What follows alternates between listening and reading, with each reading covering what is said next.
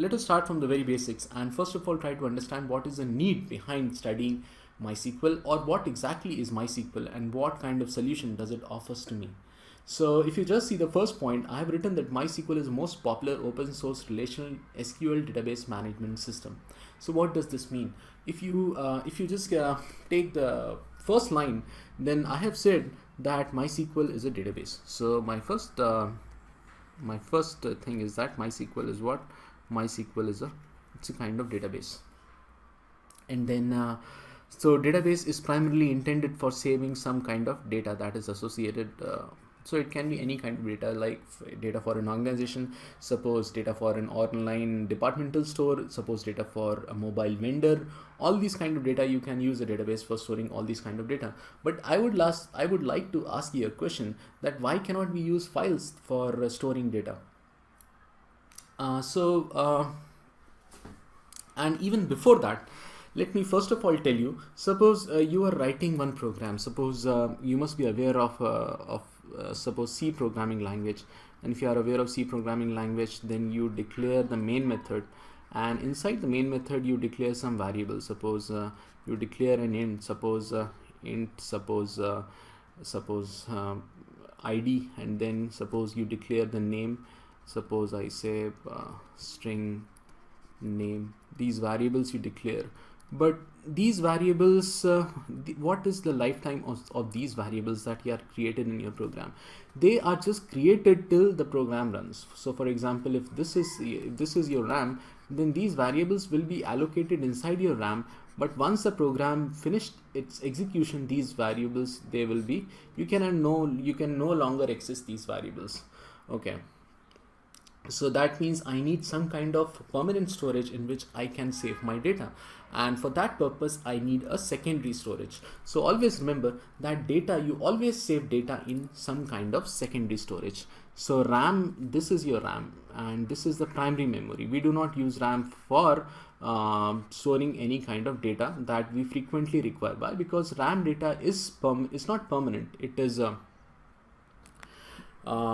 data just comes and goes. It lives for the lifetime of the program till the program is executing. But if you want to actually save data and retrieve that data for some later use, then you use your secondary storage. So your secondary storage means your hard drive. So in your hard drive you can save some data. All right, so your hard disk, or popularly you call this as a secondary storage. So this is my secondary storage in which I want to save some data. Now what I can do, I suppose I write I clear all this. So we have seen that RAM is not a solution for saving data because it is temporary. But we can have our hard disk, and hard disk can be used for saving some kind of data. Now I can do something like this. I can save data in my secondary storage in the form of files. Okay, so files can also save some kind of data. But why do not we use files, and why we use database management system? Can you tell me the answer? Why file is not a very efficient solution for saving data? See, you can store some amount of data in files. For example, you can store your contacts, you can store your friend's birthday list. But if the data becomes very large, then handling the data through files, it becomes very difficult and tedious job, and data also suffers from some kind of inconsistency. For example, if there are two files, and two files suppose contain the entry for the same employee. Suppose there is one employee, and both of these files contain the entry for the same employee. Suppose there is one employee E1 and his age is 21, and here also suppose the employee is E1 and his age is 21. And now what happens is that suppose 1 year passes away and the employee age has to increase by 1 year. So what it may happen, that I can increase the age of this employee in this file, but I do not increase the age of employee in this file. So in this way, both of these files can become what? Both of these files can become inconsistent. That is why files, storing data in files, it is not very. So that means there is a problem that is associated with multiple updates in files when we store data in files.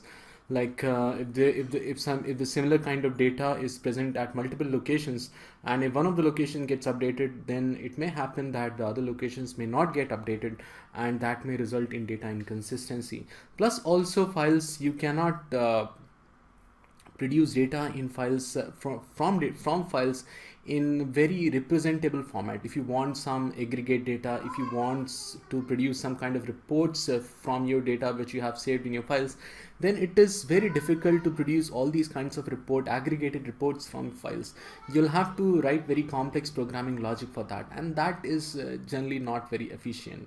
And if you accidentally delete some data, and if you want to search for some kind of data, like if file is very big and it contains many of the records, and if you want to search for some kind of data, then you will have to traverse through the whole data, and then you can find that data.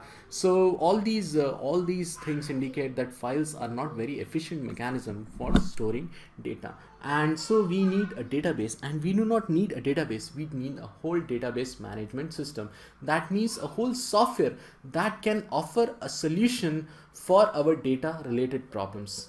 So for that purpose, we have databases, and there are many databases that are in the market, many popular relational databases that are present in the market. For example, you have Oracle database, you have SQL Server, that is also meant for storing data, and then of course we'll be studying MySQL, so MySQL is also there, and then PostgreSQL. All these are the different kind of databases that you use. Plus there are also some NoSQL solution, like say for example MongoDB and Redis, and these are all your NoSQL database. So NoSQL means it doesn't mean that they lack SQL statement. NoSQL means that not only SQL. So of course our motive over here is not to study NoSQL databases. Our motive here is to study relational databases. And what is the prime identification of relational database? The prime identification of a relational database is that data is always stored in the form of tables. Okay, so here for example, suppose you have a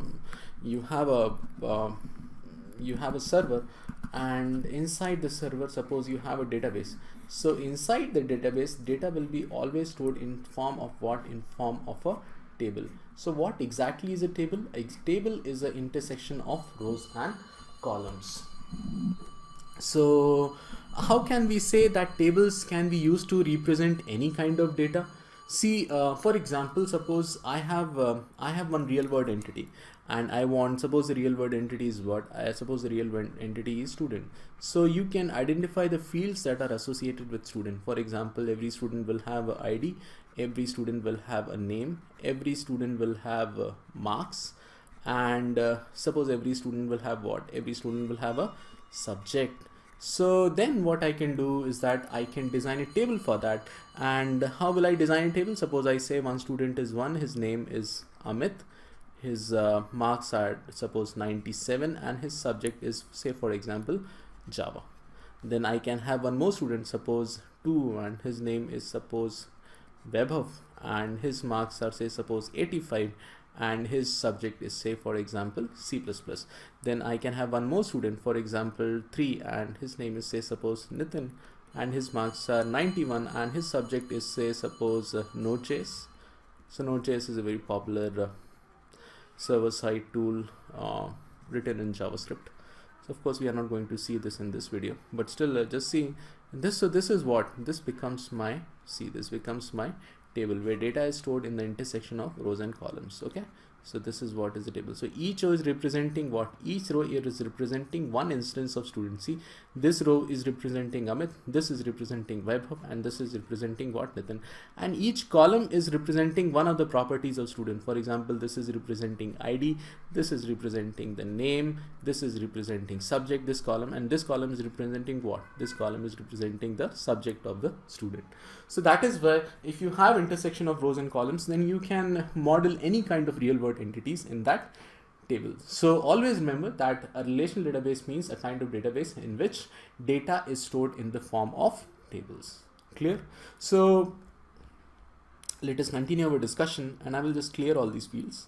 And so we discussed that we are discussing about relational database, and there are many of relational database system that are available in the market. For example, Oracle is one of your database.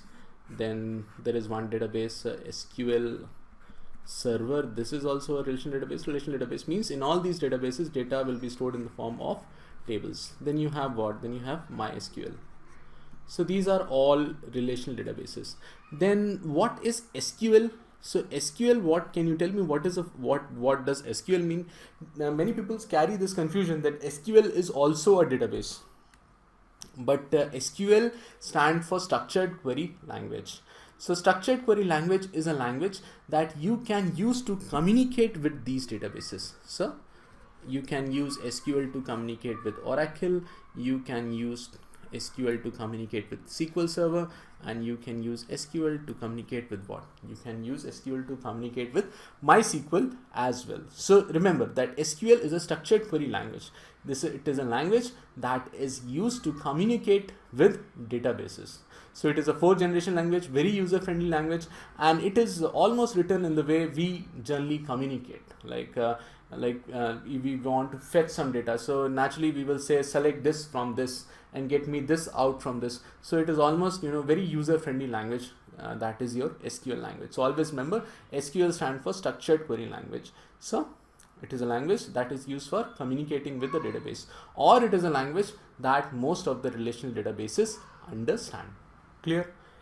So with this, I'll just end this video. In the next video, we will of course continue our discussion of MySQL, and we will see in the next video how can we connect to the MySQL database, what is MySQL Server, and what is MySQL Client. So what I will do is that I will just open my database. It is asking for password, and password is, I have not given any password. I just so what are the current option of suppose I say what are the databases that are available.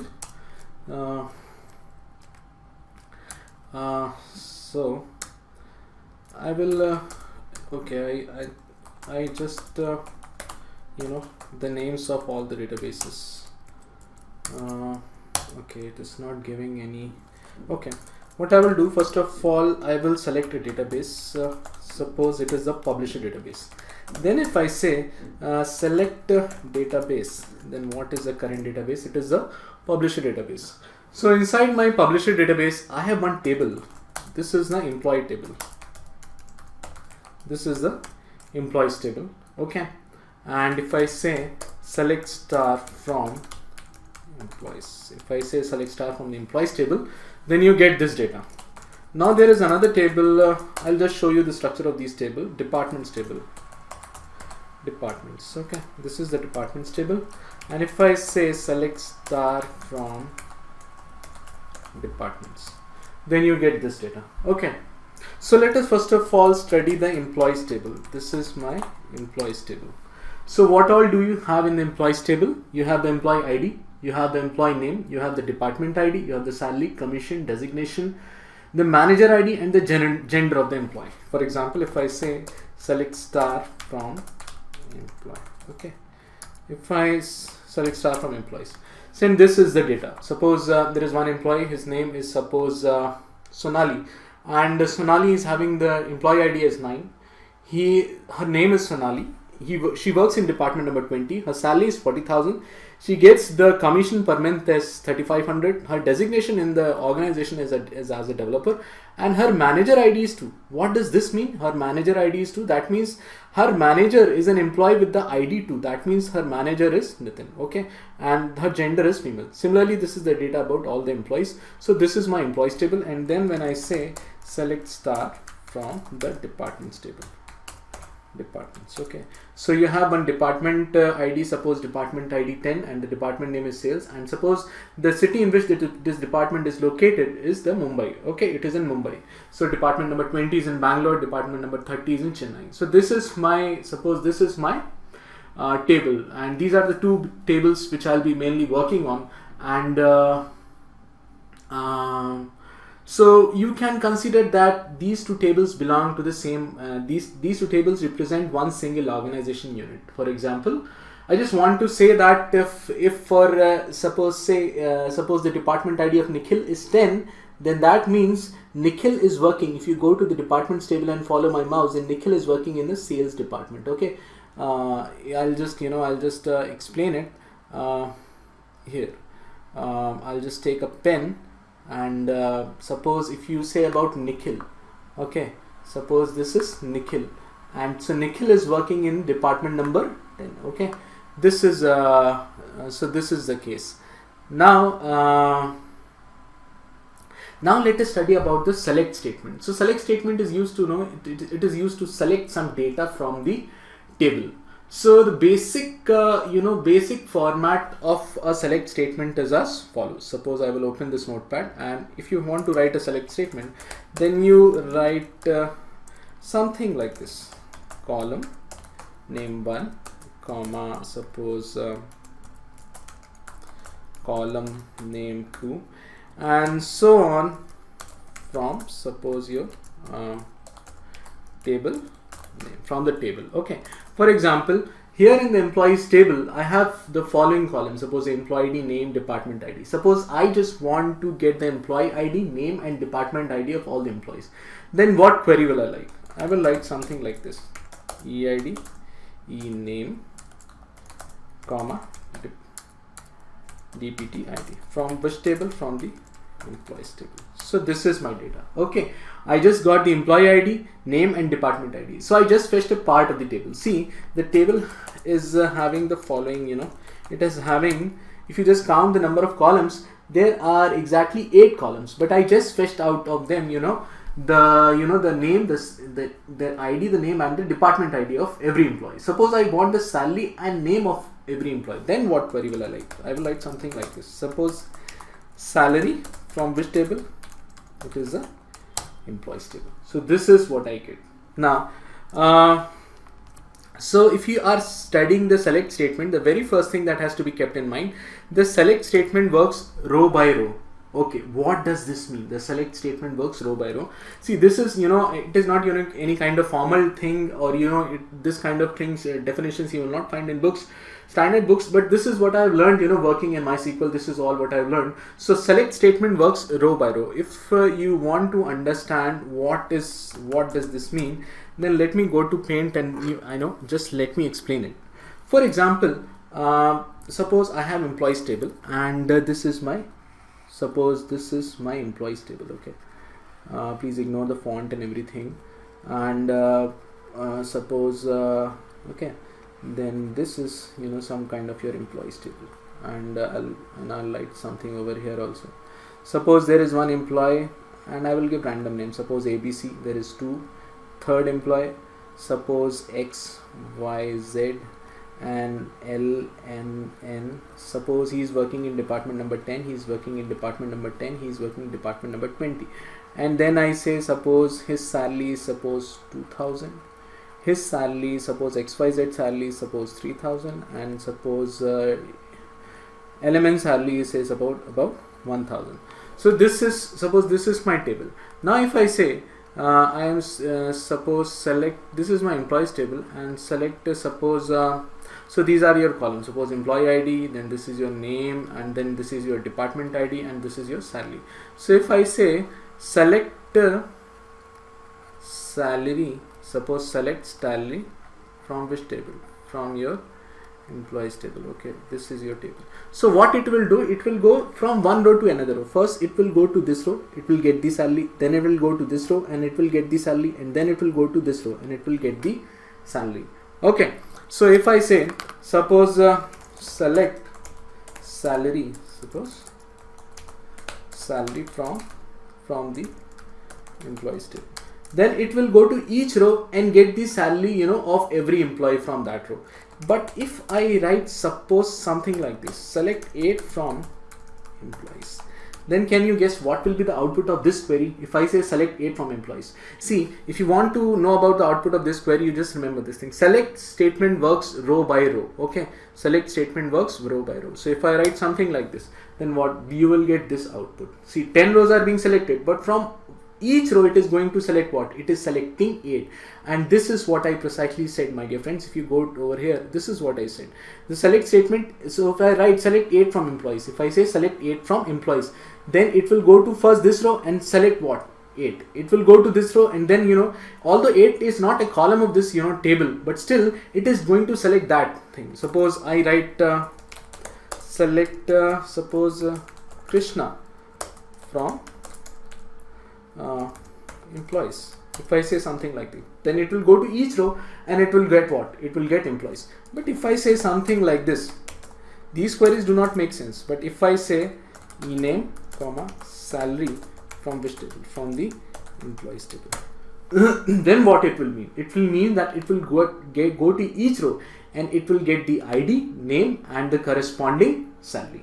And now this is the case with, you know, the department table also. Select star from, and so what is star? So star is a, you know, it's a kind of wildcard operator that is used to select all the, you know, all the columns of your table. Okay.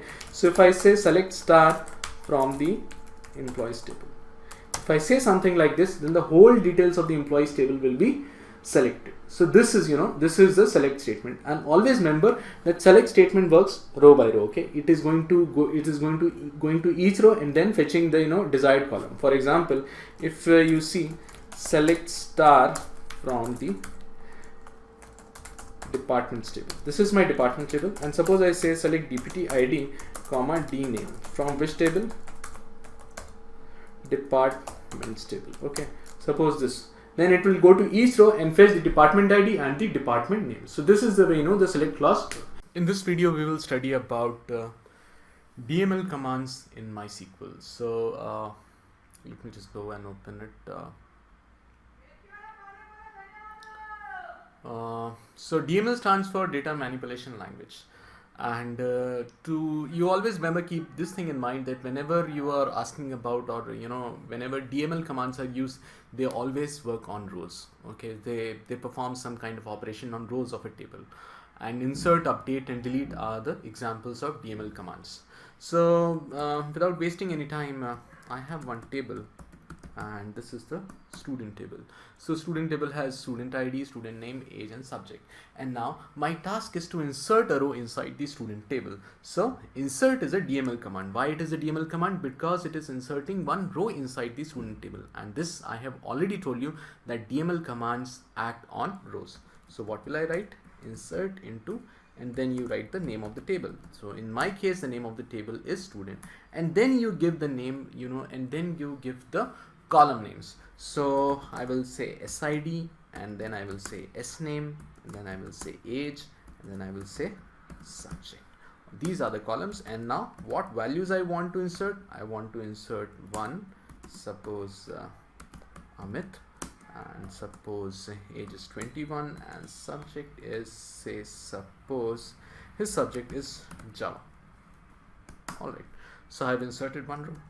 And now once when you say select star from student table, then you will get this one row. It is also possible to change the order of columns. For example, I do not write like this. First I say something like this, for example age, and then I say SName, and then subject followed by the subject. Alright, so how now you are going to insert it? So now you are going, the way you have given columns, the order in which you have, you know, you have given the list of columns, in that same particular order you have to perform insertion. So here first you have to mention what? First you have to mention the age, and now you have to mention what? And now you have to mention the name. Suppose age is 22, and then suppose name is Vishal, and subject is suppose compilers. And now if you do select star from student, so you will get two rows. So it is also possible to change you know, the order of columns, and the way you change the order of columns inside the insert query, you have to supply the columns in, you know, the values in those fashion, in that particular order.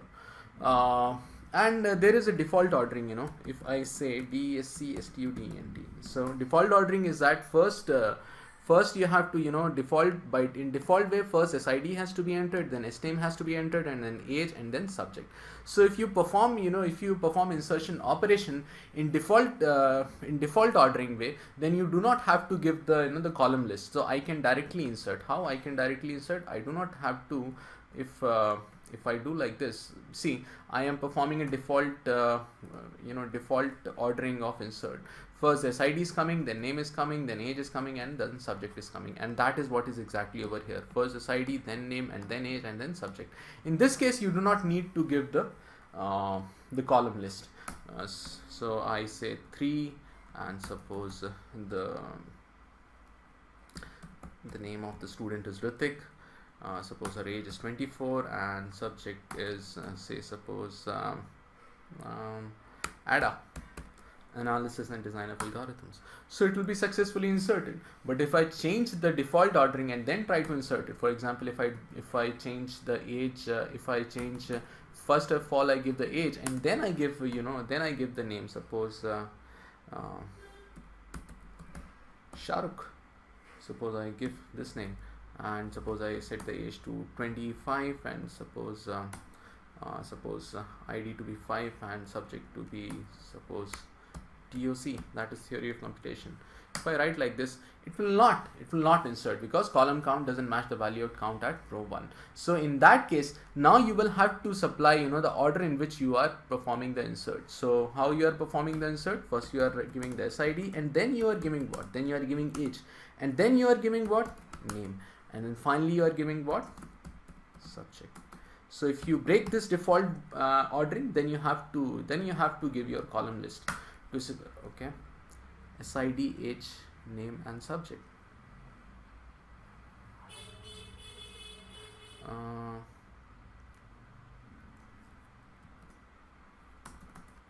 I should get inserted SID, age, then I'm giving the age, and then I'm giving the name, and then I'm giving the subject.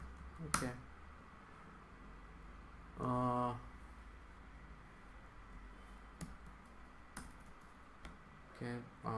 I think there is a insert into student values, SID, then I've given the age, then I've given the name. Okay, so I forgot to add a comma over here. So alright, so now it will get inserted. Okay, so this is how you work with insert query, and now we will talk about updates. So this is my table student. Okay, suppose I want to do one thing. I want to update this employee. His name is Ritik and his age is 24. I want to set his age equal to 42. Suppose I want to do like this. Then what query will I issue? I will say update the table name. Then what is the name of the table? Student. And then I say set what? Age. Age equal to new updated age is, say, suppose 42. And where, you know, where what? Where SID equal to what? SID equal to 3. See, this employee Ritik has an SID of what? It has a student ID of 3. So that is why when I say SID equal to 3, this row will be selected and age will be updated to what? Age will be updated to 42. So if you say select start from student, the new updated age will become what? It will become equal to 42. Okay. Suppose I want to this employee Shahrukh. Suppose I want to change his age to 26. His age is 25. I want to change it to 26, and I want to set the subject to be, say, suppose operating system. Then what will I do? I will say update which table? Update the student table. Update student. Set what? Age equal to 26, comma. All right. So if you are performing multiple updates, if you are performing updates on many columns, then you have to give a comma separated. You have to separate every column by a comma, and then age equal to 26, and then I will say subject equal to, suppose operating system, OS, where I can write sname equal to what? Shahrukh. Okay.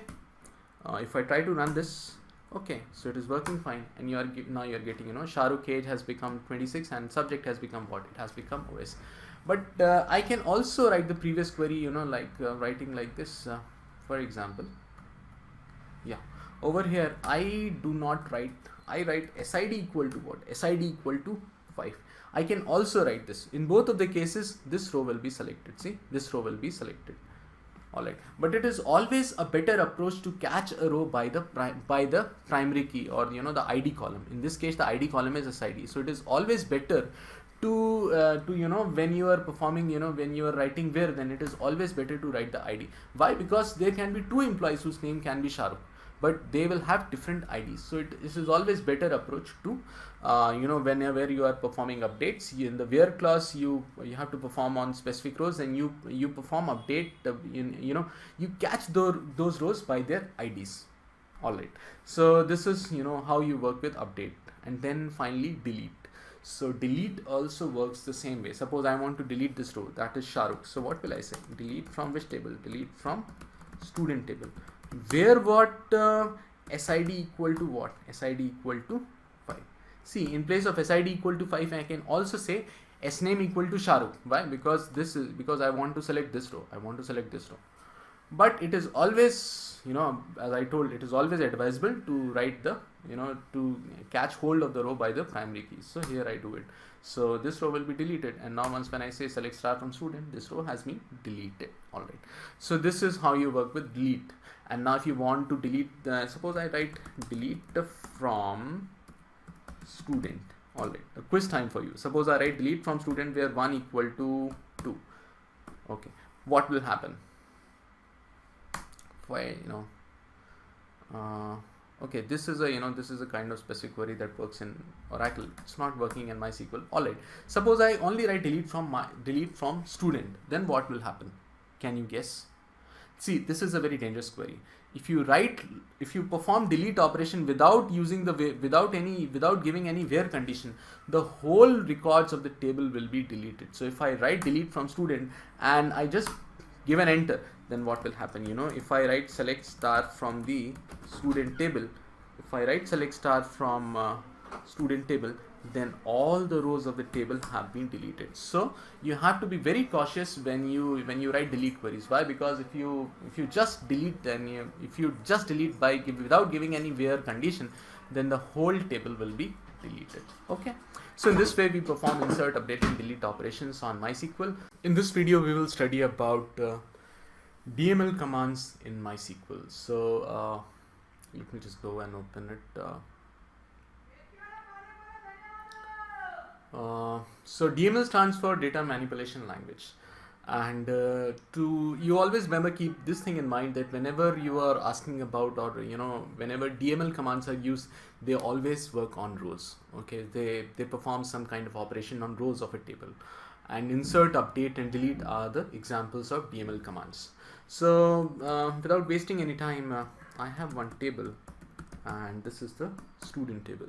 So student table has student ID, student name, age and subject. And now my task is to insert a row inside the student table. So insert is a DML command. Why it is a DML command? Because it is inserting one row inside the student table. And this I have already told you that DML commands act on rows. So what will I write? Insert into, and then you write the name of the table. So in my case, the name of the table is student, and then you give the name, and then you give the column names. So I will say SID, and then I will say SName, and then I will say age, and then I will say subject. These are the columns. And now what values I want to insert? I want to insert 1, suppose Amit, and suppose age is 21, and subject is, say, suppose his subject is Java. All right. So I have inserted one row. And now once when you say select a star from student table, then you will get this one row. It is also possible to change the order of columns. For example, I do not write like this. First I say something like this, for example age, and then I say SName, and then subject followed by the subject. All right. So how now you are going to insert it? So now you are going, the way you have given columns, the order in which you have, you have given the list of columns, in that same particular order you have to perform insertion. So here first you have to mention what? First you have to mention the age, and now you have to mention what? And now you have to mention the name. Suppose age is 22, and then suppose name is Vishal, and subject is suppose compilers, and now if you do select star from student, so you will get 2 rows. So it is also possible to change the order of columns, and the way you change the order of columns inside the insert query, you have to supply the columns in the values in those fashion, in that particular order. And there is a default ordering, if I say BSC STUDENT. So default ordering is that first you have to in default way, first SID has to be entered, then SNAME has to be entered, and then age, and then subject. So if you perform insertion operation in default ordering way, then you do not have to give the column list. So I can directly insert. How I can directly insert? I do not have to. If I do like this, see, I am performing a default default ordering of insert. First SID is coming, then name is coming, then age is coming, and then subject is coming, and that is what is exactly over here. First SID, then name, and then age, and then subject. In this case, you do not need to give the column list. So I say 3, and suppose the name of the student is Ritik. Suppose our age is 24, and subject is say suppose ADA, analysis and design of algorithms. So it will be successfully inserted. But if I change the default ordering and then try to insert it, for example, if I change the age, first of all I give the age, and then I give the name. Suppose Shahrukh. Suppose I give this name, and suppose I set the age to 25, and suppose ID to be 5, and subject to be suppose TOC, that is theory of computation. If I write like this, it will not insert, because column count doesn't match the value of count at row 1. So in that case, now you will have to supply the order in which you are performing the insert. So how you are performing the insert? First you are giving the SID, and then you are giving what? Then you are giving age, and then you are giving what? Name, and then finally you are giving what? Subject. So if you break this default ordering, then you have to give your column list. Okay, SID, age, name, and subject.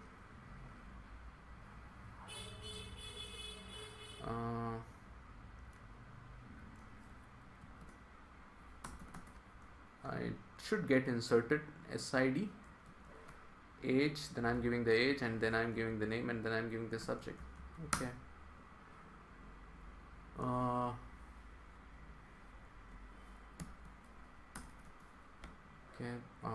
I think there is a insert into student values, SID, then I've given the age, then I've given the name. Okay, so I forgot to add a comma over here. So alright, so now it will get inserted. Okay, so this is how you work with insert query, and now we will talk about updates. So this is my table student. Okay, suppose I want to do one thing. I want to update this employee. His name is Ritik and his age is 24. I want to set his age equal to 42. Suppose I want to do like this. Then what query will I issue? I will say update the table name. Then what is the name of the table? Student. And then I say set what? Age.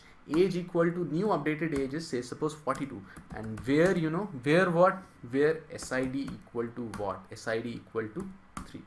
See, this employee Ritik has an SID of what? It has a student ID of 3. So that is why when I say SID equal to 3, this row will be selected and age will be updated to what? Age will be updated to 42. So if you say select star from student, the new updated age will become what? It will become equal to 42. Okay. Suppose I want to this employee Shahrukh. Suppose I want to change his age to 26. His age is 25. I want to change it to 26, and I want to set the subject to be, say, suppose operating system. Then what will I do? I will say update which table? Update the student table. Update student. Set what? Age equal to 26. comma. All right. So if you are performing multiple updates, if you are performing updates on many columns, then you have to give a comma separated. You have to separate every column by a comma, and then age equal to 26, and then I will say subject equal to, suppose, operating system, OS, where I can write sname equal to what? Shahrukh. Okay. If I try to run this, okay, so it is working fine, and now you're getting, Shahrukh age has become 26 and subject has become what? It has become OS. But I can also write the previous query, writing like this, for example. Yeah, over here I do not write, I write SID equal to what? SID equal to 5. I can also write this. In both of the cases, this row will be selected. See, this row will be selected.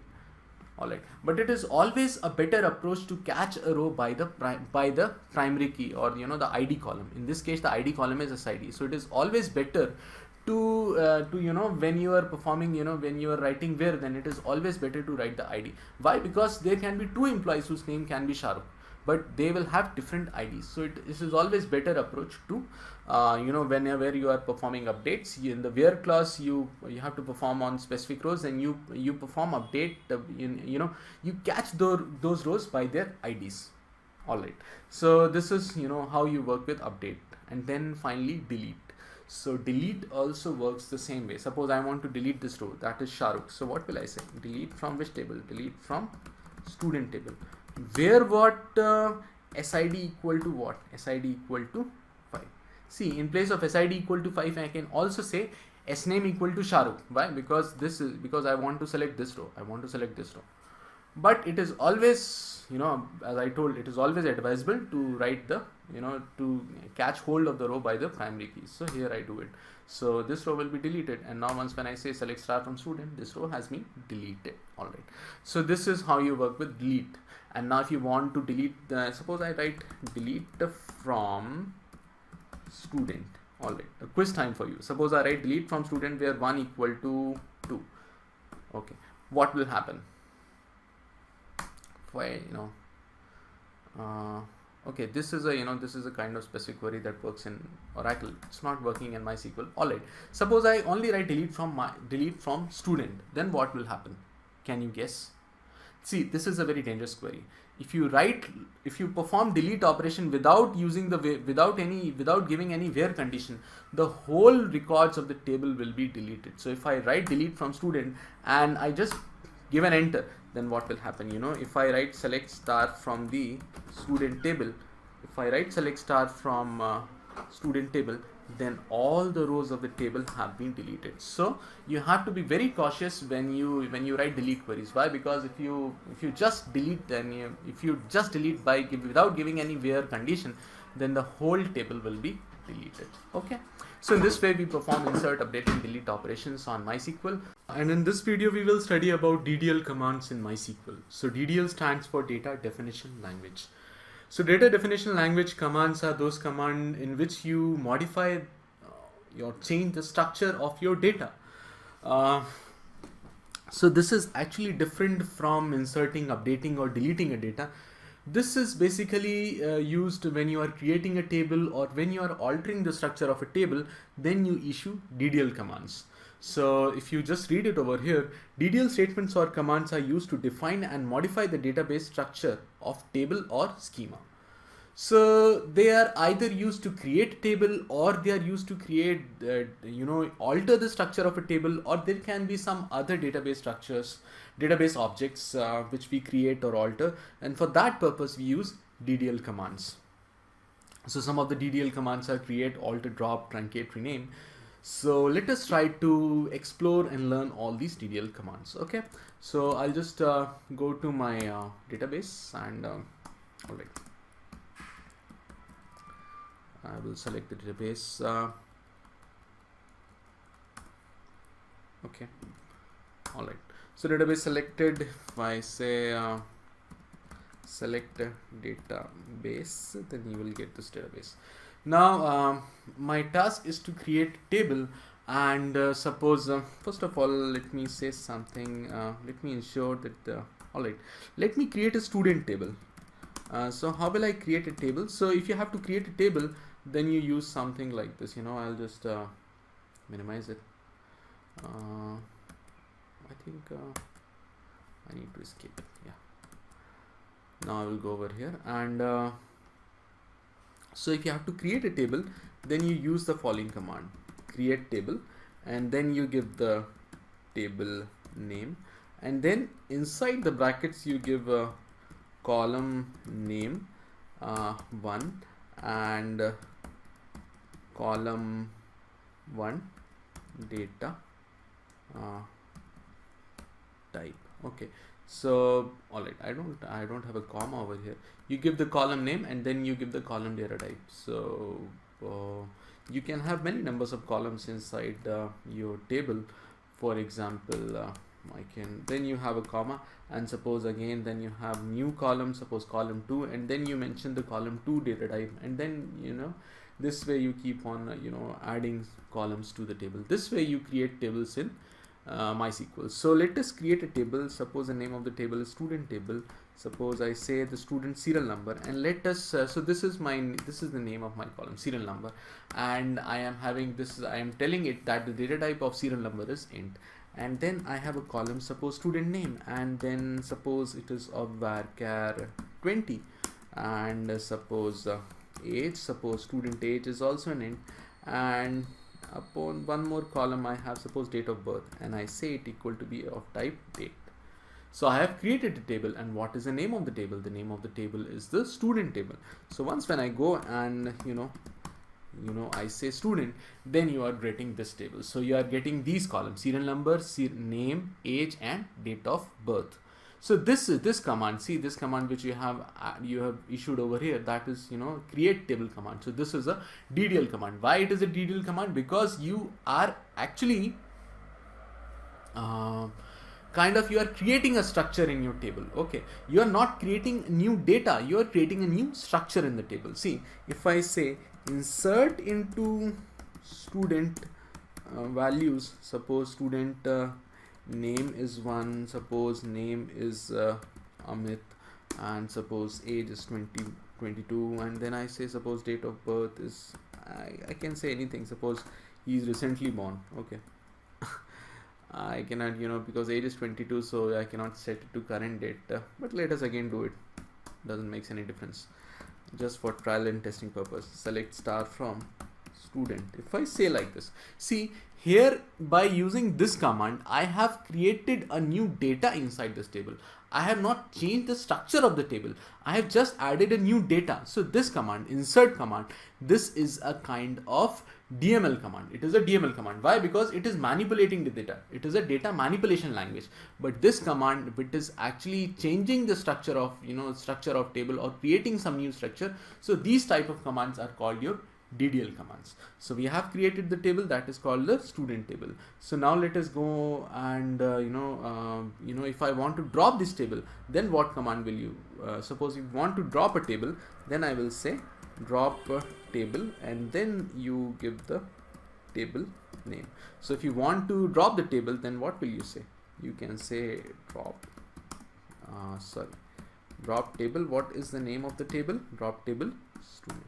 So the table will be dropped. And now if you say select star from student table, you will not get it. Why? Because this table does not exist, because we have already dropped this table. So drop is also a kind of it's a kind of DDL command, data definition language command. So let us go and again create this table. So I have already let me create this table again. So this table is the student table, student. This is my DE student table. This is my student table.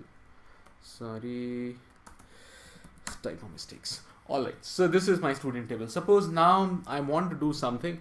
I want to add marks to the student. So I have not given a column. So if I want to add a new column to a table, so what command will I use?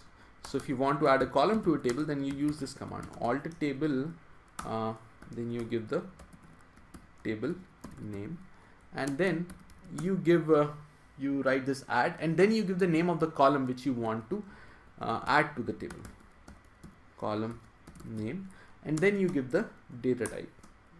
So alright, like this, alt table, table name, add column, and then the data type associated with the column. So here I can write alt table. What is the name of my table? Student. Suppose I say add marks, and the marks is of type int. So I have added one column, and now if you say DSC student, then you are getting one more column in this table, that is a marks column. So this is the command that you use to add some column to the to existing table. So this alter command, alter table command, is also a kind of DDL command. Why it is a DDL command? Because we are not adding some new data to the student table. We are actually changing the structure of the student table. See, this is what we have studied over here. For example, if you just if you see this, DDL statements are used to modify the database structure. They are used to define, or then they are used to modify. So alter command is you are using this alter command to modify the structure of the table. Now if you have created this marks column, suppose you want to if you want to drop a column from a table, drop a existing column from a table. Suppose you want to drop the date of birth column from the student tables, then what command will you use to drop a column? You use this command, alter table, and then you give the table name, and then drop, and then you give the column name. This way you drop a column from a table. So now if I go to my database, for example, this is my database, and now if you want to drop the date of birth column, then what command will I say? Alter table. Which table? The student table. And drop what? Date of birth. So I've dropped one column, and now if I say DSC student, I will only get serial number, name, age, and marks. So this way you can drop a column. Now you can also do something very interesting. Suppose you can also suppose now let me add one more column to the student table. Suppose this is the student subject, and suppose alter table, suppose student, add subject, and suppose I write like this. Then when I say DSC student, this is my student table. So I have serial number, name, age, mark, and the subject of the student. So let me insert one data inside this table. Suppose I say insert into which table? Student table, and then I say values. Suppose there is one student 2, his name is Neha, her name is Neha, and age is suppose 21, and suppose marks are suppose 98, and suppose I say the subject is maths. Will it work out? Let us try and see. Okay, if I say select star from student, suppose I write like this, then you are getting the subject to be what? Then you are getting the subject to be 0. This is happening because you are setting the subject. You see the data type of subject is integer. So because it is a subject, it has to be varchar type, but I have by mistake I have made it an integer. So now I want to modify the structure of the table, and I want to change the data type of subject, which is initially it isn't, and now I want it to change it to varchar. See, here I am inserting maths as a subject for this Neha student, but the subject is coming out to be 0. Why? Because it is not getting properly inserted.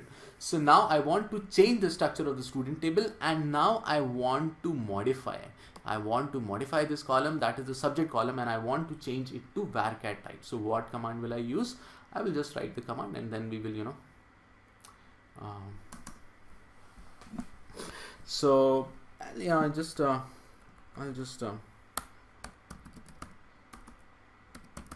create. This command will be used for creating a table, and this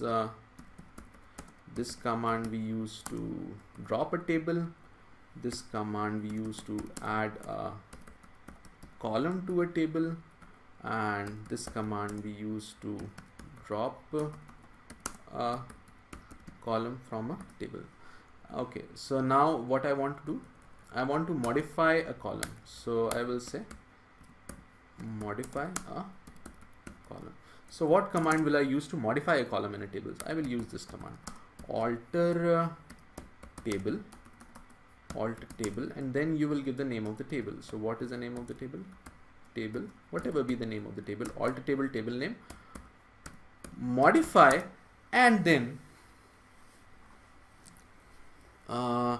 you give the column name that you want to modify, and then you give the new data type. So okay, like this you modify. All right, so alt table, table name, modify, column name, whichever column you want to modify, and new date type, new data type. Okay, the new data type which you want this column to have. For example, in this case, our subject column, I want the subject column to be of type varchar. So what will I say? I will say alt table. What is the name of the table? Student table. And then will I say modify. Modify what? Subject. And I want this subject to be of type what? I want this subject to be of type varchar. I say varchar 100. Okay, so here if I say again DSC student, then what will I get? See, now the student is subject is of type what? It is of type varchar. So now let us, if you try to insert one more row, suppose the student is Amisha, and her roll number is, say, suppose 3. And now this will be properly inserted. If you say select star from student, then this will be properly inserted. Why? Because we have changed the data type of subject. All right, and you can also do something very interesting. You can also set a null value. You can for example, if you just observe this column, this column has a default type of null. I can change this also, and I can you see, this column can be set to null value, and it has default value of what? It has default value of null. So I can change this also. For example, I can write what? I can write modify varchar subject, and then I can say not null, and I can give a default value associated with the column also. Suppose I say default value is suppose the default value of every student subject is any subject, I think let us make it history. All right, and then once when you say DSC student, the student table, if you describe it, then see this column where subject is now, it is no more, it is no more it cannot be set to null, and the default value of this column is what? The default value of this column is equal to history. So you can also do this. All right, let us move on. And now suppose the default value of this column is history, but now I want to change this default value of this column, and I want it to set it to, suppose, Sanskrit. Sanskrit is a very popular language. As far as our Indian Vedic civilization is concerned, Sanskrit is a language of the gods. So let us try to modify this. So how will I do it? Alter table. Sorry, I'm making a lot of typos in this video. All right, what table I want to modify? Alter table student, and alter what? Subject. And I will say default to be Sanskrit.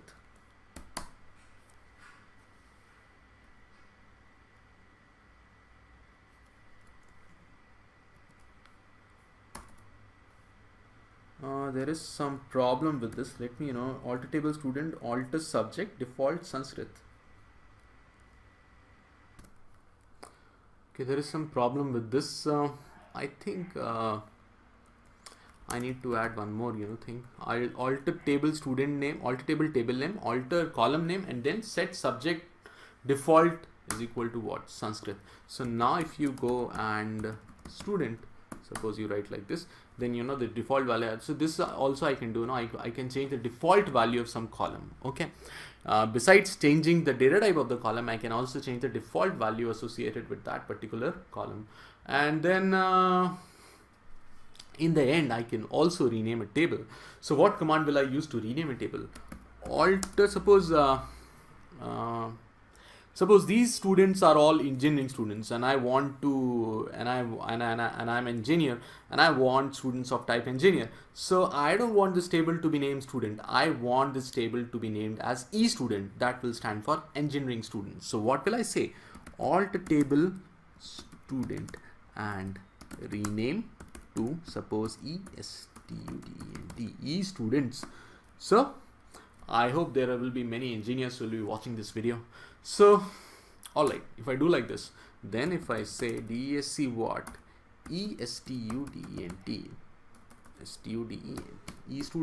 then you will get this table. So this command also you can use, you can use this command to rename a table. So what will I use? What command will I use to rename a table? Rename a table. So alter table table name, and then I say rename to what? Rename to a new table name, new table underscore name. So these are some of the DDL commands.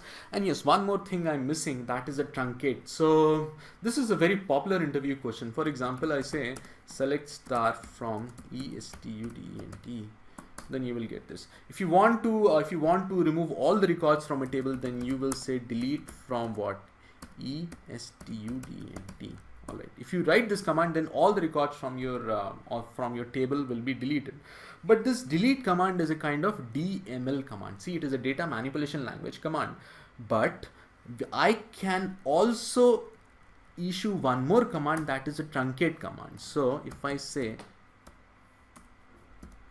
truncate table student, if I say like this, truncate table student command, then this will also drop all the rows from the table. But this truncate command is not a DML command like the delete command, it is a DDL command. Why? Because the operation which it is performing, it cannot be reverted back. It cannot be put into some kind of transactions, and it cannot be, it cannot be reverted or rolled back. And all the space that has been allocated for the rows of this table, that is a e-student table, that will be deallocated. So always remember, this is the difference between truncate and delete. Okay, this table does not exist. Actually, the e-student table exists. So if I say now, if I say select star from select star from e-student, so I will not get any rows. So why? Because I have used this command, truncate command. Okay, so this command is going to delete all the rows from a table, but this will be a DDL operation. So always remember, this is the difference between delete and truncate. And they in interviews frequently they ask what is the difference between truncate, delete and drop. So drop is, this table structure is remaining, if you say student, this table structure is always here, but the rows have been deleted, and truncate is a DDL command. But if I say drop table estudent, then the whole table will be dropped. And if we say DSCEST, the structure is being dropped. So this table will not exist. Okay. So truncate is a DDL command. Always remember this. Alright. In this video, we will study about few clauses in MySQL programming. And you will use these clauses frequently when you write your SQL queries. So I will just, so when I say show databases, so it will list out the list, all the database in my server. And I will out of it I will use the publisher database. So this is use publisher. So I'll use the publisher database, and inside this database there is one table, the employees table. So this is my employees table, and there is one more table, the departments table. Select star from department. So this is my departments table. Okay, so now let us continue. And over here, suppose first of all, let me tell you what I am going to explain in this video. So I'll just open the notepad, and I'm going to discuss few clauses in SQL. Okay, that's okay. So I will talk about in clause, then I will talk about the between clause, and then I will talk about the like clause. So when you say the in clause, so the in clause is used for, then you can say exact matching. Okay. Between clause is used for range matching. Okay. And like clause, this is used for your pattern matching. Okay, so like clause is used for pattern matching. So all these clauses we will study one by one, but before that let us move to the database, and let me tell you one important thing, that whenever you deal with string literals in MySQL, you always enclose strings in single inverted commas. For example, if I want to find out the salary of Nikhil, so I want name and I want the salary, from which table? From the the employees table. Okay, where ename equal to what?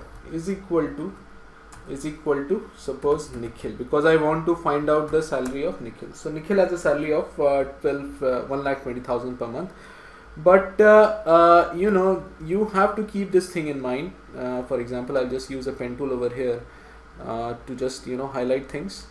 Here I have used these, if you just observe, I have used this single inverted commas over here. So always remember that whenever you are dealing with strings in a database, you always use single inverted commas. Okay, so this is very simple, but now I will just minimize it, and then suppose now I want to find out all the employees who are either managers and who are either developers. Okay, so what I will do, I will write down the queries one by one, and okay, and you can just so you can refer them. Okay, so like this. So my first query is find all the employees who are either managers or developers. Okay, they are either managers or developers. So what query will I write? Select ename comma designation, from which table? From the employees table, where I say that the designation can be manager or it can be a developer. So what I can write, where designation equal to what? It can be either equal to a manager, or designation can be equal to what? It can be equal to, or designation equal to what? It can be equal to a developer. So I can write something like this. Okay, so if I write like this, then I'll get a list of employees who are either managers or developers. So here also, if you observe, I have, because designation is also of type varchar. So if you write DSC the employees table, if you describe the employees table, then you find designation is of type varchar. So whenever you operate on varchars, you write where you perform some search operation in your where clause using some varchar data type, then you enclose them in single inverted commas. For example, I have enclosed manager and developer over here in single inverted commas. Okay, so just keep this thing in mind. Okay, now let us move forward, and first of all let us study the in clause. So alright, I will study first of all the in clause. So in clause is used for exact matching. How is in clause used for exact matching? Just take the previous query. This query is returning me all the employees who are either manager or developer. Okay, now I can write this query in some other form using the in operator. How?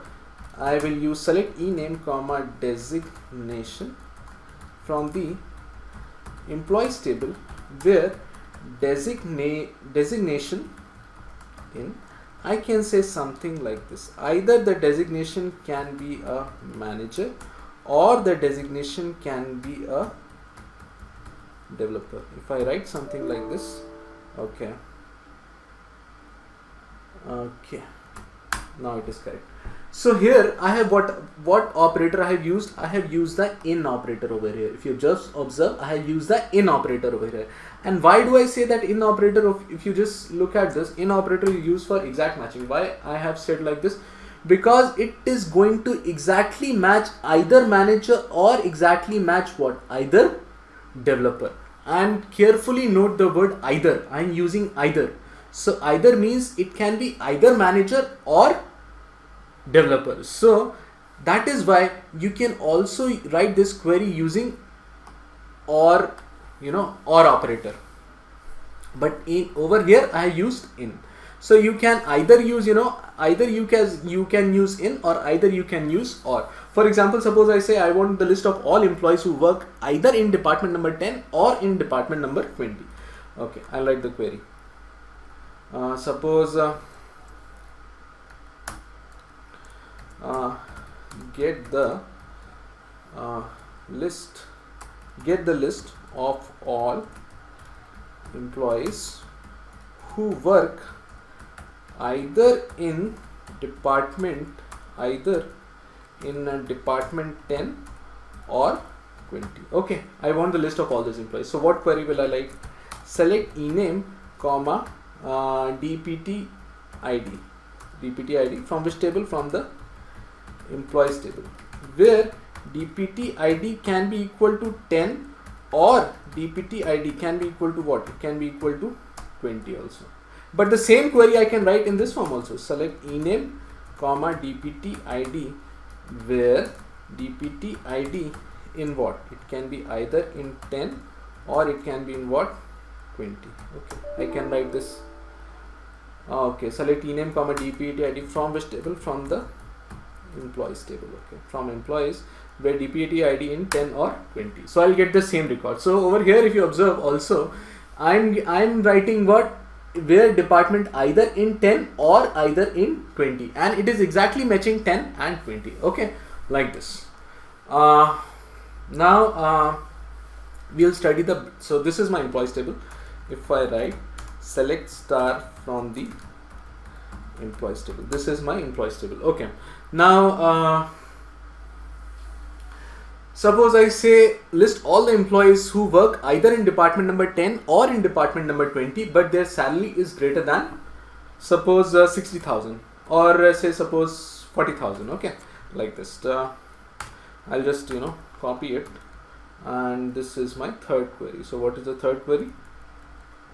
I'll just paste it.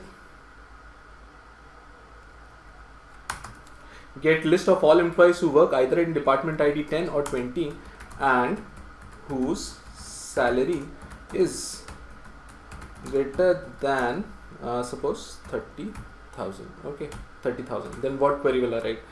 I will, I have already written, where department ID in 10 and 20 and what?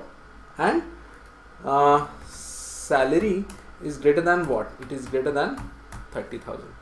If I write this query, then I will get these employees. Suppose if you want, if you want to justify also, then you can write salary over here also. Salary from employees where department ID in 10, 20 and salary is greater than what? It is greater than 30,000.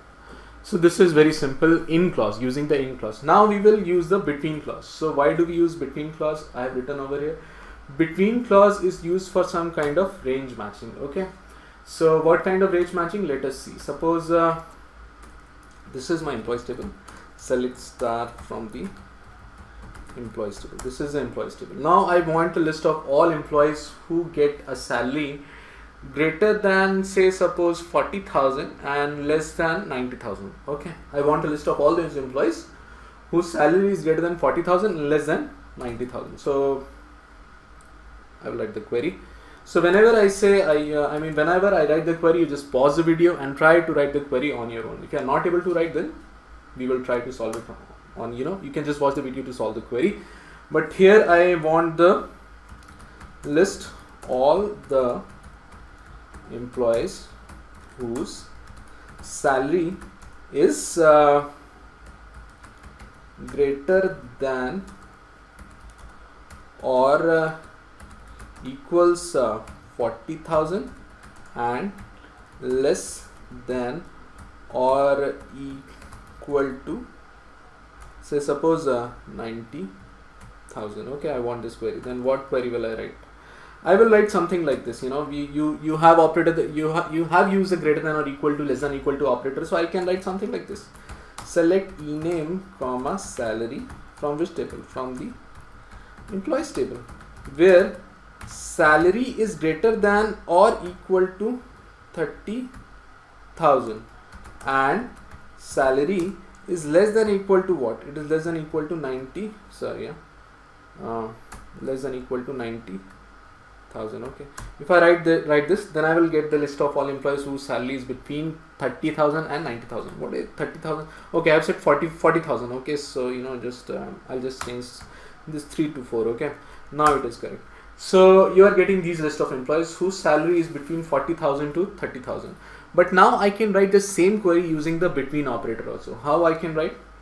Like this: select ename comma salary from which table? From the employees table, where salary between what? 40,000 and 90,000. Okay, if you write this query, then also you will get the same result. So you can observe this between operator is it is performing a range matching between 40,000 and 90,000. Okay, so one thing to always keep in mind when using this between operator is that it is inclusive. That means it is searching for salary greater than or equal to 40,000. You observe that there is an employee web app and whose salary is 40,000, and that this employee is also getting selected. Why it is getting selected? Because between means it also perform the matching set endpoints. What are my endpoints over here? 40,000 and 90,000. That is why it is equal to greater than or equal to 40,000, less than or equal to 90,000. Okay, so like this. So always remember this. It is inclusive. Between operator is inclusive of the endpoints, like 40,000 and 90,000 over here. If for example some employee is getting 90,000, that employee will also get selected by this query. Okay, so what is my employees table? This is my employees table. Okay, now good. Suppose now I ask you to list all employees whose commission is between suppose 5,000 to 16,000. Okay, whose commission is between 5,000 to 16,000. So what query will you write? I'll just copy it and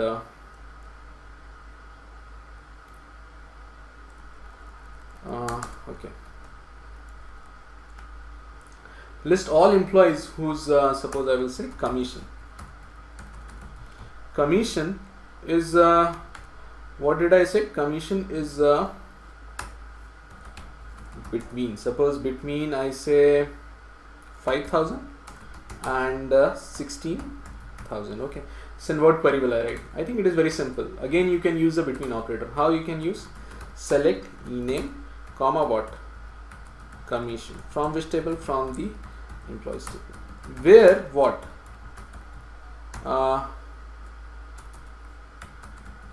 Commission between what I have said, 5,000 and 16,000. Okay, and I'll get the list of all employees whose commission is between 5,000 and 16,000. Okay, so this query is also you can write it through the use of between operator. Okay, so now suppose I want the list of all employees whose commission is between 5,000 and 16,000 and who work in department number 10. Okay, so what query I want? I'll just copy it and paste it. And who work in department 10. Okay, this is what I want. I will say this is my fifth query. Okay, this is not the fifth query. This one is the fifth query, and then again this one is the sixth query. Okay, now correct. Okay, sorry, cancel. So can you do it? I think it is very simple. Just give it a try. I'll just pause. Okay, if you are not able to get it, then I have to add one AND condition over here also. And what? And department ID equal to what? Equal to 10. Okay, then I will get only one employee. I can also write this query like this using the between operator and in operator both. I can write where department ID in what? It can be in only in what? 10. Then it is going to perform exact matching for the value 10. Okay, is it correct? Yeah. Okay, again suppose this is my employees table. Select star from the employees table. This is the employees table. Now suppose okay, now it is our turn to study the like operator. So like operator is used for pattern matching. Okay, so pattern matching, you can think about, pattern matching is done through wildcard operators. So you can think of pattern matching in terms of, some regular expression matching you perform.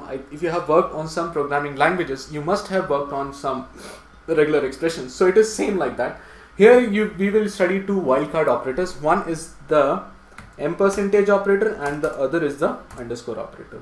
So %, operator is used to match anything, it can match any string, and this underscore is used for matching a single character at a time. Okay, remember this. Alright, see, percentage is used for matching any string and underscore is used to match a single character at a time. Now let us move to this employees table. And what are the employees in what are the names of the employee in employees table? Select ename from what? From the employees table. This is my employees table. Now I want the list of all employees whose names whose names start with N. Then what query will I write? Give it a try. I'll just pause. I think it is very simple. If you're not able to get it, then I have to get the name from which table? From the employees table, where ename is like what? It must start with N and then it can have anything. Okay, that is why I have given the wildcard operator in your %. That means anything. Okay, first it will start with N, then it can have any string. Okay, now I want the name of all those employees whose names ends in A. Okay, I'll just write the queries so that there are no confusions.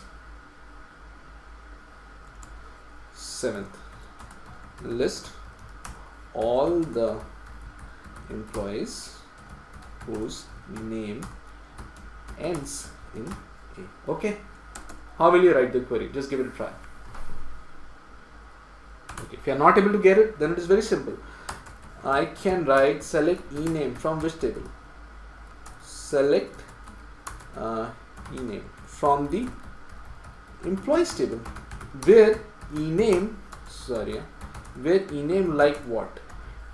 It will always end in single A character, but before that it can contain anything. That means I will write this query. So you will get these employees. Neha, Rashmita and Anshita are 3 employees whose name ends in A. Okay, now again, these are my select ename from employees. This is the list of all employees, the names of all employees. Now I want the names of all those employees whose name contain at least 2A. Oh, first of all, let us find the names of all those employees whose name contains at least 1A. Okay, at least 1A. What query will I write? Okay, list all employees whose name contain at least what? 1A. It must contain at least 1A. Okay, then what query will I write? Give it a try. I'll just pause. I think it is simple.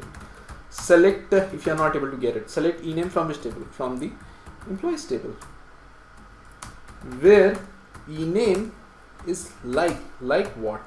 It is like something like this. Okay, yeah, now it is correct.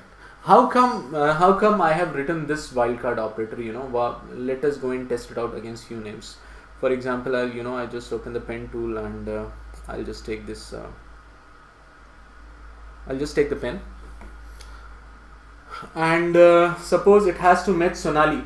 Then for the first percentage it will match SON, and then it will match A, and the next percentage it will match what? Against LI. Okay. If it has to match Anshita, then the first percentage over here, you see this first percentage in case of Anshita will be replaced by nil. Then again this A will be matched, and the next percentage will be replaced by what? NSHITA. Okay. So similarly it will be true for all the names. So this is the this is the query which you can use to list all employees whose name contain at least 1A. Okay, clear. Now I want to list all employees whose name contain at least 2A's. How will you write the query? First of all, just let me Control Z, copy it, paste it. At least not 1 but 2. Okay, at least 2A's. What query will you write? I'll just give it a try. I can just pause the video. So always, it's always good, that you try to solve queries on your own. I'm giving some queries. You first try them on your own, and then if you're not able to get it, then eventually I will solve it. Okay. So if you're not able to do it, you just pause the video and then you try to do it on your own. Okay. If you're not able to do it, then it is very simple. I just need to select the name from which table, from the employees table, where ename like what? It has to be like something like this. Okay, a, and then again a percentage. Is it correct?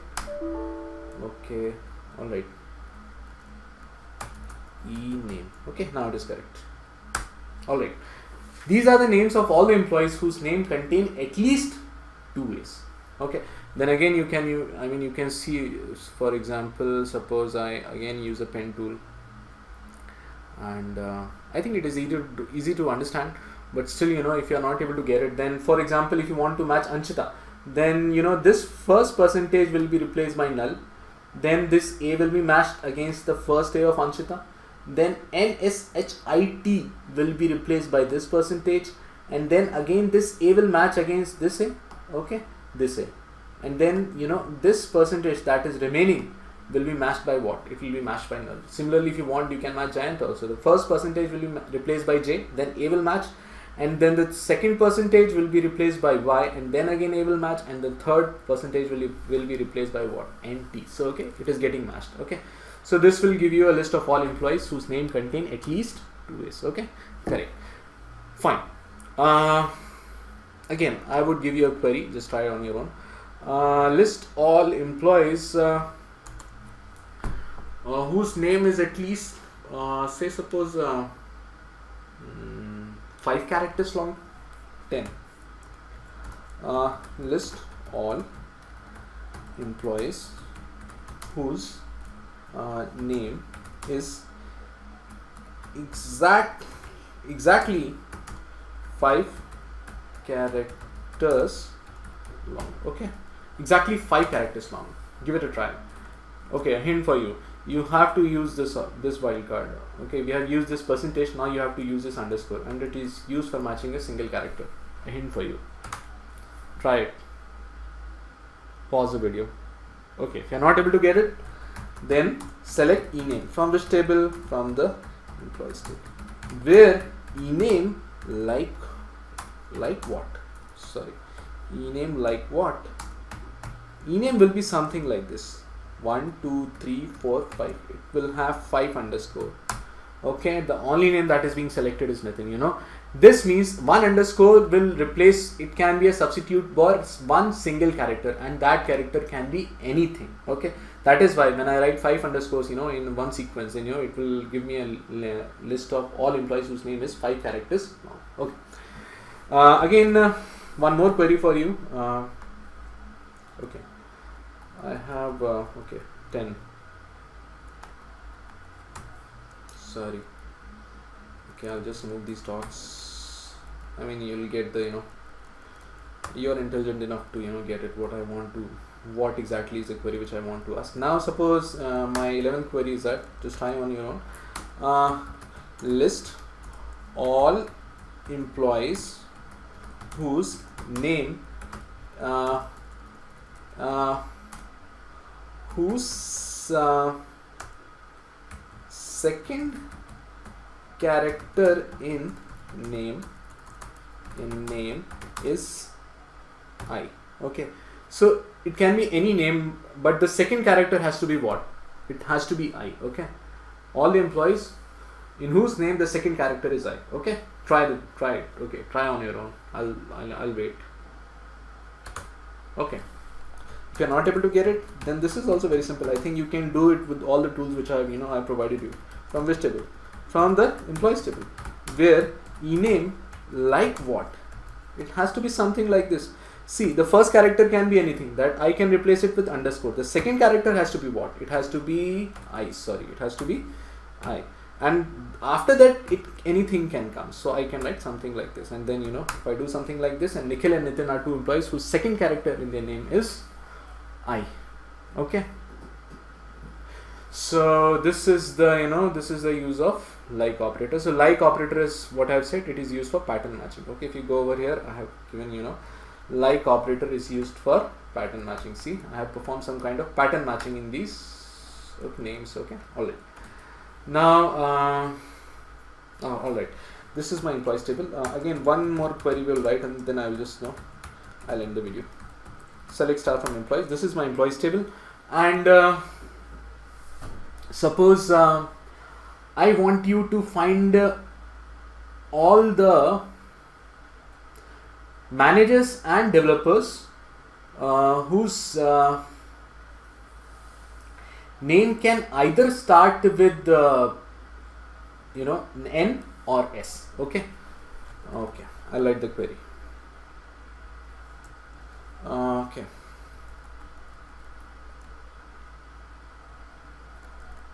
Uh, 12 list all managers or developers whose name can either start with N or S.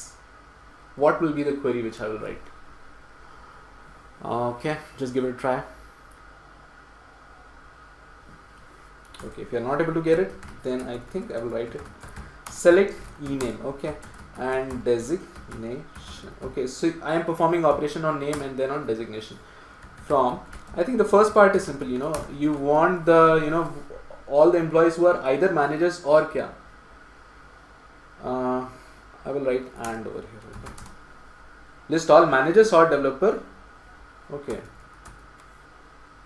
Whose name can either start with N or S. Okay, so the first part is simple, listing all managers or developers. Select ename comma designation from employees, where designation in what? It can be either a manager or it can be what? It can either be a developer. And what? The name has to be either it has to start with N or it has to start with what? It has to start with S. So I can write and ename like say suppose N percentage. Okay, if I write this, then what you will get? These two employees are managers, but I'm getting no developers, so I can write something like this.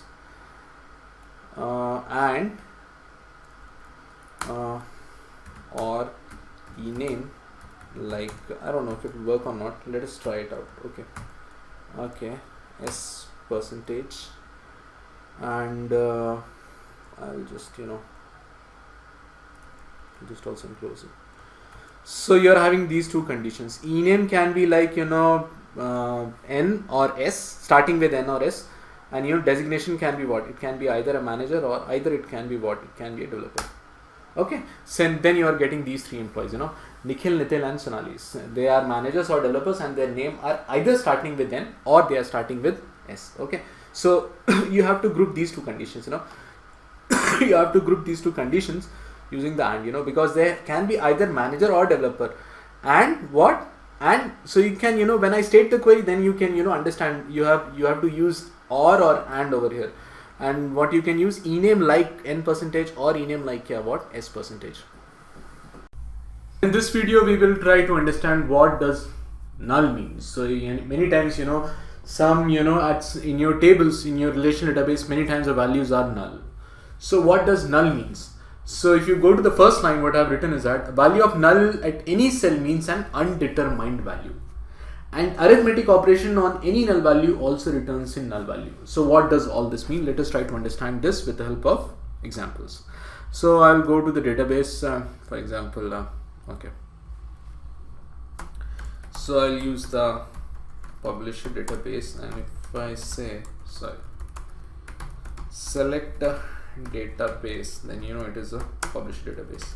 And then there is my employees table. See, this is my employees table. Now you find that the commission for some employees is null. For example, for Anshita, the commission is null. For Wasim, the commission is what? The commission is null. So what does this null value mean? The null value means over here is that this value is undetermined. Okay, this value is undetermined. Or it means that the organization has not yet decided what commission will it give to Wasim or what commission it will give to Anshita. So the organization is not clear with it.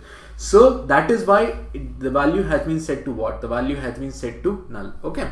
So so this is what we saw. So the value of null at any cell means an undetermined value. Okay.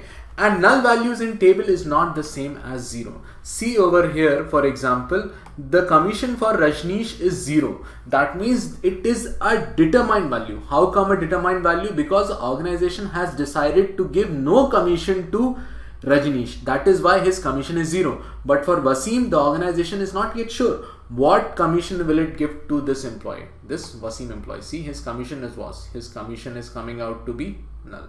Wasim commission is null. So the value of null means a undetermined value. Now let us try to do something. For example, I'll remove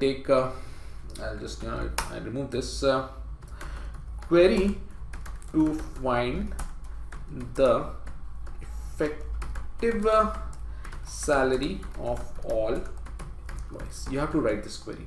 And what is the effective salary? The effective salary is equal to salary plus commission. Okay, effective salary is equal to salary plus commission. So I can write something like this: select ename comma salary comma what? Commission. From which table? From the employees table. So you'll get the ename, salary and commission for all employees. Now if I want the effective salary also, then what will I do? I will write salary plus what? Commission. Suppose I say as effective sal from what? From which table? From the employees table. Now for example, the salary of Nikhil was 1,20,000 and his commission was 30,000. So the effective salary is coming out to be what? 1,50,000. Similarly, in the case of Nitin, the salary was 80,000 and the commission was 15,000. So effective salary was 95,000 per month.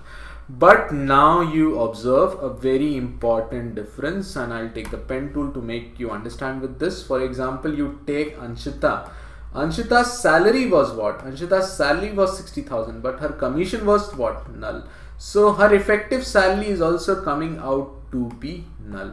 Why the effective salary of Anshita is also coming out to be null? It is because of this reason. See, if you just see the third line, you see the the second line, arithmetic operation on any null values also result in what? It also results in a null value. So why it results in the null value? For example, you say suppose you say infinity. So if you add a number, suppose you add 10 to infinity, the result will always be what? It will always be infinity. If you subtract 10 from infinity, the result will be what? Result will be infinity. This is the basics of mathematics. So here, suppose the salary of Anshita is determined. It is 60,000, but the commission is undetermined. And if you add an undetermined value to a determined value, the result will also be what? The result will always be what? Undetermined. That is why arithmetic operation on any null value results in a null value. Okay. So here I think I have written this. Arithmetic operation on any null value also results in a null value. Why it results in a null value? Because null means an undetermined value, and you add anything, subtract anything, divide, multiply anything from an undetermined value, the result will be what? It will always be undetermined. So arithmetic operations on any null value also results in what? A null value. Okay, so I think this much is clear. Now I want you to find the name of all the employees whose commission is null. Okay, so what query will you write? Okay, I will say query to find the names of all the employees whose commission is null. Okay, I want to find the name of all employees whose commission is null. So what query will I write? Select suppose name, select ename from which table? From the employees table. Where what will I say? Where commission is equal to what? is equal to null. Will it work? It will not work. See, so here, right, you can, I'll just write it. I'll write it. Control Z. We can never equate null values. Okay, null values can never be equated. See, here you are saying that the commission is equal to null. You cannot equate an undetermined value. This is never allowed in SQL. See, you can say something like this, where commission is equal to what? Equal to, say, suppose 30,000. You can say something like this, and Nikhil's commission is what? 30,000. But you cannot equate a undetermined value for a null. A null is a undetermined value. You cannot equate a undetermined value. So for this, we use the is clause. So whenever you want to perform matching with nulls, you use what? You use is. So how do you use this? Something like this, where not commission is null. We will not write commission is equal to null. Instead, we will write what? Where commission is a null. Okay, clear? So here, you are getting Anshita, Vaibhav and Vasim. 3 employees are there whose commission is what? Whose commission is null. Suppose I copy it, and again, a very simple query is suppose I say commission is not null. Then what query will you write? So you will write something like this, where commission is not what? Where commission is not null. So you will get all these employees. For example, if you select the commission of these employees, you will get commission. Okay, so all these employees, the commission is not null. See, and Rajneesh is also getting selected. Rajneesh is having a commission of 0, but this is not equal to null, and this is a common confusion. Null values in a table are not the same as 0. Okay, so Rajneesh commission is 0 means the organization has decided that it will give only 0 commission to which employee? To the employee whose name is Rajneesh. Okay, so this is my employees table. You can see the employees table. Okay, so this is the way you work with null values. For example, I give you a query. Write a query to find the how many employees in your organization. Suppose how many employees in department number 30 have null commission. Okay, you have to write this query. Write a query. Okay, I'll formally state the query. Okay, I'll remove it.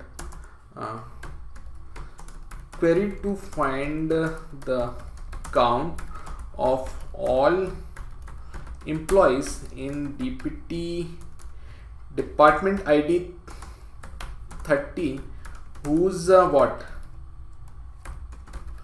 Commission is say suppose null. So you have to write a query for this. Okay, try out on your own. Okay, I want the count of all employees in department number 30 whose commission is null. Write this query on your own. I'll pause the video.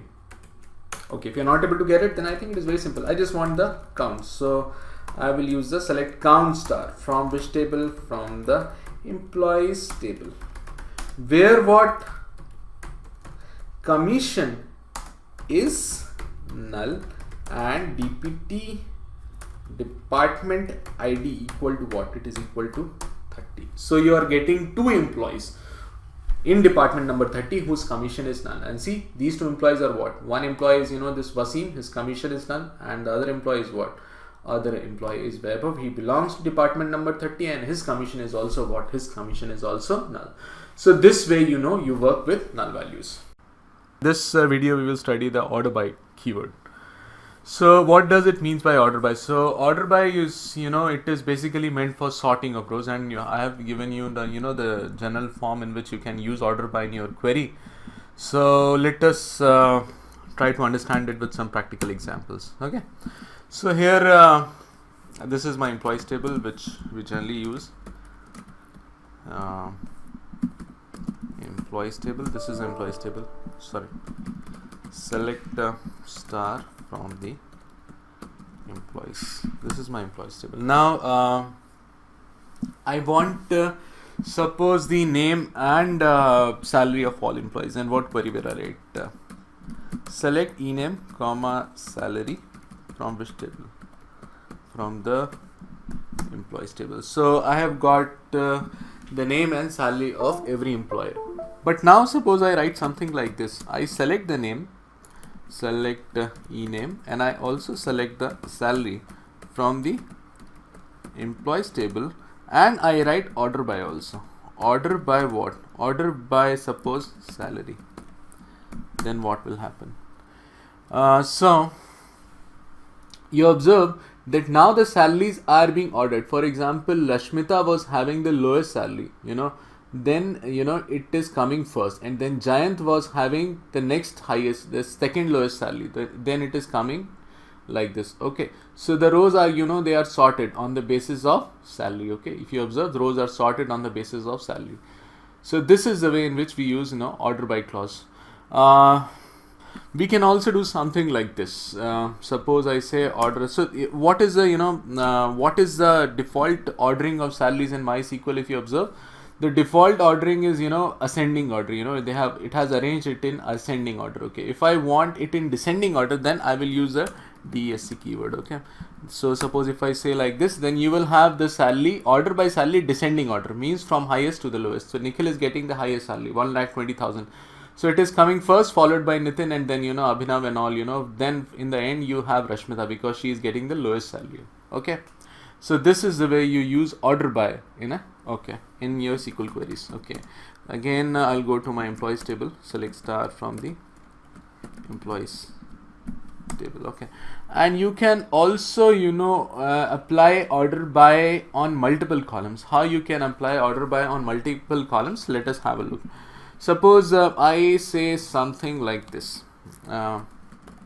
Select ename. I want the name, I want the salary also, and I want the department ID also from employees. Then you will get a list of all the name, salary, and department ID. For example, Nitin is getting a salary of 80,000 and he's in department number 10.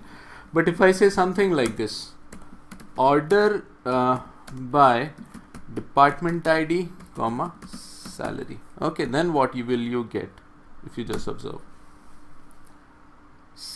See. Okay, I'll just change. I'll not write salary first. I'll write department ID first. That is it's not any kind of error. It will help you to better visualize the result. Okay, I'll write salary second. Basically these both queries are same. Okay, now suppose so what it is doing when I'm using order by on multiple columns, then it is first of all it is sorting by the first column. So the results are sorted by the first column. So if you sort by the, so department IDs are 10, 20 and 30. So 10 will come first, 20 will come second, and then in the end what will come? 30 will come. And now inside department number 10, the salaries will be sorted. For example, Nitin is having salary of 80,000, and then Nikhil will have a salary of 1,20,000. For example, now if you go to department number 20, then all the employees in department number 20 will be sorted on the basis of their salary. For example, Rashmita is getting the lowest salary. Okay, if you are not able to get it, then you can better visualize this with this. I'll just open the pen tool. Okay, pen. So if you observe, then first of all, it is having this, when I say order by department ID, then you form these, department ID, there was department ID 20, and then there was department ID 30. All right, these three department IDs were there. Now it has first sorted on the basis of what? It has first sorted on the basis of these department IDs. Now in this, for example, now in this department ID 20, it is going to sort on the basis of salary from the highest to the lowest. Okay, so I think it is clear. Okay, now suppose I say something like this. I just have the same previous query.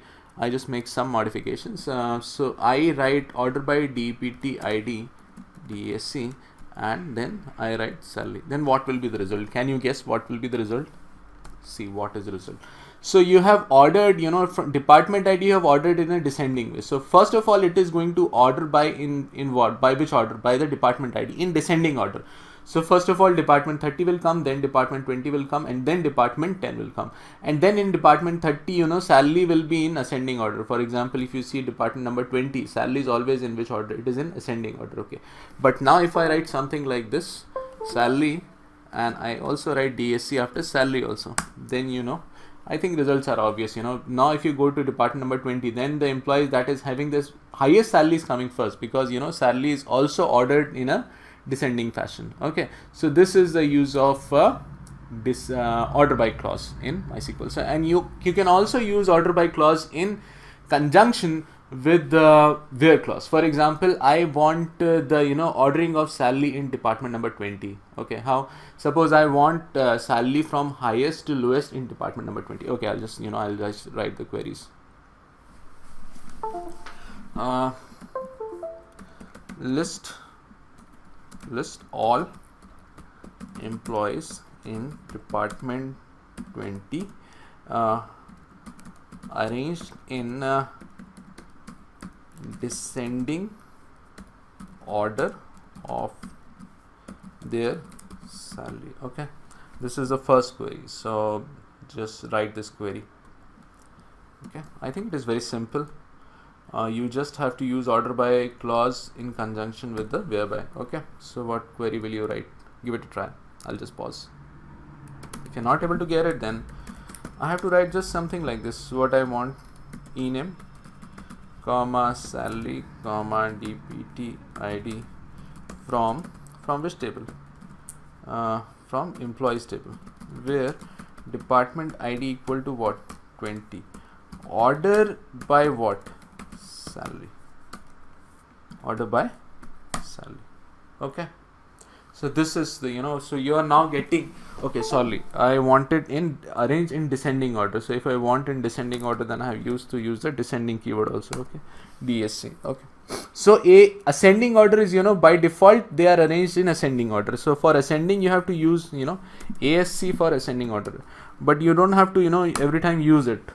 See, now the salaries are arranged in ascending order. So the lowest salary was coming first and the highest salary is coming in the last. Okay, so you don't have to, you know, by default it is all automatically taken, so you don't have to put ASC. But still, if you want, you know, you want to, you know, still better describe your query, then you can explicitly use ASC also. Okay, like this. I think this much is clear. I would just like to, you know, make things clear. How will you process this query? This is my employees table, and then this is my this is the query which, you know, I wanted you to work on. Okay, now first of all, how this query will execute. You know, this query looks out to be very simple, but I will just take few seconds, you know, to explain how this query will execute. So I'll just take the pen tool. Okay, so always remember, my dear friends, then select clause is used for select clause will go from row by row, and where clause will then filter those records. For example, select clause will move from every row, and then where clause will filter those records. So what is my where clause? Department ID is equal to 20. Is department ID 20 in this row? No. Is it 20 in this row? No. Over here it is 20, it will be selected. Over here it is 20, and then it will be selected. And what will be selected? Name, salary, and department ID. Okay, and then this is not true, and then this is true, this is not true, again this and this are true. So in these 4 rows, now you have got all these 4 rows. So first the where clause will execute. First, which clause will execute? This where clause will be executed. And now if you have got these results, they will be sorted. They will be sorted on the basis of the salary in a descending fashion. Okay, like this. So this is the way, you can better understand, you can better have a feel of this query. First, where clause is executing, it is, fetching the results, and then the results are being sorted in descending fashion. Okay, like this. So it is executing in this fashion. So if you remember like this, this looks out to be very simple, but once when you go to formulate complex queries, then if you have a feel of all these things, then you can have better intuition in solving complex queries. Okay, thank you. And so this is the way we work with with the order by clause. And there is one more clause, that is a limit. One more limit keyword is there. So limit keyword is used for limiting of records. How does it limit records? Select suppose I say select ename, suppose I say eid comma ename comma salary from the employees table. So you have got the ID, the name, and the salary. But suppose I say something like this: select ename, comma, oh sorry, first the ID, then the name, then the salary from employees limit. Suppose I say 3. Okay. Suppose I say limit 3. Then what does it mean? So it will fetch me the first 3 records. Okay, it will fetch me the first 3 records. Okay, so it is getting all the records, and then it is limiting the number of records which have to be finally given to 3. Okay, then if I write something like this, limit if I write, so I am also not sure, let us see how it runs. If I write limit 1 comma 3, if I write something like this, what will be the result? Yeah, I mean, it is better, you can understand it. How you can understand it, so you can, index every position. How you can index every position? Look like this. Okay, suppose here again, I suppose again, if I, I take this pen tool to better explain it. Pen tool, okay. So, you can think, I am thinking in these terms at least. Suppose it is having every column index. This column has index 0, and then you can have this column has index 2. Now if I write limit 1 comma 3, what I am writing, limit 1 comma 3, so it is going to this first row. Okay, and then from the first row it is pulling out which all rows. How many rows? 3 rows. So we are getting Nitin, Sonali, and Anshita. Okay, suppose I don't write limit 1 comma 3, I write something like this. Suppose I just minimize it. Oh, sorry. Suppose okay, I'll just now suppose I write this query, limit, say suppose not 1 comma 3, I say limit 0 comma suppose 4. Okay, so it is this row has an index 0, first row has an index 0, and from this position it is getting how many rows? It is getting 4 rows. So Nikhil, Nitin, Sonali, and Anshita are being selected. Okay, so this is the way you you work with limit clause. Now limit clause with used when in conjunction with order by keyword, then it can be very interesting. You can have some queries through some good queries you can formulate through with the help of order by and limit. For example, suppose I say something like this, and then I say select the name of the employee getting the highest salary. Select the name of the suppose employee who gets the highest salary. Okay, if I want the name of the employee who gets the highest salary, then how will you write this query? Suppose I say, then I can write something like this: select ename comma salary from which table? From the employees table. Then you will get all the names and salary. Now if I say order by salary, okay, then you will get the results ordered by what? Ordered by the salary. But I want the highest salary, then I will use first DSC clause over here. Then the salaries will be arranged in descending fashion. So Nikhil is getting, I have got this, Nikhil is getting in the highest salary. But now my query is saying I just want the name of the employee who gets the highest salary. Then what will I write? I will just write like this: limit what? Limit 1. If I say something like this, then out of this, when you said limit 1, then what it means that out of the whole records, out of the all records which it is getting over here, it is just you have, because you have set limit 1. So what it is doing, it is just selecting this record. Which record? This record. If you go over here, this first record, it is selected. Only this record has been selected, Nikhil 1. Okay. Now now I will give you 1 or 2 queries for you to solve. I'll just escape it. Okay. Now suppose list the first 3 employees who get the lowest salary. Okay, suppose list, I won't say first, I would list three employees who get the lowest salary. Okay, so I want all the employees, so I want employees who are getting I want the employee who get the lowest salary, the second lowest salary, and the third lowest salary. So what will I write? What query will I write? If I just go to MySQL console, what should I write? Just try it. Okay, I'll just pause the video.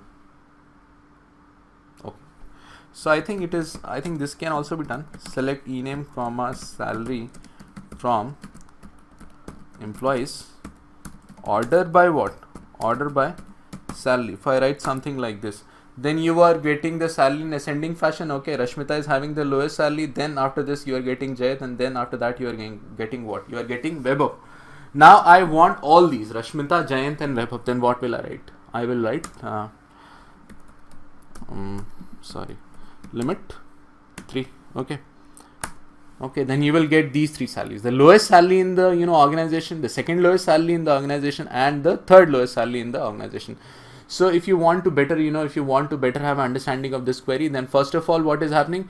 First of all, this order by is executing, and then in the order by, what the results, the sorted results that you have got, then on that the limit operator is being applied. Okay, for example, now suppose a good query, if I give you, just try to work on this query.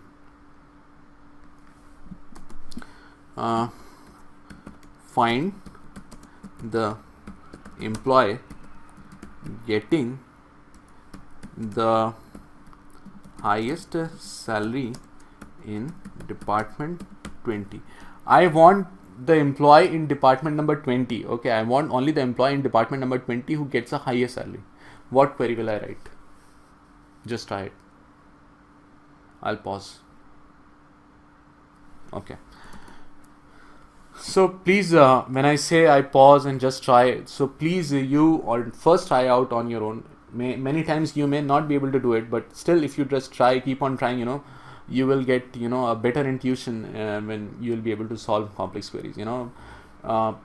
Life is also like that. You have to learn by you have to learn from the go. When there are some challenges, then you try to work on them, you try, and then many times you fail also, but failing also, you're failing, but still you are learning new ways to success. Okay, so this way things work. So if you just keep on trying, so ultimately success will come. So here, what is my query? My query is to find the employee getting the highest salary in department number 20. So I will first of all write select ename comma salary comma dpt department id, from which table? From the employees table. This is my employees table. Now I only want results for which department? For department number 20. So I will use that where clause, where department id equal to what? Where department id equal to 20. I'll get only employees of department number what? Department number 20. But are these results sorted? They are not sorted. Then I will apply what? I will apply the order by clause. So what will I say? Order by what? Order by salary. I'll get this. But now I have got the lowest salary first. I want the highest salaries, and what will I say? See, I want the highest salary. Then what will I say? Order by salary DAC. Okay, then first of all I will get Abhinav, that is getting the highest salary. But now I only want Abhinav. Then what query will I write? I will write something like this. Sorry, limit 1. It is going to fetch only the first row, and so Abhinav is the employee in department number 20 that is getting the highest salary, and his salary is 70,000. Okay, and so first of all, also this may look out to be very simple, but still I would like to explain this query, how this query is executing sequentially. First of all, select clause and the where clause are running in conjunction. Okay, so how select clause and where clause are running in conjunction? Look, I'll just explain it. I'll use a pen tool, and okay. So if you go over here, okay, I'll just pull it. Sorry, it's not coming down. Okay, escape. I'll just pull it down. I just hope again I'll use a pen tool.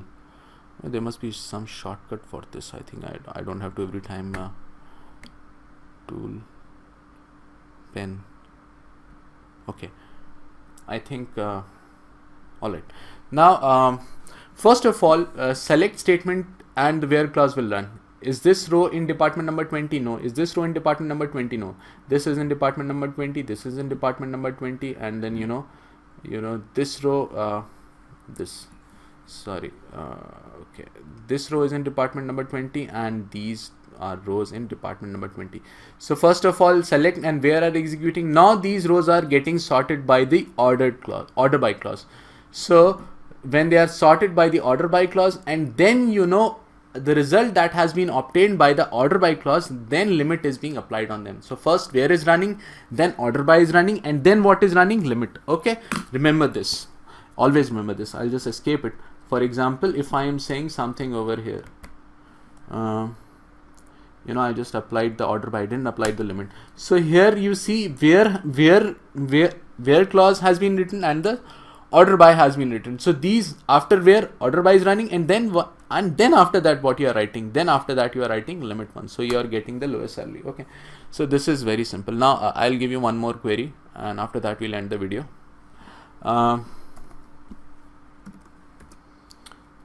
Find the employee getting the second lowest salary in department 20.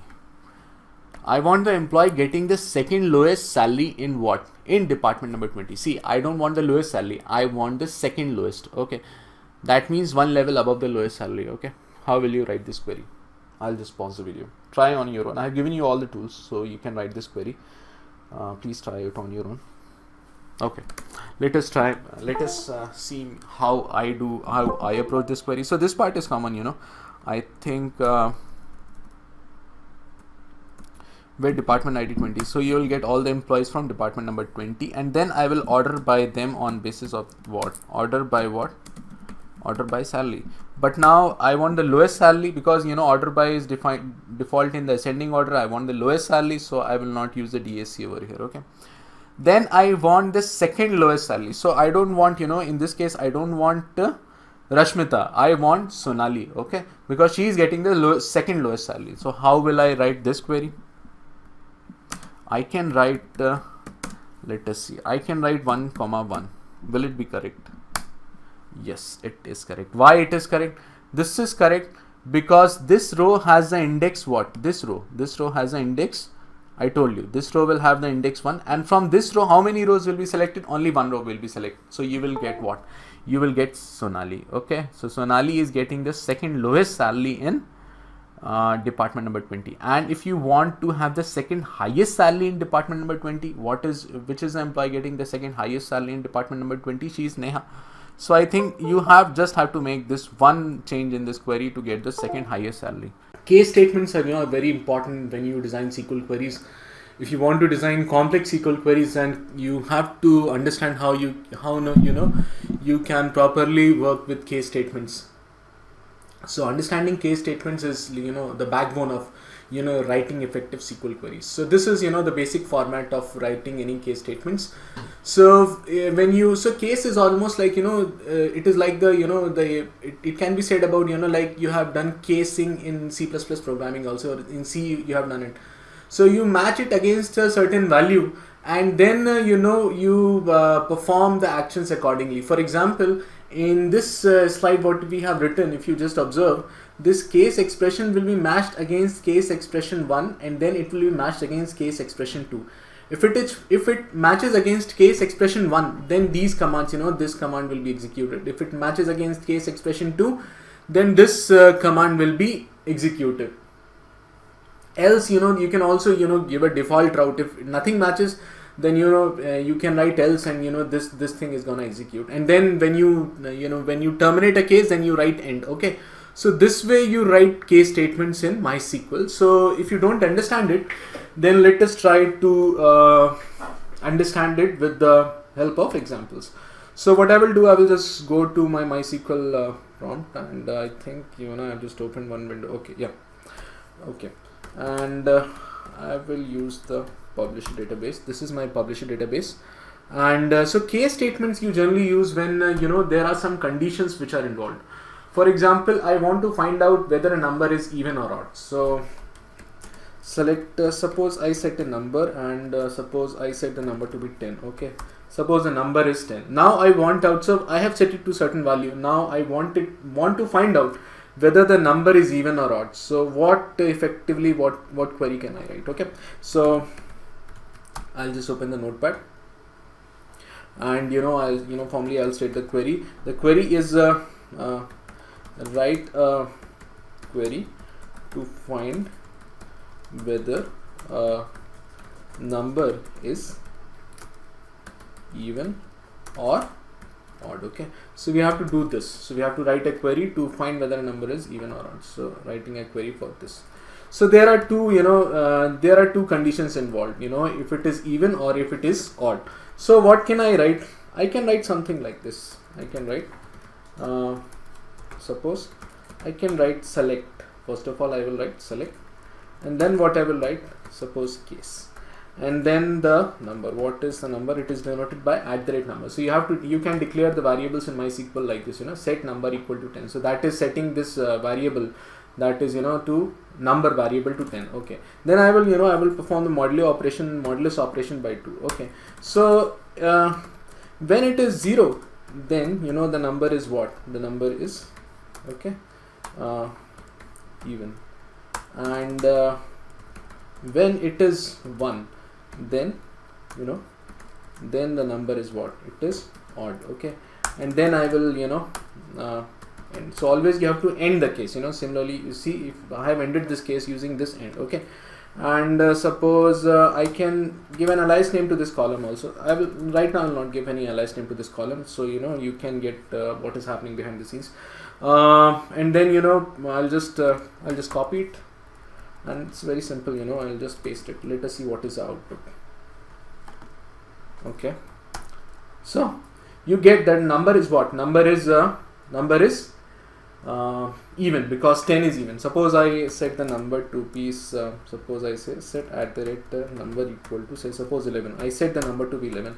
Now again I'll copy. Now what I will do is that, because so this big name is this column name is getting this much big, so I will alias this column. So how will I alias this column? Using as I will guess, I will give a alias name, suppose even, or suppose even or odd. Okay, okay, I write like this, and then suppose now I copy it, and then suppose now over here I just paste it.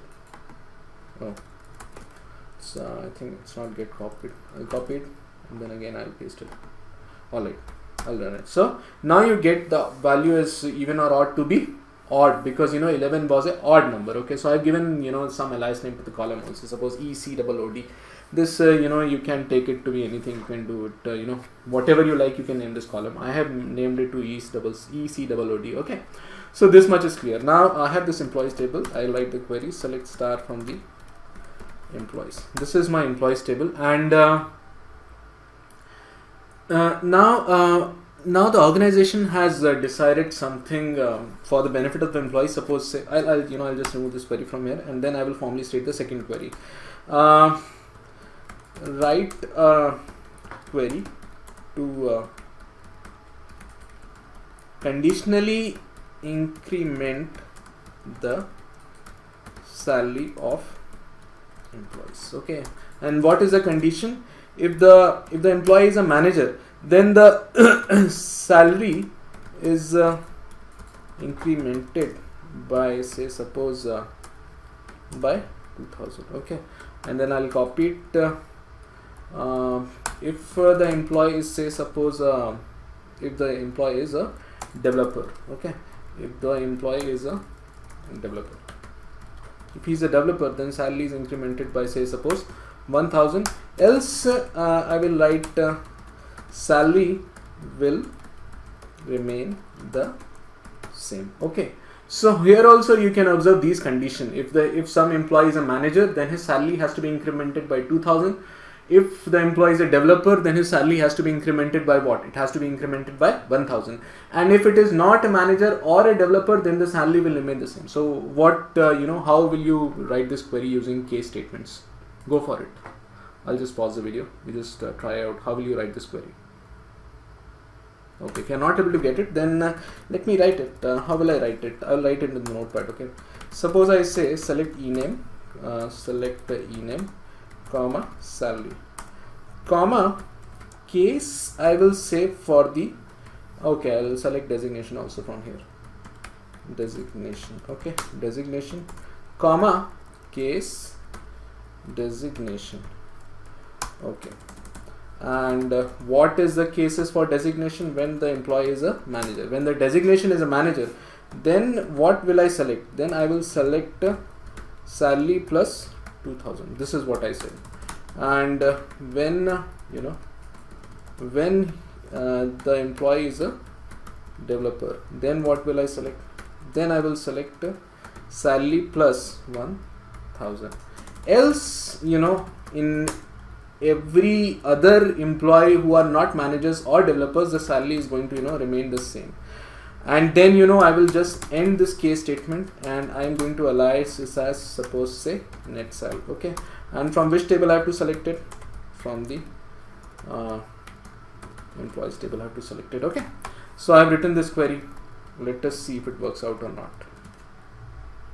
I've just copied it and I'll just paste it and run it. Okay, so now you see this Nikhil is a manager. See, Nikhil over here is a manager. So Nikhil's net salary has become 12,000, 1,22,000. Why? Because he is a manager and he is getting an increment by 2,000. Okay, and Nitin's salary, Nitin is also a manager. His salary is also getting incremented by what?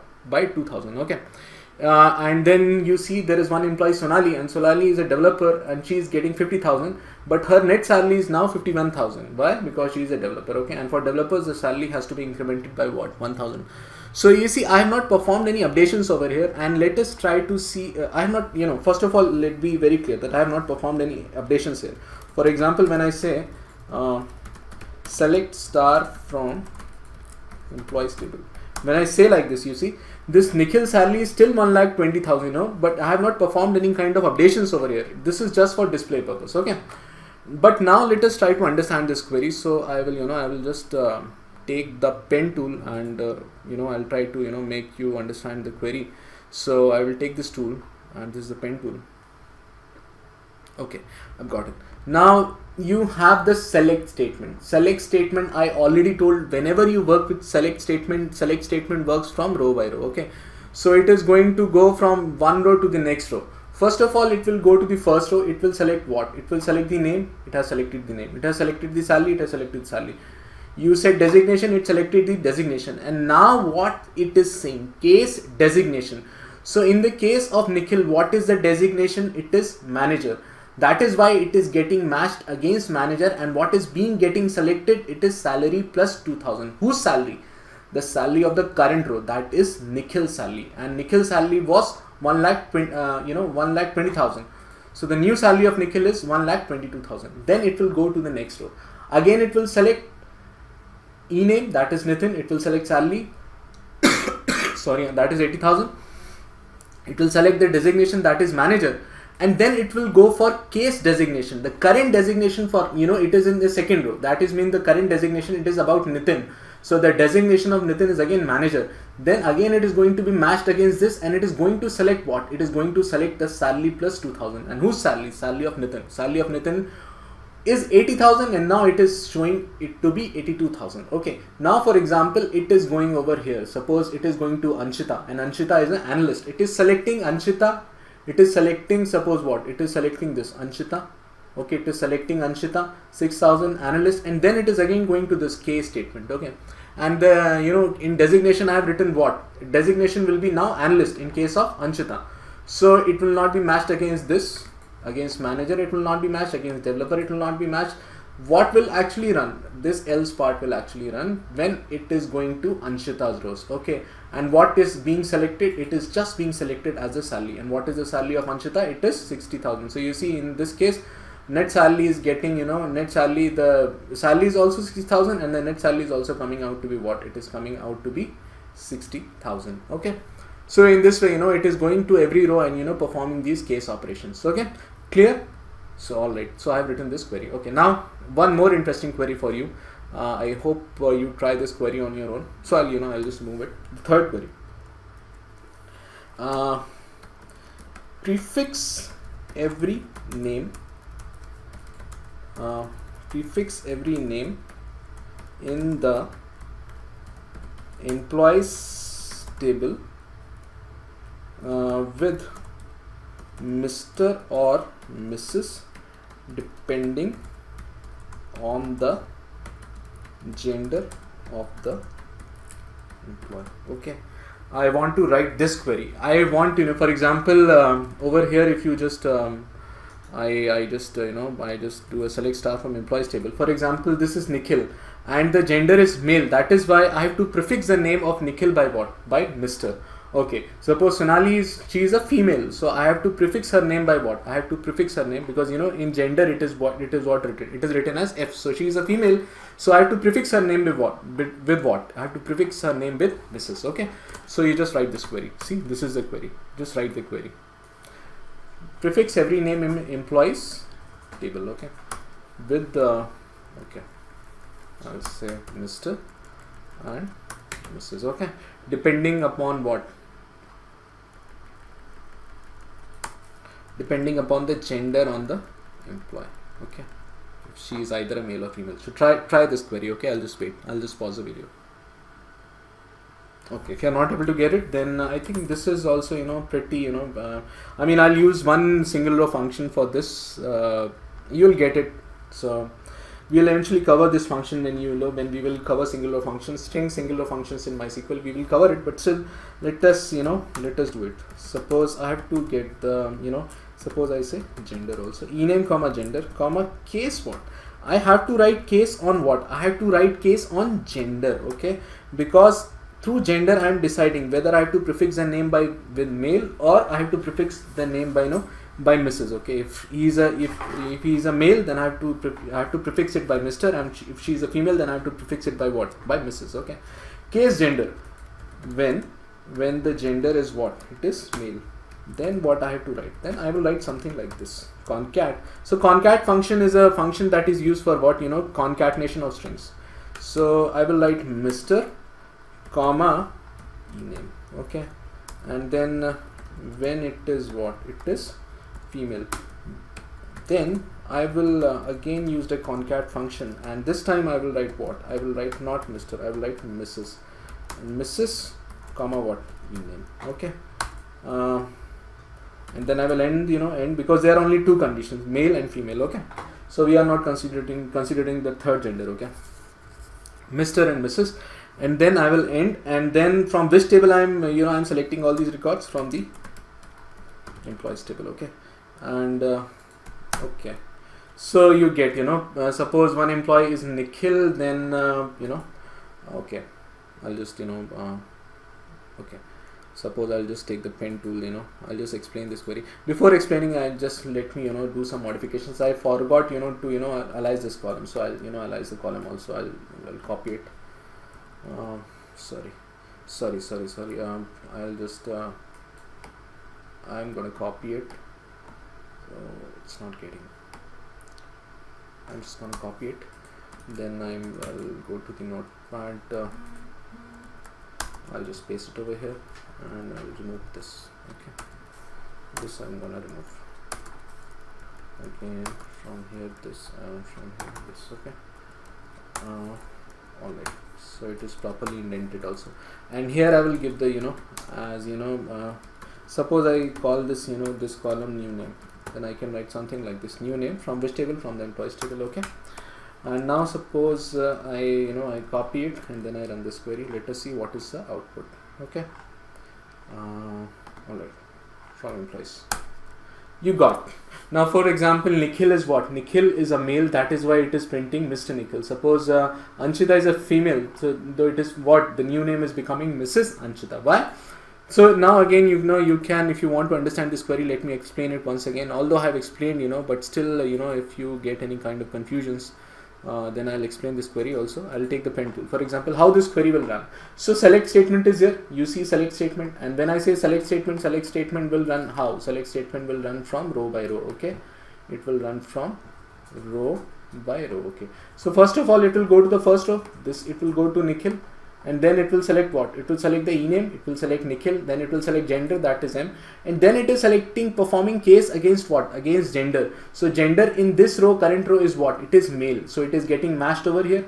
And then what I am printing? Concatenation of Mr. and ename. So the current ename is what? It is Nikhil.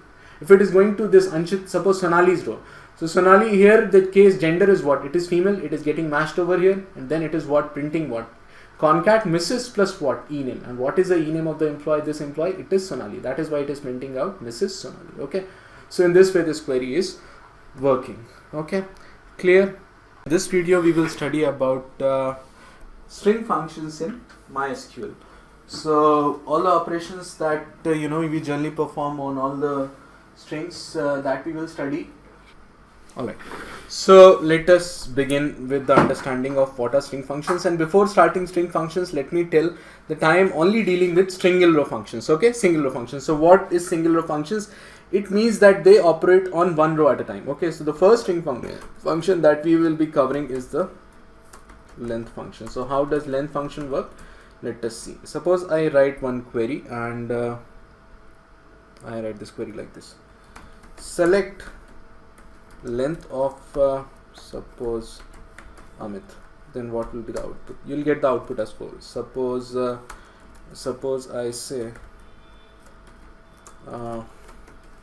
length of Vishal, then you are getting length. So this is giving the length of every name. For example, I say select ename from employees table. Okay, then you are getting the name of every employee. But now if I say select ename comma length of what? Length of ename from which table? From the employees table. Then you will get the length of every employee. So this is the length function. Okay, then there is one more function, that is the upper function. So how does the upper function work? Suppose I say select upper Amit from employees, then this will give you what? Every name in what? Select upper okay, select only upper Amit, then this will give you what? This will give you Amit. Okay, and if I say select upper of ename from the employees table, okay, select upper from the which table? From the employees table. Okay, then this will give you every name in what? In which case? In the upper case. So you can easily observe that these functions, this upper function is also a single row function. Why a single row function? Because it is operating on row by row basis, because it is going to the first row and then converting it into uppercase, then going to the second row, converting it into the uppercase. Then there is one function that is a substring function. Suppose I write the substring, and I write suppose Nikhil, and I say from the second position extract 4 characters. Alright, then you are getting IKHI. Okay, from the second position I have extracted how many characters? 4 characters. So this is the substring function. Then there is one more function, that is the instr function. Okay, then what is the instr function doing? It is it is finding the index position of a substring within a string. For example, I say Nikhil and I say suppose I, then what will it give me? It will give me the first index position of occurrence of I, that is second position. Then if I say suppose instr of suppose I say K, okay, then it will give me what? It will give me 3. Okay, like this. Then this is your instr function. And yeah, there is one more function. Okay, we will see all these some more functions we will cover later. Let us try to work with these functions. Okay, so let me formally state the first task that is that you have to do, and you have to write this query. Okay, and there is one more function, let me tell, that's most important. That is a concat function. Okay, the concat function. Suppose this is used to concatenate 2 strings. Suppose I say Nikhil and the second argument I give to be suppose Srivastav, then it will do what it will do. It will concatenate these two strings. So it is used to merge or combine two strings. Okay, this is the concatenate function or concat function. All right. Now you have to do this query. Okay, you have to do this query. Generate the full name from first name and last name with space between first and last name. So this is your test table. Select star. Okay, I'll write it. This is my test2 table. Insert into test2 values. Suppose Amit, and the second argument is Shah, and suppose Agarwal, and the first argument is Vaibhav. Okay, Vaibhav Agarwal. Let us just take two names. Select star from which table? From test2 table. Now you have to generate the full name, and full name with space between the first and the last name. Go for it. This is your first task. I'll pause the video. Okay, if you are not able to get it, then I think it can be done. Select first, comma what, last, comma what. We have already studied the concat function, so I will use concat, and arguments that I will give first, comma what, comma last. From which table? From the test2 table. So you are getting concatenated name. But I first of all, let me alias this column as say suppose a full name column. Let me alias it. Okay, so you'll get this. Now I want there should be a space between the first name and the last name. Okay, a space between the first name and the last name. So what will I do? Tell me. I think you can approach it. Again, I can perform a one more level of nesting of concat. Suppose the first I give this argument, and then I write something like this. Over here I give a space, and then now if I write this, then let us see what will be the output. Now you are getting proper full output. Why? Because you are having two level of nesting of concat function. So the inner concatenate function will prefix the last name with a space, and then you are concatenating what? You are concatenating the first name with this. So you'll get space between the first name and the last name by using this. So this problem has been solved. Okay, now let us see what is the second problem. Query to display name in initcap. Okay, you have to display the name in initcap. So what does name in initcap mean? Name in initcap means this. If the name is, say, suppose Nikhil, then I have to write Nikhil. Okay, for example, I'll write, okay, for example, Nikhil becomes what? The first alphabet has to become caps, and the rest alphabets have to be what? They have to be in small case. Okay, the first alphabet has to be in what? In which case? It has to be in uppercase. Okay, try this. Okay, I'll pause the video. Okay, if you're not able to get it, then let us try to solve it.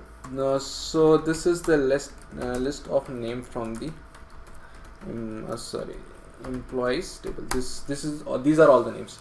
Now I have to take, what I have to do, I have to take the first alphabet of every name. How will I take the first alphabet of every name? Select ename, comma substring. Substring of what? Of ename. From first position, take how many characters? One character. From which table? From the employees table. If you do like this, you will get the first character of every name. Now what I do, I convert it into uppercase. So upper of this string. Alright, now if I write then like this, then what will be the output? Let us see what is output.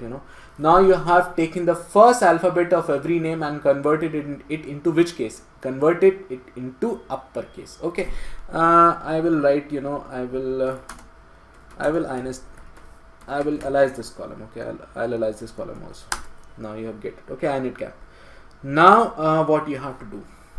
Now you have to, you have to concatenate it with the rest of the string. You have to concatenate it with the rest of the string. How will you concatenate it with the rest of the string? I'll take, I'll take a new paint, and I don't want to save it. Suppose the name is what? Suppose the name is Nikhil. Okay, and then you have taken this first. first alphabet and convert it into uppercase. Now this remaining IKHIL string is what it is remaining. So you have to take this. How will you take this? This will be done with the help of substring position. From which position you have to take the substring? From the second position. And how many characters? I can say the length of the name, because you know, if suppose length of the name is 6, from the second position you take 6 alphabets, so you'll get all the remaining string out of it. Okay, so what can I write? I can write something like this.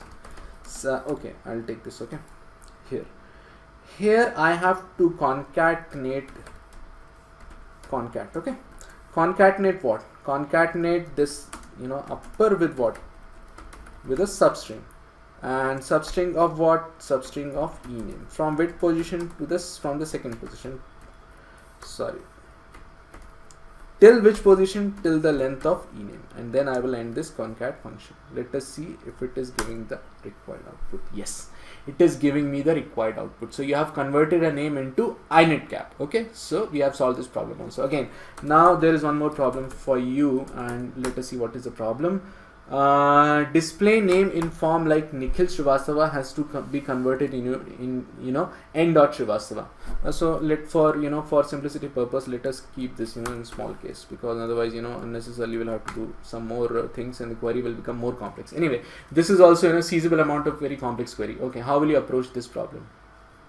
Let me tell you how can you approach this problem also. Let me go to Paint. Okay, suppose I'll take a new Paint document, new.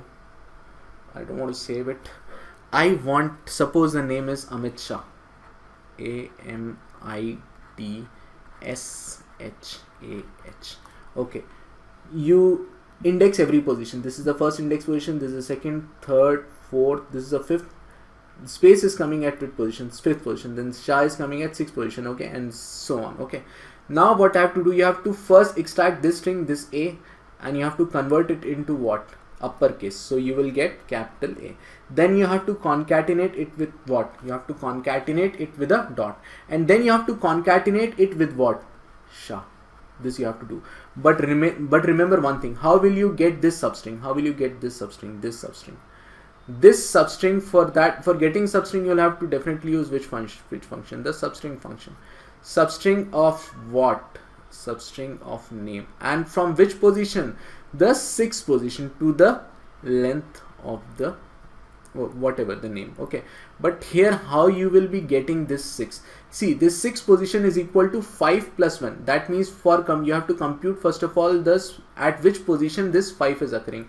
So you have to compute the index position of this space, and then you have to add 1 to it, and then you will get the rest of the name. Okay, this way, this logic we are going to apply. See, if you are not able to get it, then let me go to the see, now I have explained this query. Now you can write this query on your own. At least you can try it. If you're not able to do it, then let us solve it. Okay, select ename from which table? From the employees table. See, this is the ename. Then this part I think I've already covered. Substring of what? Ename. From which position? From 1 1. Okay, and then you have to convert it into uppercase. So I convert it into which case? The uppercase. So what will I get? Suppose I will alias this column as s name. Okay, so that okay, so we select I'll not use this table. Select star from test2. This is my select just 1 minute. Select star from test1. Suppose this is my test1 table, it is empty, and now I say insert into test1 values. Suppose Amit Shah, and then suppose Anshita Mata. Okay, alright, and suppose one more name I will insert. Suppose Kiran Tamkala. Okay, like this. Then now if I say select star from which table? From the test1 table. If you do a survey, then you are getting these names. Now if I write something like this,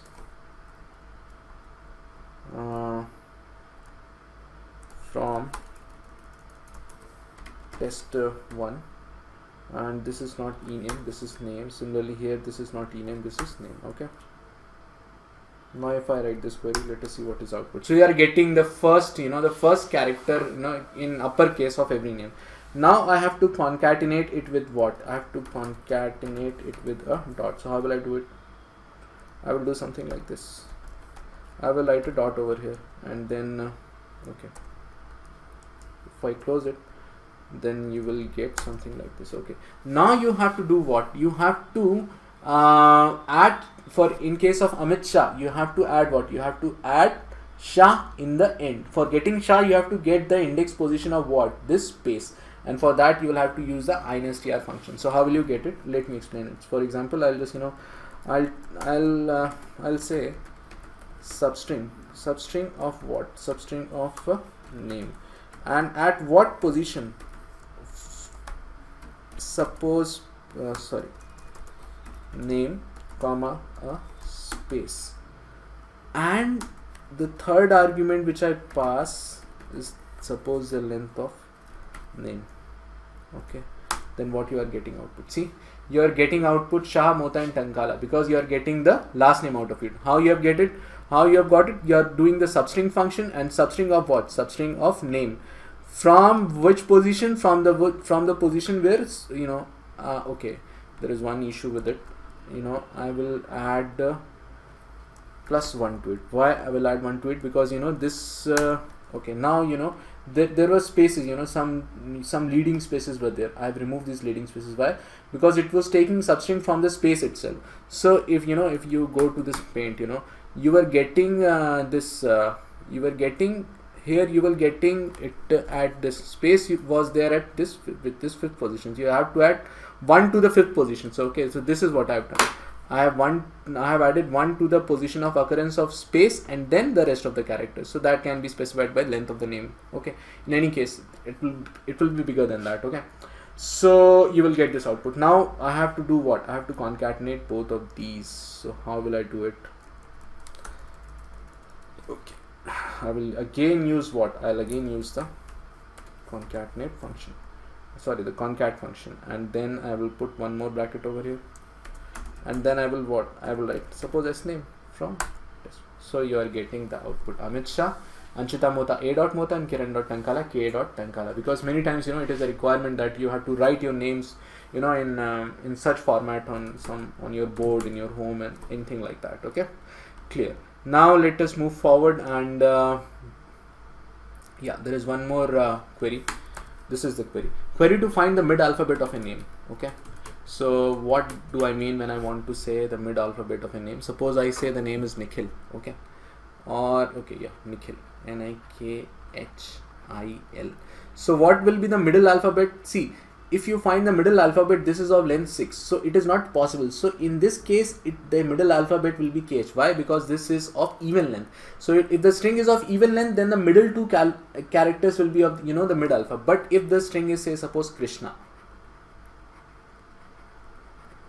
so what is the length? See, it is of length 7. So in case of Krishna, the middle alphabet will be what?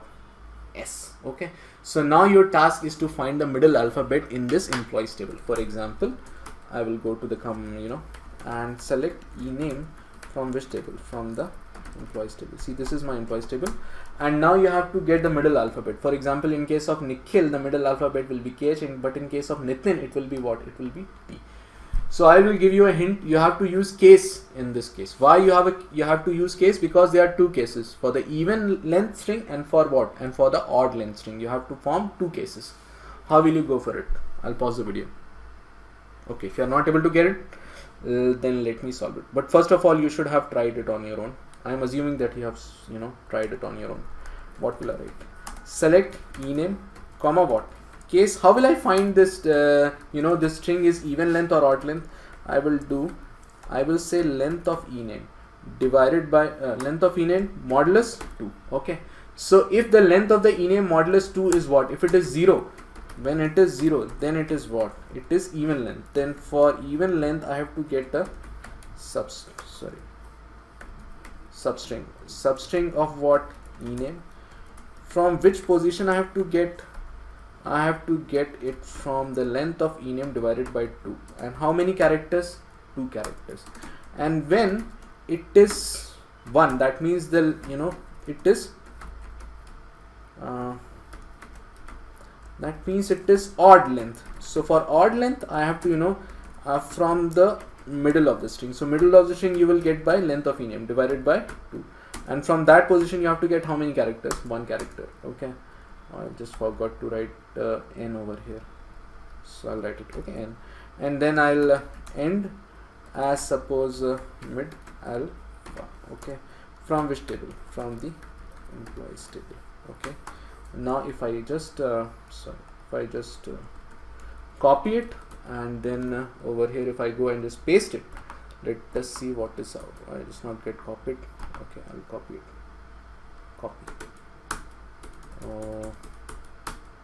Alright, here if I go and just paste it, let us see what is the output. Okay, for Nikhil you are getting KH, for Nitin you are getting T, so you are getting the middle alphabet of every name. So how it is working? Select statement will always work from row by row, and for every row it will test this condition: is the length of ename divided by 2 is equal to, it is 0, or is it equal to 1? For example, in Nikhil it is of length 6, so the modulus will be what? It will be 0. So it will go to this first condition, and it will take the substring of which ename, that is Nikhil in this case, and then it will divide it by 2. Length of ename will be what? 6 divided by 2, what it will be? It will be 3. And from the third position it will take how many characters? 2 characters. For example, NIK, K is at third position, and from this position take how many characters? 2 characters. Okay, like this. Okay, similarly in the case of Nitin also, it is an odd length string, so it will go to this position. Okay, clear? Like this. Alright, so we have done this also. Again, let us see what are let us try to solve this query also. Query to pad left spaces in name with star. Okay, but for that I'll have to I'll tell you some more functions. There is one function that is a ltrim function. A ltrim function is used to remove the left side leading spaces from a string. Suppose I say I say Krishna. Select ltrim Krishna, then it will give you what? It will give you Krishna. If you just select Krishna, for example, if you don't say if you don't then Krishna is having some spaces over here. You can see it is having some spaces, but what ltrim is doing, it is removing all the leading spaces from the left side. It is removing all the leading spaces from the string, and you can verify this also. For example, I say select length of what? Ltrim Krishna. Okay, if I write this, then you will get 7. Why? Because Krishna is of 7 length, and it has it has removed the left side spaces from Krishna, so it is coming out of what? It is coming out to be of length 7. Okay, I think it should be clear. And there is one function, the repeat function, REPEAT. Okay, repeat function. It is used to repeat some strings some specified number of times. For example, star 5. If I write this, it is repeating star how many times? It is repeating star 5 times. Okay, clear? Now there is one table, select star from, I think the test2 table is there. Okay, no, select star from test1 table is there. Alright, this is one test1 table. I will say delete from test1. Okay, I deleted, and then I will insert into test1 values. Suppose I will insert some names, Krishna. Suppose the next name is with more spaces. Suppose the name is Govinda, and suppose the next name is Madhava, and suppose there is a name, and suppose the name is Gopal. Okay, these are the names. And then when I say select star from which table? From the test1 table, then what will you get? Okay, you are having spaces, but now my task is to do something like this. Okay, I have to, this is the task. Query to pad left spaces in name with what? In star. What does this mean? This means something like this. For example, there is one name Amit, and before Amit there are 3 spaces, and then Amit is coming. Okay, so I have to replace all these spaces with what? I have to replace them with star. Okay, clear? I have to do this. So try to do it on your own. I'll pause the video. How will you go for it? See, I'll give you one hint, okay, if you're not able to get it. Select name, comma, if I write something like this, length of name minus length of, suppose, ltrim of name. If I write from which table? From the test1 table. If I write what you are getting, see, you are getting the number of spaces. See, in this case, for example, if you just observe, just my mouse here, Krishna is having 5 spaces. Govinda is having how many spaces? It is having 13 spaces. How? The length of whole name, for example, if you go over here, the length of the whole string be what? It will be equal to 3 plus 4, that is 7. And so length of name in this case will give you 7, and then you subtract what? Length of ltrim name. So if you have ltrim name, then you'll be left with only what? This Amit, and this will be equal to what? 4. So 7 minus 4 equal to what? 7 minus 4 equal to 3. This is exactly the number of spaces that are present in the name. Okay, clear? So I have counted the number of spaces that are present in the name. Now can you approach this problem? I think you can do it with the help of repeat function. For example, now if I say, okay, try it on your own. Pause. Okay, not able to get it? Watch me do it. Repeat what? Repeat star. How many times? These many number of times. Okay, these many number of times. From which table? From the test1 table. See, for Krishna I'm getting 5 stars, for Govinda I'm getting 13 stars, for Madhava I'm getting 5 stars, and for Gopal I'm getting 14 stars. But now this is only half of the task. The remaining task is to concatenate it with what? It with Krishna, Govinda, Madhava and Gopal. So what will I do? I will just use the concat function. How will I use the concat function? Concat. Okay, concat this with what? I have to concat this with ltrim of what? Ltrim of name. If I write like this, then I think I will get the output. Yes, okay. Yeah, and suppose I will I will alias it also. Suppose I say it is new name. Okay, clear? Okay. So let us now return. I think there is one more function that you can use to solve this problem. There is one function, replace. Select replace, and what does the replace function does? Suppose the name is Amit, and I replace A with, say, suppose V. Okay, then what will it give? Every occurrence of V, A will be replaced by what? It will be replaced by V. So I can do something over here also. Select, I suppose, select name, comma, replace what? Name, and in name replace what? A space, and replace a space with what? A star. So this is a cute method of, okay, from which table? From the test1 table. If you do like this, sorry, I think there are some problems. Select name, comma, replace name. Okay, there are 2 commas, sorry. Alright, now I think it will be correct. Alright, okay, so you have got the same output using the replace function also. So let us move to our last task, and that task is performing a credit card masking. Okay, you have to perform a credit card masking. So what is credit card masking? I'll tell you what is credit card masking and what you have to do.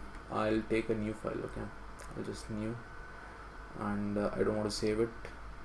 So many times when you do some kind of transactions, suppose your credit card number is 212652212 and 7410. So it can be of arbitrarily of any length. I'm not concerned about the length, but it masks. How it masks it?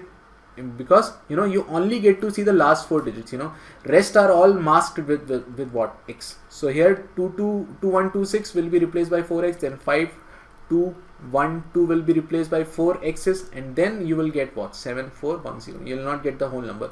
So I am having some credit card numbers and I want to mask them. How will I mask them? Using string functions. Okay, I'll just I'll just go to here and I'll write delete from which table? From the test1 table. I'll delete everything and then I will, you know, insert into test1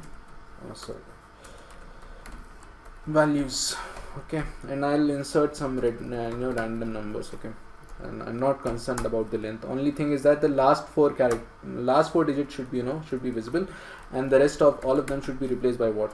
It should be replaced by X. Let us insert one more row and then we'll end, okay. Some random values I'm just adding to it, okay. Suppose these are the credit card numbers, so I'm not, you know, in this case I'm not worried about the length of the credit card numbers. For example, you know, I work in India, so in India, you know, credit cards of length 16 digits, but here I'm not worried about the length, okay. Clear. Now how will I approach this problem? Can you think how will I approach this problem? See, I'll give you a hint. So formulate a strategy for doing it. For example, see this number. It is of which length? It is 4 plus 4, 8. Then it is of length 12. Okay. So out of 12, if you subtract 4, you will get what? 8. So you have to replicate x 8. How many times? You have to replicate x 8 times. And then when you replicate x 8 times, then you have to concatenate it with what? 7410. That means the last four digits. Okay, so I've given you a hint. You can try the problem on your own. I'll pause. Okay, if you're not able to get it, then let us try to solve it. I'll go to my, okay, here select name from which table? From the test1 table. You have got it, all the names. Now I will say select name comma length of name minus 4. If I write, then what will I get? Okay, I'm getting something like this. Now if I write replicate what? Sorry, capital X, how many times? These many number of times. Length of name minus 4. Then you will get what? You will get relicate. It is not relicate, it is replicate. Alright. Oh, it is not replicate. I am sorry, it is repeat. I am sorry. Replicate is in MySQL server. In MySQL it is repeat. Okay, so you are getting something like this. Now if you want to get the last 4 alphabets, what will you write? Necessarily you will use which function? The substring function. And substring of what? Substring of name. From which position? From the length of name minus 4th position. Okay, and till what? I can safely say till sorry, length of name. Okay, if I write this, then what will be the output? Let us see. Okay, so you are getting the last 4 digits, I think. Okay, length, I think it will be +1. Now I think it should be correct. Yeah, I have got the last 4 digits. Okay, and now my task is to what? Is to concatenate both of them. How will I concatenate both of them? I will use the concat function. Concat and concatenate this with this as masked name. Okay, masked name. Alright, now it is correct. Okay, so you have masked every credit card number. Okay, clear? Let us continue our discussion with some of more date functions, and let us, you know, try to see how we can apply more date functions in some kind of real scenarios. So this is my employees table. I'll just show you my employees table. Select star from the employees table. Okay, this is my employees table. Now you are getting the high date also. Okay, now let us see some more date related functions.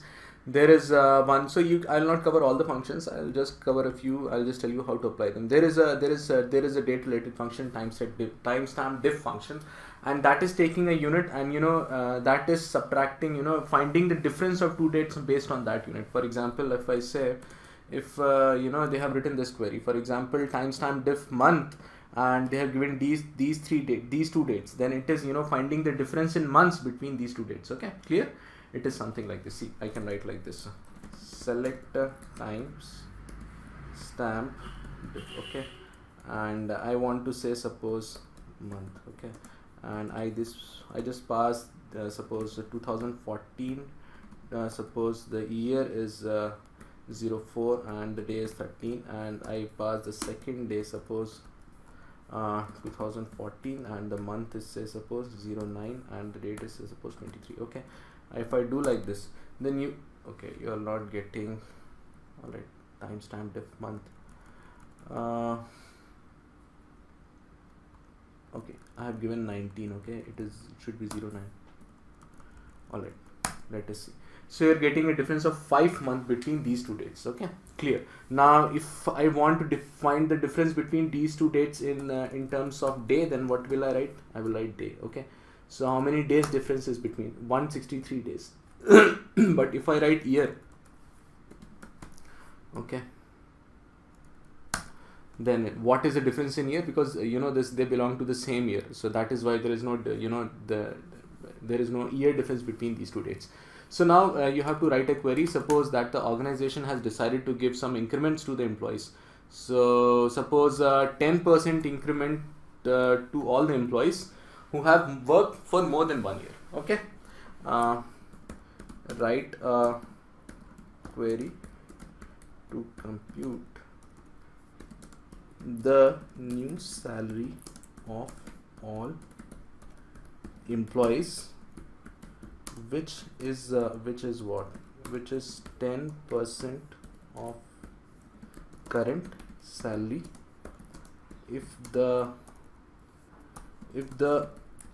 employee has worked for more than 1 year. Okay, if the employee has worked for more than 1 year, then he will be getting what? Then he will be getting an increment of what? A 10%. Okay, so he'll salary, suppose if some employee has worked for say suppose more than 1 year and his salary is say about 20,000, then he will be getting a 10% increment. That means he will be getting 22,000 as a new salary. Okay, so here is my employees table. Okay, select star from the employees table. This is my employees table. Now you have to find out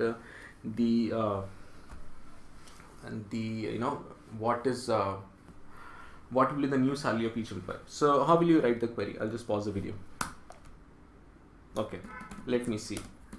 Suppose this is a name, select ename, comma, say suppose this is a salary, comma, this is the hire date. Okay, now if I write times stamp diff and I want the difference in year of the hire date and the current date. Okay, so if I write like this, then what will I get? Okay, here I did. Okay, I have to write something like this also. From which table? From the employees table. Okay, if I write like this, then you will get a listing. Suppose I will analyze this column as suppose year worked. Okay, these employees have worked for these many of years. Okay, so for example current, when you say select current date, if you are selecting the current date, then the current year is 2017, and this this employee was Nikhil, was hired in 2015. So he has worked for 2 years. Okay, he has worked for 2 years, and this employee has worked for what? He has worked for 3 years. Now I have calculated how many years every employee has worked, and now I have to compute on this column. I have to compute what? I have to compute what will be the new salaries. So how will you do it? Okay, so there is function, that is the if function. So we can use it. How we can use it? I can use something like this. If okay, let it be like this, and is year work, and I'll go to a new line. How I'll write it? I'll just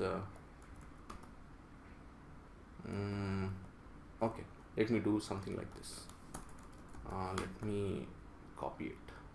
Okay, let me write the whole query on a notepad. Okay, I'll just go to the notepad and let me write the whole query over here. Okay, year worked, and then I'll select this.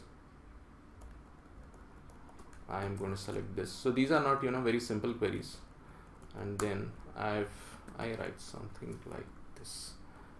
If this value is greater than what? If it is greater than or equal to 1, then what I write? Then I write salary plus salary into 10%, 0.1. Else I write salary. Okay. Suppose as new sal. From which table? From the employees table. If I write this query, then what will be the output? Suppose I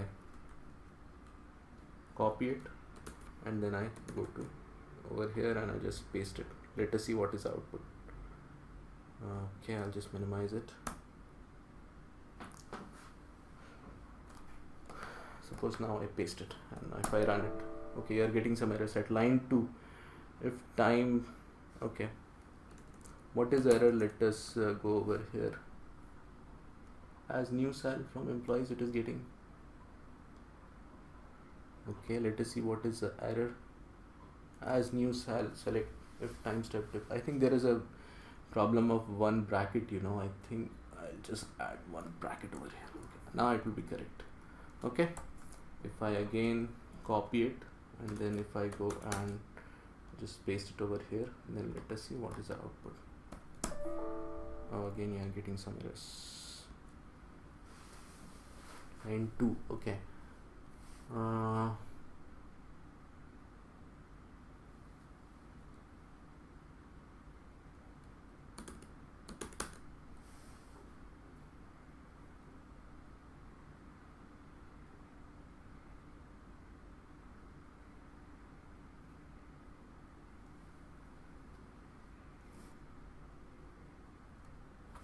Alright, I have, you know, I have not added the comma over here.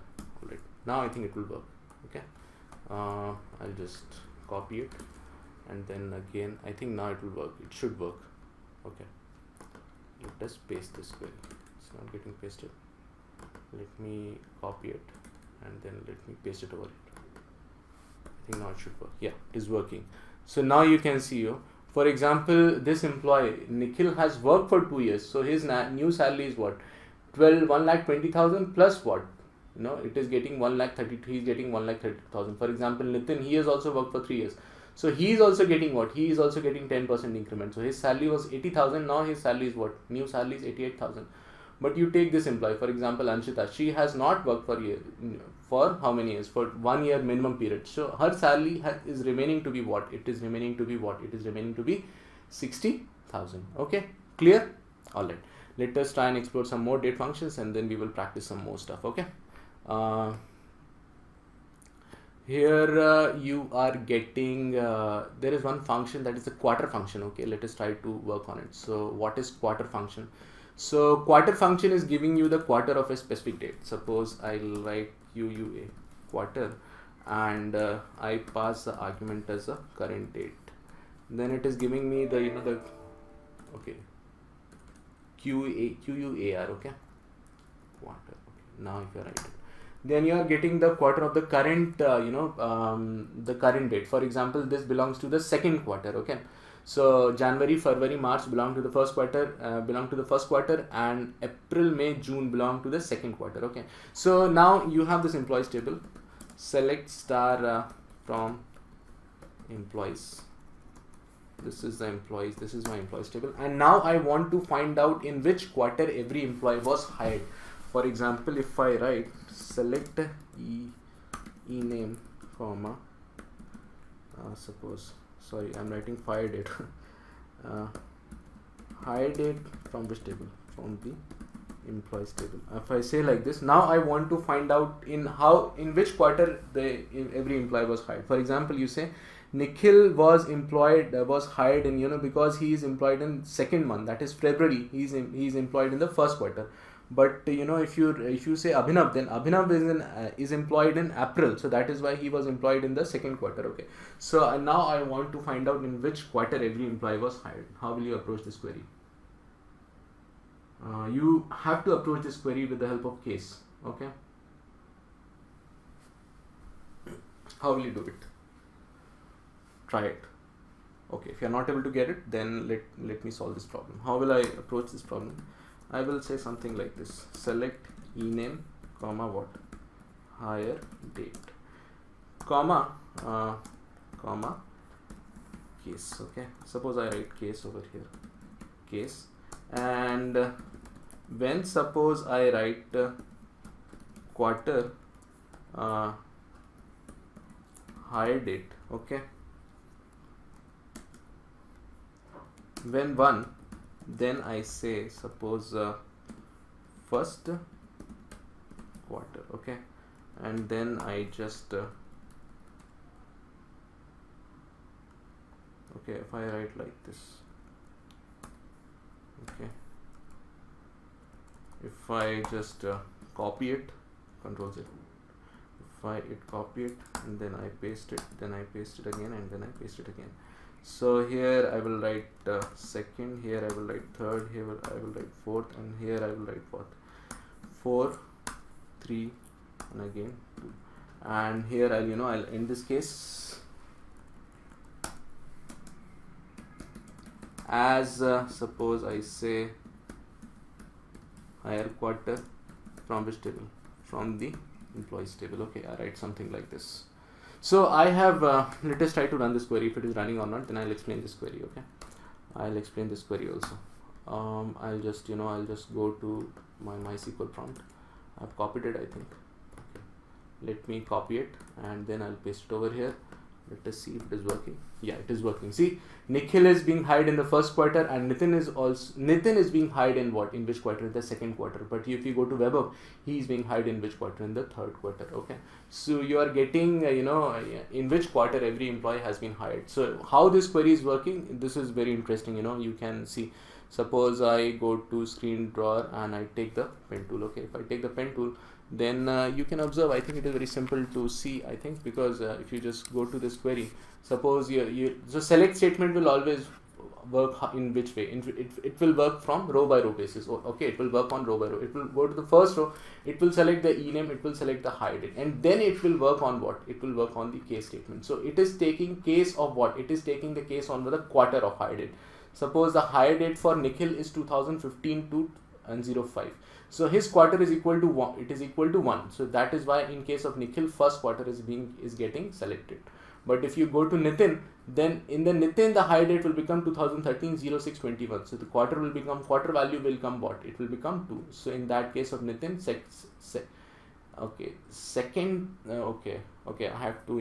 I have to change this query little. I have to change this query. Some cosmetic modifications I have to make to this query. I'll escape this. I have not properly formatted it. Let us write something like this. It is not first quarter, it is fourth quarter, and then I will write third quarter, and I will write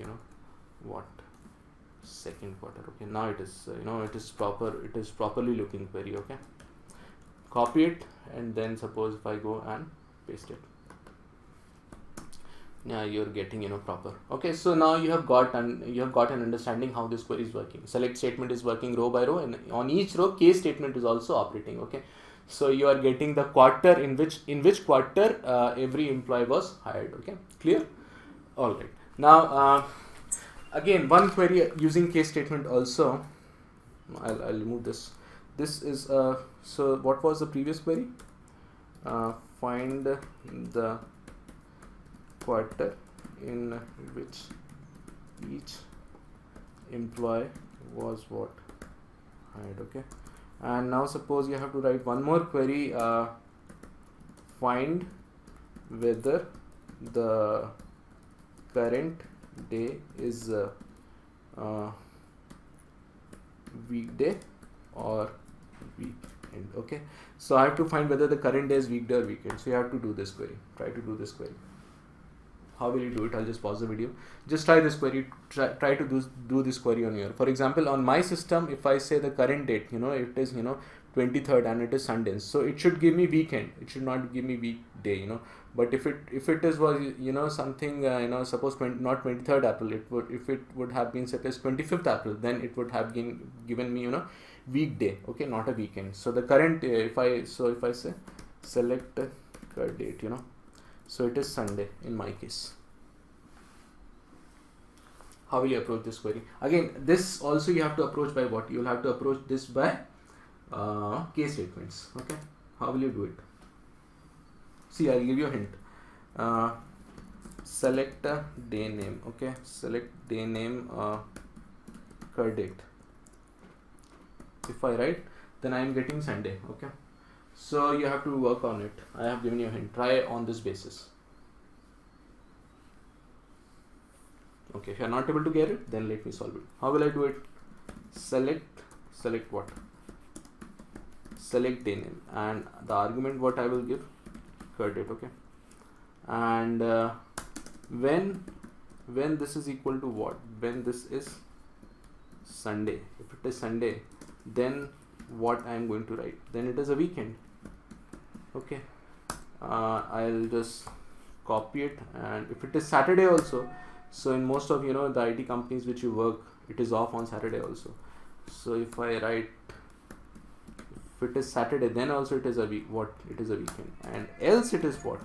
Else it is a weekday. And then I will end the query as D of W. Suppose I say day of week. Okay, D or W means day of week. Okay, it is a short form. And then I'll just copy it and I'll paste it over. Let us see if it is working or not. Okay, it is giving some error. When Saturday, then weekend. Okay, I have not okay, I have not given the case. All right, I think now it is correct. Yeah, all right, I'll copy it and then I'll just go and paste it over here. Let us see if it is working or not. Yeah, so today is it's a weekend. Okay, clear? All right, I'll just ask you to write one more query and then I'll pause this video. Select star from, I'll not cover all the, you know, all the date functions. It is left upon you as an exercise to cover all the date functions. Okay, clear? Now for example, now I want to have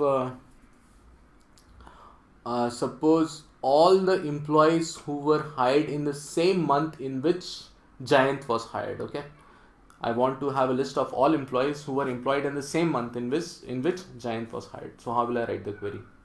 Okay, I'll just state the query. Write you know, query to find all the employees who were hired in the same month in which Jayanth was hired. Okay, how will you write this query? Try it on your own. So okay, so if you have to write this query, you have to first of all find the month in which Giant was hired. So how will you approach this?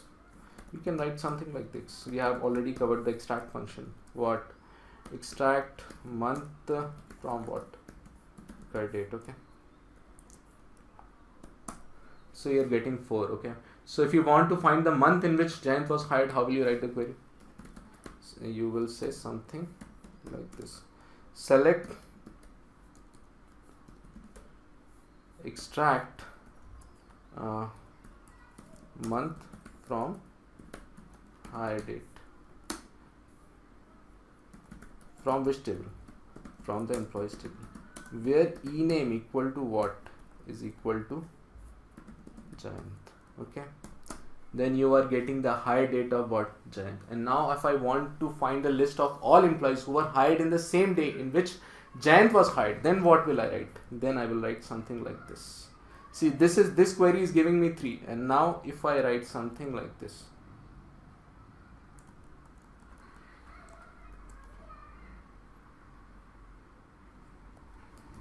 select ename from which table?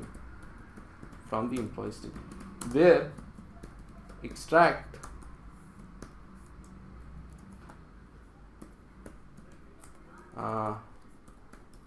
month from hire date. equal to this. If I write like this, okay, if you run this query, what will you get? You will get Sonali, Jayant and Neha. Okay, so you are getting this. You can verify this also. Sonali is also, you know, Sonali, she's getting on hired. And if you say about Anshita also, okay, Sonali, Neha, and then you talk about Neha, then she's also getting hired on which month? The third month. So you are getting this query also. Okay, so we have solved this query also. All right, write a query to find all the employees who were hired in the same month in which Jayant was hired. So now you can, you know, there is one assignment for you here. Jayant is also getting selected, so you manipulate the query in such a way so that Jayant doesn't get selected. Okay, manipulate this query in such a way so that Jayant doesn't get selected. How will you approach it? You just try on your own. This is left in as an assignment for you. Again, let me see, select star from the employees table. This is my employees table. Okay, let me see if there are some more date functions which we can see. Okay, seconds and all right, str to date. Yeah, there is one more very important function, str to date function. I think this is, you know, this function used for converting some given string into a date format. So you have to specify the format in which you have specified the date. Okay, for example, here if you just copy it, see, I'll run it. If I copy it, I run it, you know, it is getting selected, boss, 2004 431. Okay, so it is, you know, converting into date. This string format you are converting into date, but you are also providing, you know, the format in which this string was given. For example, I could say something like this. If I were to write like this, okay, and then if I were to write like this, then I have to specify the format like this. Okay, all right. Suppose you know, this year was not given in 4 digits, it was given in 2 digits. For example, I say 17. Okay, this was given in 2 digits. Then I have to, I think I have to specify small y over here. Okay, yeah, it is giving. Okay, all right, okay. So you have to do this is also very important query, you know. Okay, like this. If you say, suppose you are not specify, you're first specifying the month, then you are specifying the day, then you are specifying what? Then you are specifying year. If I say you first specify the day, then what will you write? You first specify the day, then you specify the month, and then you specify what year. So here also you will have to first specify what? The day, then you have to specify the month, for example 04, and then you specify what? The year. So you're getting it 31st, you know, 31st April 2017. Okay, clear? This way it is working. All right, I think now I've covered all, I mean all of the, you know, most of the important functions too in MySQL date functions. In this video, we will study about some null related functions in MySQL. So what is my database? This is the publisher database. Now again, you know, this is our own table. This is the employees table. Okay, sorry, employees. This is my employees table, and for some employees the commission is null. So if I write select ename comma salary comma commission from employees, then you will observe that for Anshita, for example, over here for Anshita, the commission is what? The commission for Anshita is null. And in the previous video we saw something about null values. So null values means an undetermined values. Any arithmetic operation on a null value also results in null value, and null value are not the same as 0. So this we saw in the previous video. So now to just revise, you know, for a revision, I want the name of all employees whose commission is null. So what query will I write? Select ename from which table?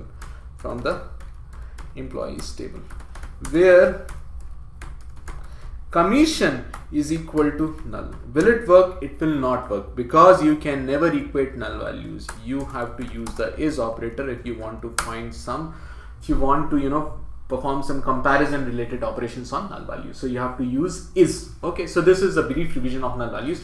Now in this video we will study about some null related functions. So first is the ifnull function. Okay, so I'll just, you know, I'll remove it, and this function is the if null function. If null function is taking two arguments, expr1 and expr2, and what it is doing something like this.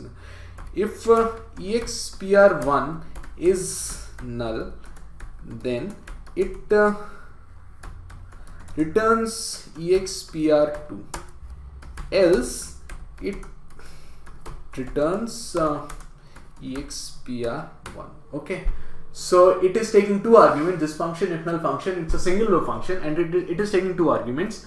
It is a single row function, that means it executes on each row one by one, and it is taking two arguments. So the first argument is null, then it will return the second argument, else it will return the first argument. So this is very simple. For example, I say select if null, suppose I say 3, 4. So it will return what? It will return 3. Why 3? Is the first argument. See, what is the first argument? The first argument is 3. What is the second argument? The second argument is 4. Is the first argument null? No, it is not null. That is why it will return which argument? The first argument. But now if you set the first argument to be what? Null. Then what it will return? It will return the second argument. And this is effectively what I have written over here. You see? If the first argument null, then it returns the second argument, else it returns the first argument. Okay, so this is the if null function, and it is a single row function. Now let us move on to our original problem, and I want to compute the effective salary of all employees. So what is the query? Query to find the effective salary of all employees, and this is equal to salary plus commission. Okay, it is equal to like this. So what will I say? Select ename. Oh, I have written this. Okay, so I can I think, yeah, okay. Select ename comma salary plum comma commission comma what? Salary plus what? Commission. As suppose I will say effective salary. From which table? From the employees table.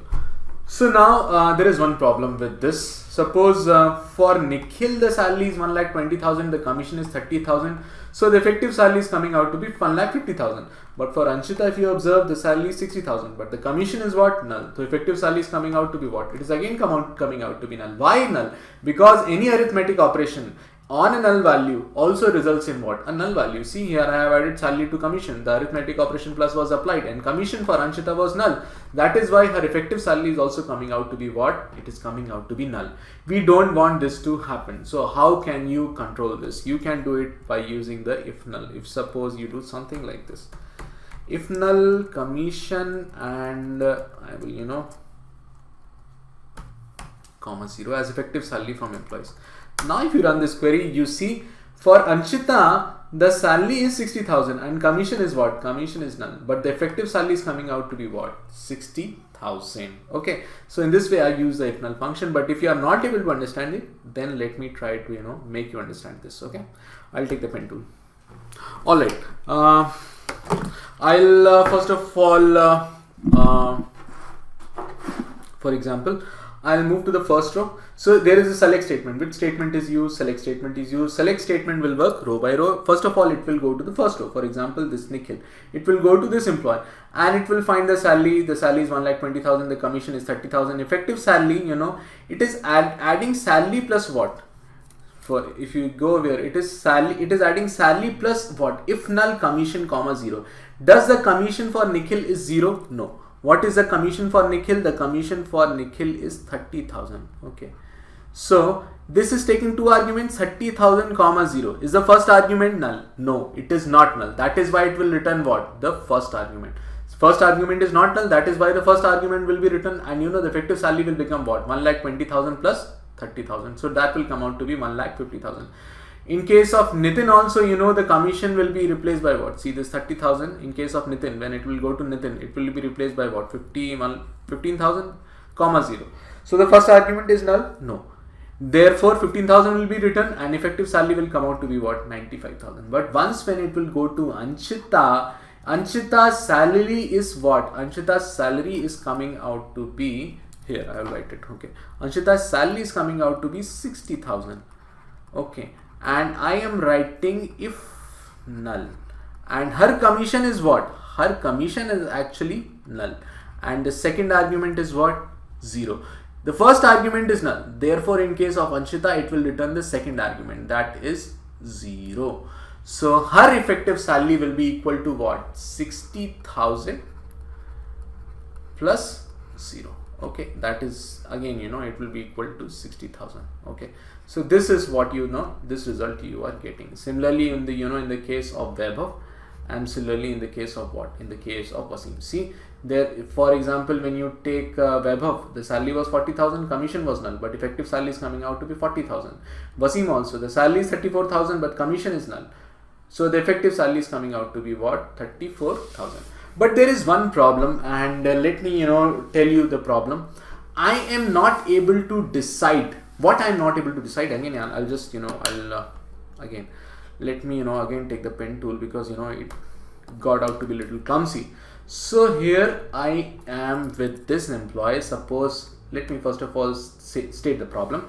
This Anshita's salary is 60,000, her commission is null, so her effective salary is also coming out to be what? 60,000. That is equal to the salary. Similarly in the case of Wasim also, you know, the commission is null, that is why, you know, the effective salary is coming out to be 34,000. But if you take Rajneesh, her salary, his salary is 40,000 and his commission is what? 0. That is why his effective salary is coming out to be 40,000. But you know, what is the difference between, for example, I say Anshita and Rajneesh. What is the difference between effective salary of Anshita and Rajneesh? I write it over here. For Anshita, and one employee is Anshita and other employee is Rajneesh. Both of their, you know, for Anshita the salary is 60,000. Effective salary is also coming out to be 60,000. But her commission is what? Her commission is null. And in case of Rajneesh, if you observe, the salary of Rajneesh is 40,000 and commission is what? Null.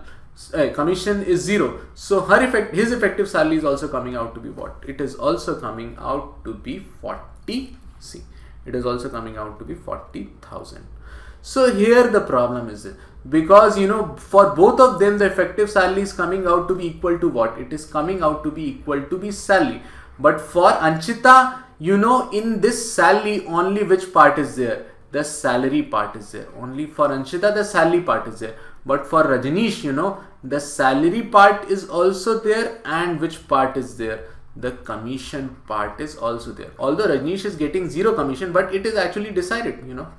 For example, if you take Nikhil also, you know, his effective salary is equal to what? It is equal to the, you know, effective salary is comprised of the salary part also, and which part? The commission part also.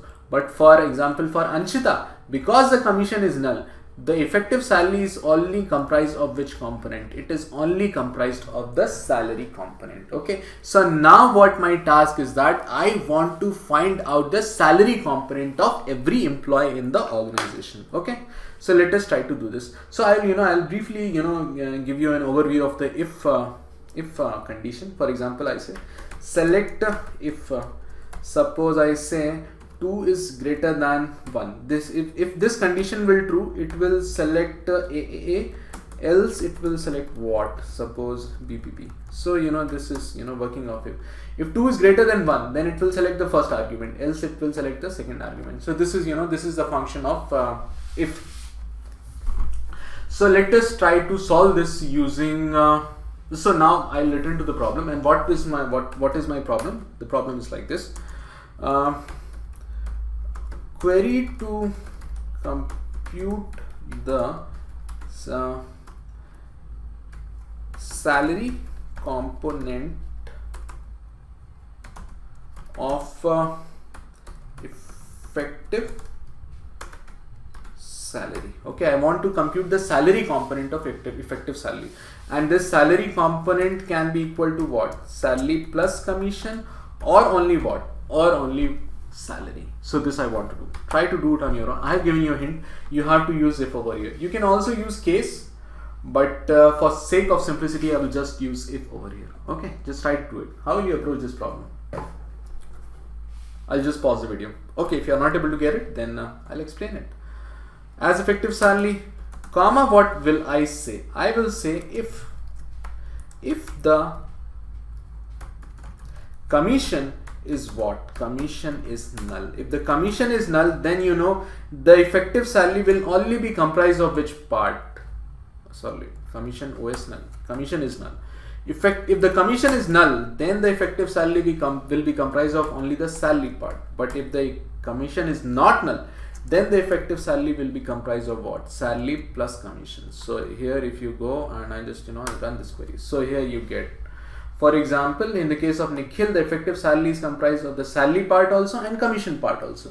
But if you observe Anshita, her salary is 60,000 but commission is null. So you know the effective salary is comprised of which part? As only the salary part. But for Rajneesh, you know, because the commission is not null, it is equal to 0 but it is not null. So no, her salary component is what? It is salary plus commission, because the organization, I'll realize this column also as sal comp. Okay, salary component. Oh, it's not getting okay. From employees. Okay, as sal comp. I think that will work. Yeah. So it is coming out, and now you can differentiate between Wasim and Rajneesh. See, you can now differentiate between Wasim and Rajneesh. How? Because both of their effective salary is equal to salary, but for Rajneesh the salary, the effective salary is comprised of both parts, the salary part and commission part. But for Wasim it is only comprised of which part? It is only comprised of the salary part. Okay, so this video we will study about group functions. So what are group functions and how do they work? All this we will study in this video. So in order to understand group functions, first of all you have a look at this line what I have written over here. Group functions act on multiple rows at a time, like sum, min, max, average and count. So sum, min, max, average, count, these are all what kind of functions? These are all group functions. And how do they operate? They operate on multiple rows at a time. Okay, how do they act on multiple rows at a time? Let us have a look.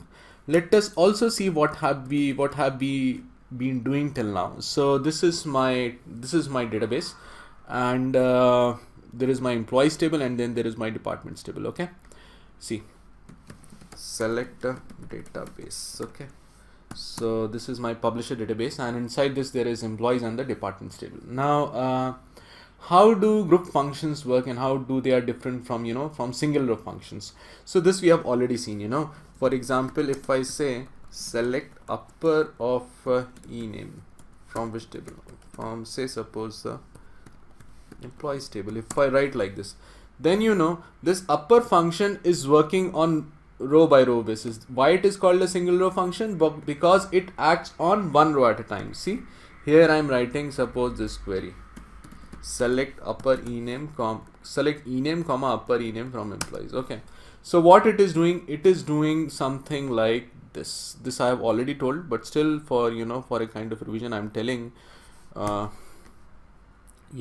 First it is going to this row and then applying an upper function to which? Applying an upper function to the name, and then converting it into uppercase.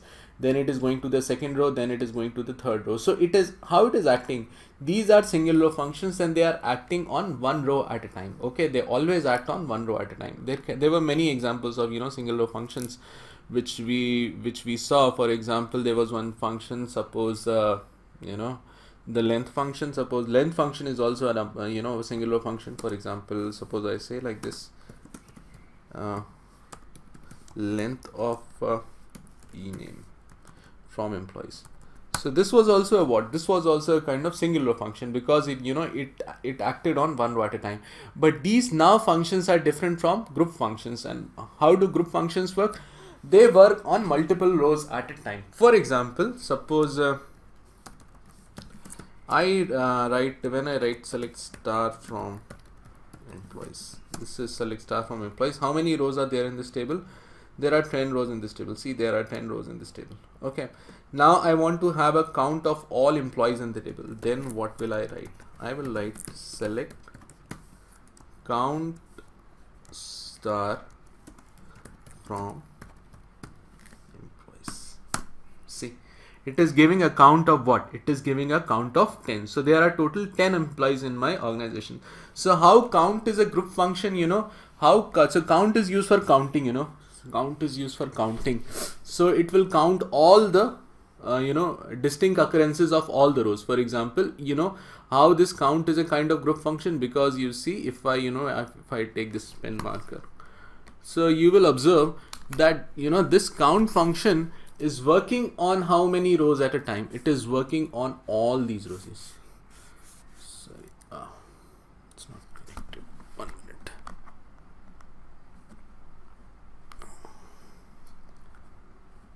Okay, this count function, it is acting on these many rows at a time, and it is it is counting, having a count of all the row occurrences of all these rows. Okay, so this is where, and this count function is working.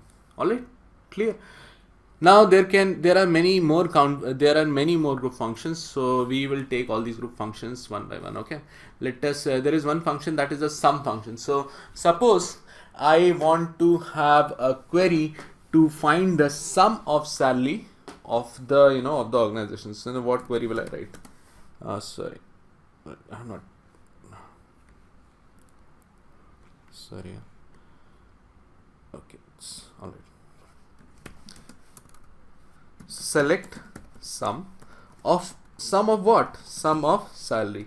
From which table? From the employees table. Then it will give a sum of the salary of all the employees. See, if you add all these salaries, you will get this 5,72,000. Okay. Suppose I want the minimum salary of the organization. Then what query will I write? Select min salary from which table? From the employees table. Okay.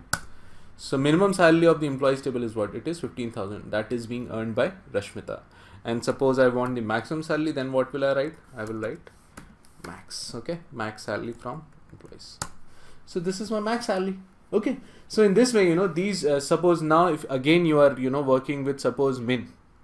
So how it is min? How min is working? So if I take if I take this pen tool again, and how suppose when I'm writing this query, select suppose when I'm writing select min sal from EMP, then how it is working? It is taking all these rows into account. See, all these rows are being taken into account, and then the minimum salary amongst them is being found. Okay, this is where this minimum is working. Now similarly there is maximum. It is acting on all these rows and finding out what? Finding out the maximum salary. I also have an option to find the average salary. How will I find the average salary? For that I have to use the group function, that is the AVG function. How will I use it? Like this. For example, when I say select AVG average of salary from which table? From the employees table. Okay. So you are getting an average of 57,200, and that is validated also, because what were the total number of employees? The total number of employees were 10, and what was the sum of all the salaries? The sum of all the salaries was 5,72,000. Therefore, the average salary is what? It is 57,200. Okay, clear? So this is where you work on. So this is the way of working of group functions. Now let us try to solve few examples and work on them. So the first query that you have to write is to write a query to display salary statistics report of the organization as maximum, minimum, and average salary. So what do I want out of it? I want the maximum, minimum, and average salary of the organization. So how will you go for it? Try it. Okay, it is I think it is very simple. Select max salary, suppose I say as max sal, comma min of what? Min of also salary as suppose min sal, comma average of what? Salary as AVG sal. From which table? From the employees table. So you are getting the maximum salary of the employees, of all the employees, the minimum salary that is being earned by all the employees, and the average salary that is being earned by all the employees. Clear? So this is, you know, this is the way you work with which kind of function. This is the way you work with group functions. Okay, let us group functions and then okay, so I think here till here it is you know, it is very clear. now let us try to work on one more query, and this is this query to find the highest salary for managers. Okay, so I want the, you know, what is the maximum salary that is being earned by managers. For example, when I say select star from the employees table, if this is my employees table, and then you go, there are two managers. First manager is Nikhil, and then the second manager is Nitin. I want to find the highest salary that is being earned by what? That is being earned by managers. Okay, so how will I go for it? Give it a try. Okay, let me let me tell it if you are not able to get it. The query will be like that: select max of what? Max of salary from employees. If I write like this, then it will give what? It will give the maximum salary of all the employees. Okay, but I have one thing. Okay, let me do it. Okay, where if I write like this, where designation equal to what? Where designation equal to manager, then it will give the max. Okay, where designation equal to what? It is equal to manager. So it will give the maximum salary of which employees? Of the managers. I am not sure if you are able to get it, but let us, you know, try to understand this query. Before trying to understand this query, you take what I have written on this line. Group functions are evaluated after the where clause. What does this line mean? This line means that group functions are always evaluated after, you know, after the filtering of records. Okay, clear? Group functions, again I would repeat, group functions are always evaluated after the filtering of rows, which is done by the where clause. Clear? Let us try how it is working. Let us see how it is working. For example, I won't say, so this way you can find the, you know, highest salary of managers also, but I won't say for managers. Suppose I say I want to find the highest salary for developers. Okay, what query will I write? See, select max of what I have written, where designation equal to what? It is equal to a developer. So you are getting the maximum salary for a developer, that is 50,000. See, in this table there are two developers. How many developers are there? Two developers are there. One is Vaibhav and one is Sonali. And Vaibhav's salary is 40,000, Sonali's salary is 50,000, and maximum salary is what? It is 40,000. If I say, suppose the minimum salary from employees where designation equal to developer, so it will find the minimum salary for all the developers in the organization. So how this query is working, particularly select star from employees. Okay, this is my employees table. So you have a look. Suppose now I'll take, you know, to better, you know, understand, make it explain, let me, you know, take this pen too.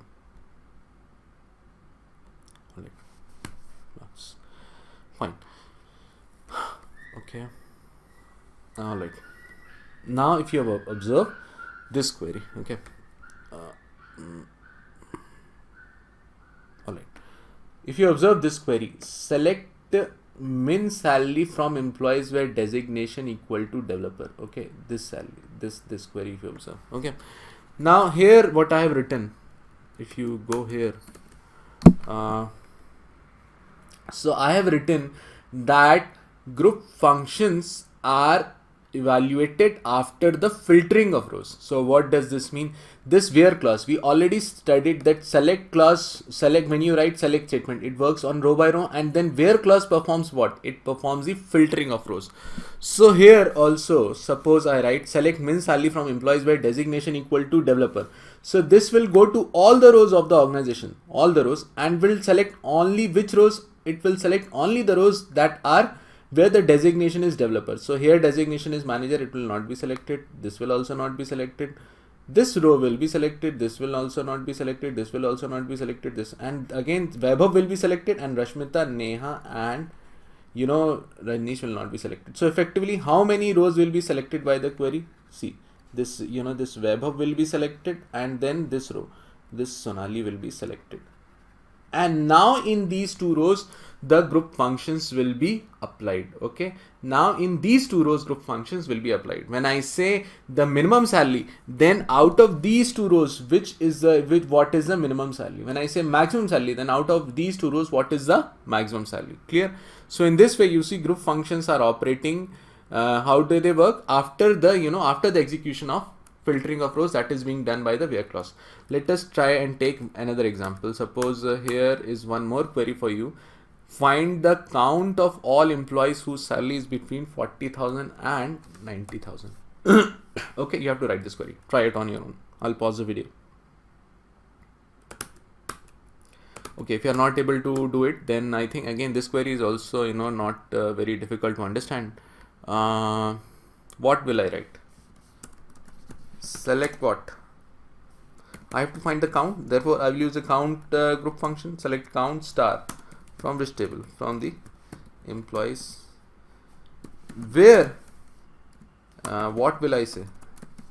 Salary between. Where salary between what? I have said 40. It is 40,000. Yeah, it is 40,000 and 90,000. So where salary between 40,000 and 90,000. See, it is giving a total count of what? 7. When I say select count star from employees, when I say like this, total number of employees are what? Total number of employees are 10. But when I write like this, then the count is coming out to be what? Count is coming out to be 7. Why it is coming out to be 7? Because where clause over here is performing filtering of rows, and then after the execution of where clause, the select clause, this select clause is working. All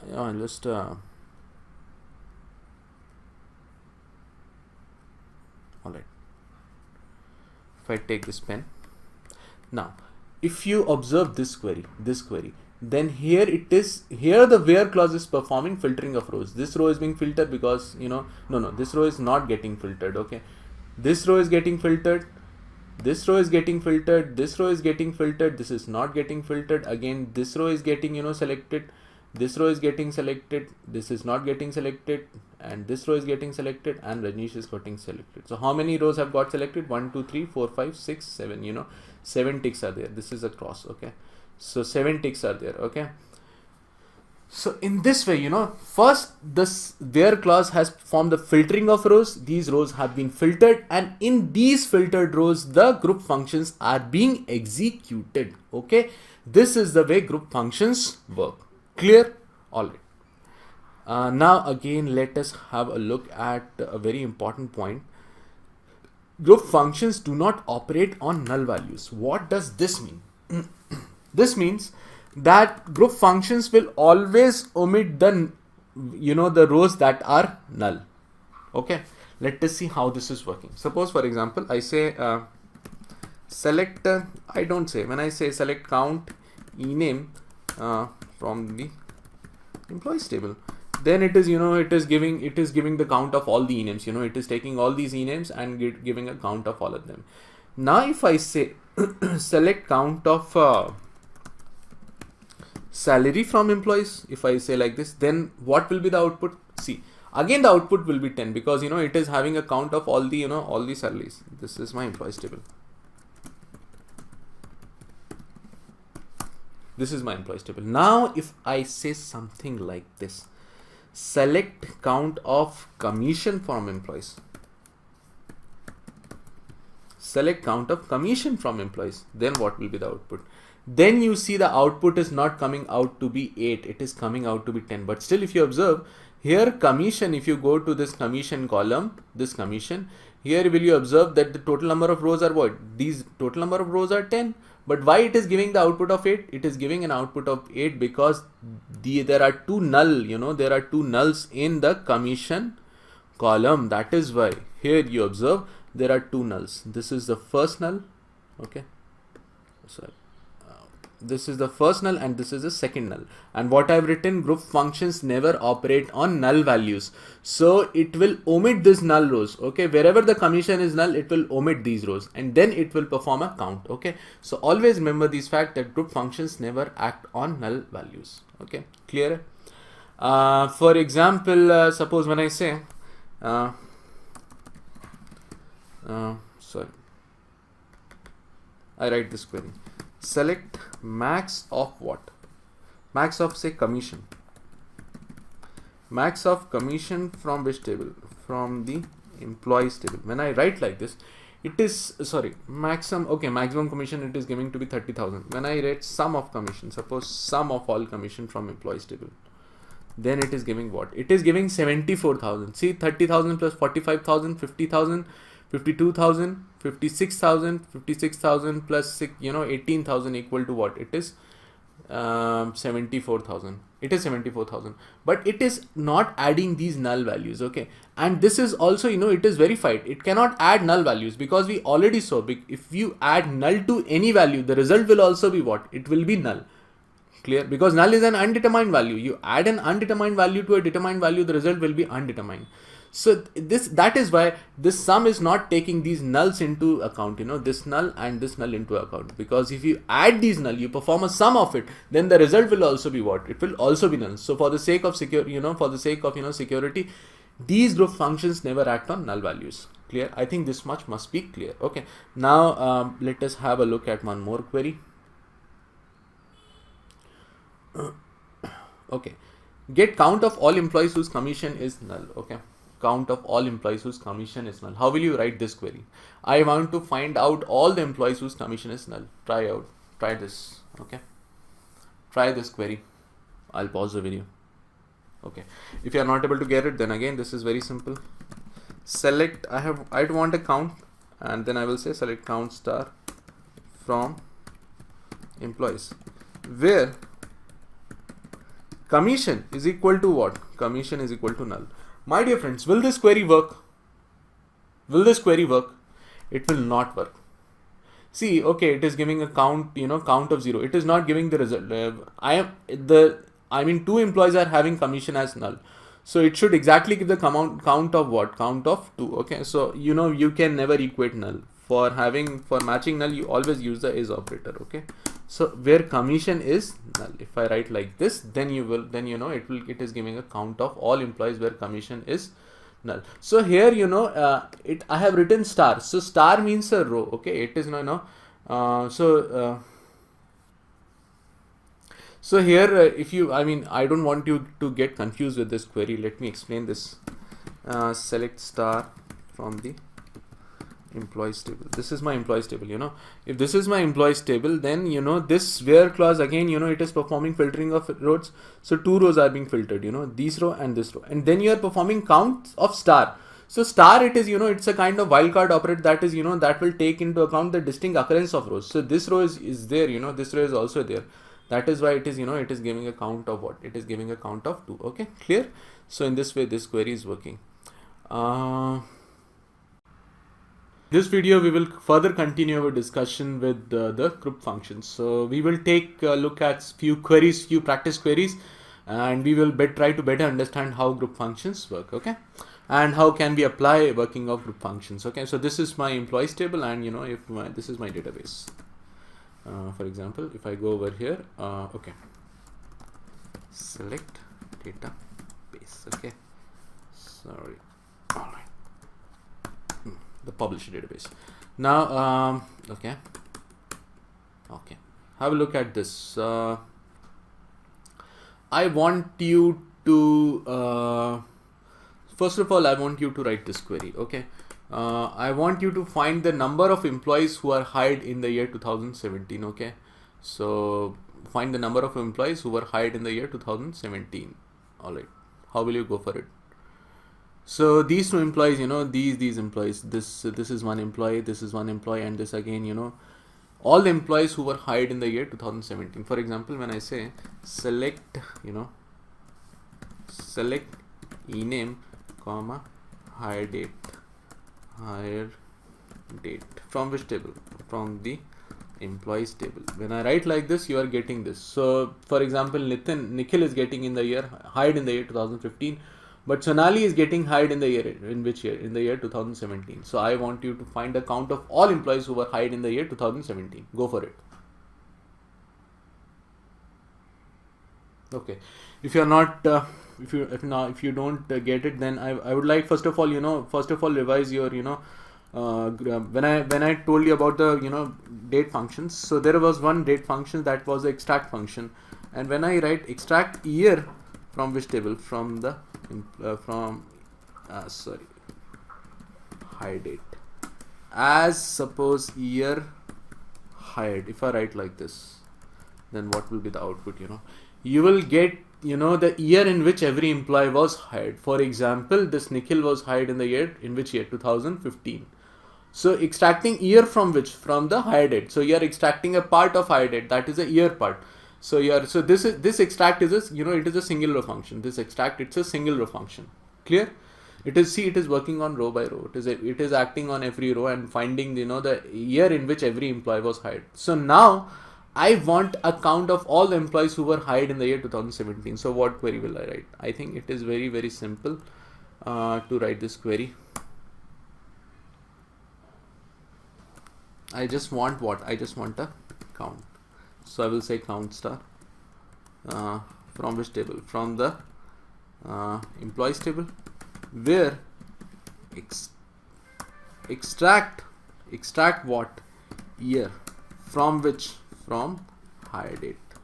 Hire date is equal to what? Is equal to 2017.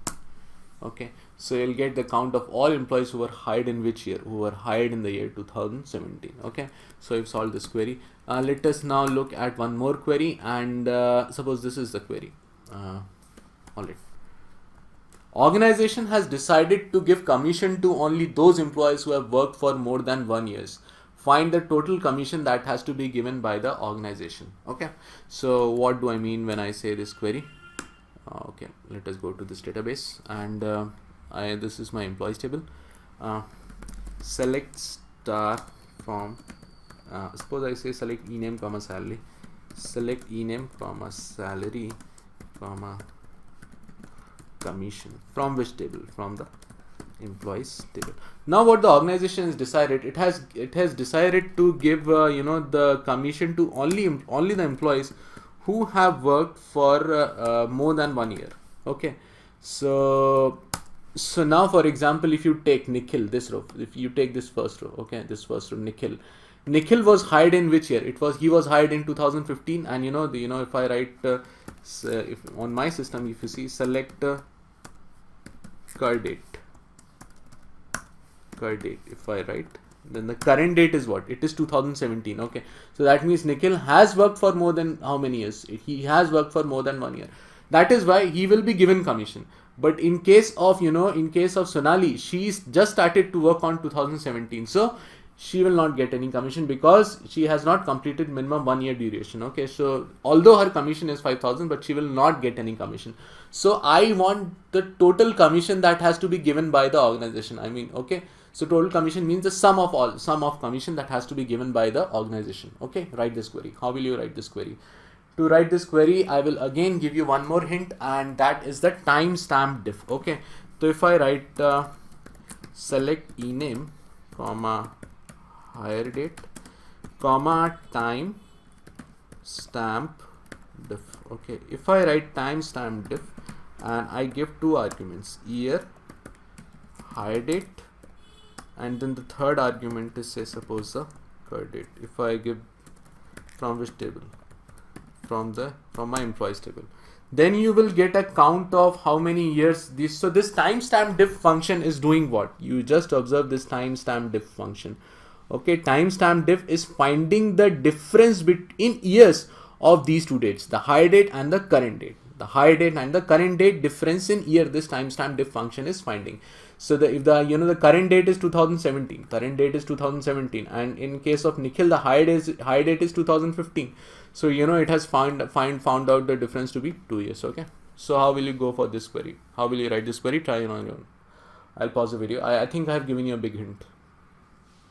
Okay, if you are not able to get it, then I will write select count of what? Select count star from what? From the, oh sorry, I have to find the sum of commission. So how will I write? Select sum of select sum commission from which table? From the employees table. Where what condition will hold true? Where this condition will hold true? Where timestamp dip of year from the hire date and what? Curdate is greater than or equal to what? Is greater than or equal to. So this has to be the total commission that has to be given by the organization, okay, according to my condition. So for all the employees who have worked for more than 1 year, okay, clear. See, if I write like this, see, if I write the ename comma commission, if I write select ename comma what, select ename comma commission from employees where timestamp diff is equal to 1, and you will get all these rows, you know, you will get all these rows. And now when you write sum of commission, then it is, you know, performing the sum of the commission of all these filtered rows. Whereas what is a filtering condition? All those employees who have worked for more than 1 year. Okay, so if you perform the sum, you will get this sum to be 67,000. Clear? All right. Let us move to again a very, you know, okay, write a query, you know, write query for this, you know, get count of, okay, not for this, yeah, count of distinct jobs per department. Count of distinct jobs per department. So what do I mean when I say this query? So for example, when I write select dpt id comma designation from the employees table. When I mean like this, you see 10 rows are getting selected. Okay, 10 rows are getting selected. You know, in department 10 there is one job manager, in 20 there is a job that is developer, in 20 there is a job that is analyst, then in department number 20 there is a job that is a trainer, and then there is HR head, and then there is again a trainer, and then there is again a technician.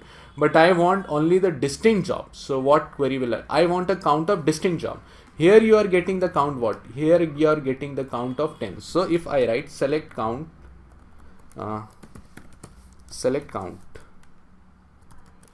if I write like this from employees, okay, sorry,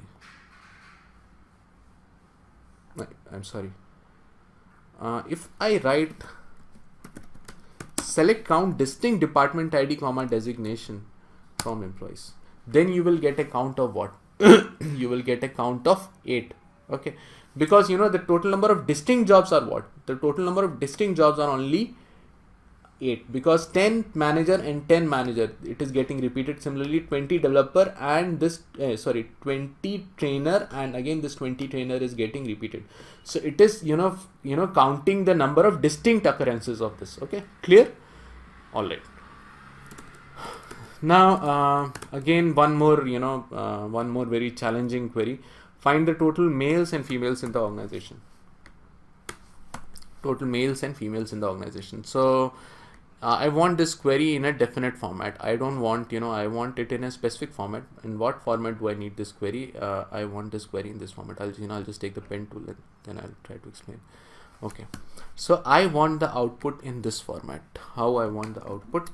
I want, suppose, number of males and number of females. These will be the two columns, and say suppose the number of males are what? Suppose the number of males are 7 and number of females are 3, whatever may be their count. I just want, you know, this way. So here you take just male, M and F are two columns, or I can say, I can analyze this column as this also. For example, I can say you don't write M over here, you can write males, and you have write females. Okay,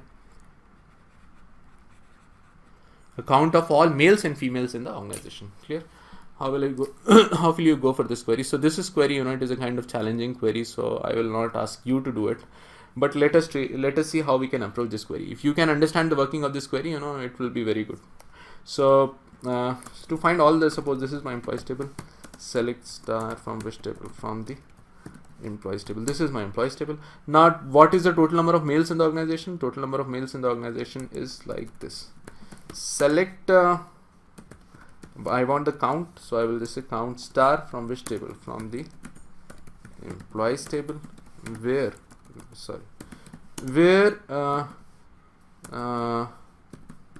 gender equal to male. Okay, so total number of males are 6 and total number of females are what? Total number of females are 4. But now I want, I don't want this result to be like this. I don't want to write one separate query for males and one separate query to be of what? To be of females. I wanted the result in, what I told exactly, what I wanted the query in which specific format. Okay, this was the format in which I asked you. So I want, both count of males and count of females in a single query. And how will I, this way, count of, suppose males is 6 and count of females is, oh sorry, it is not 10, it is 4. I want the result in this format. How will I go for it? So let me write this query. You better try to understand this query. How am I writing this query? Okay, so for this, writing this, I will say select. I will use a group function, and group function, inside group function I will use a case. Okay, and inside the case I will pass this gender. When m then 1, if I write, else I say 0 as males, and then I copy it and I put a semicolon just and I forgot, I just, you need to end the, and case also. So end as, suppose when gender, suppose if I write f and then females, from which table? Employees table. If you write this query, then you can see what will be the output. Let us try to work on this query. If I've written this query, I'll just explain this query, how this query is. See, the number of males are 6 and the number of females are what? Number of females are 4. How this query is working? If you can understand the working of this query, I think you have, you have a good understanding of, you can solve complex SQL queries. Just try to understand this query. I'll try to explain it, and I'll take this pen tool. Okay, here. So select clause is there. You're using the select clause. So select clause will always work from in which basis? It will work in row by row basis. Okay. So here you see there is no where clause. Okay. So now first of all, it will find, it will go to this group function some case. So it will go to the first row. And what is the gender? Suppose the gender here, the gender is male. So, the gender is male. So it will give, it will produce what? It will produce 1. Okay. Then it will go to this row also. It will go to this row also. And then gender is male. So again, the count will be what? Again, the count, in this case will give the output of what? It will give the output of 1. But for Sonali, it will give the output of 0. So it, for all males, it will, it is giving out, giving output of what? This case. This, if you observe this case, for all the, when it goes through all the rows who are males, then it will give, 1 as the output. And I have written some outside, so it will count all the ones. So it will give the count of all the males, and similarly this will give a count of all the females. Clear? So in this way, I'm writing this query. So it is a very popular format of writing these queries. Now I want you to write one query on your own on the basis I have, on the basis how I have solved this query. I want you to solve one more query. So I want you to write this query. I'll just remove it. Find the count of employees hired in year 2017 and 2015, 16 and 13. Okay, 2016 and 2015 and 2013. Okay, so I want all the employees who were hired in the year 2017.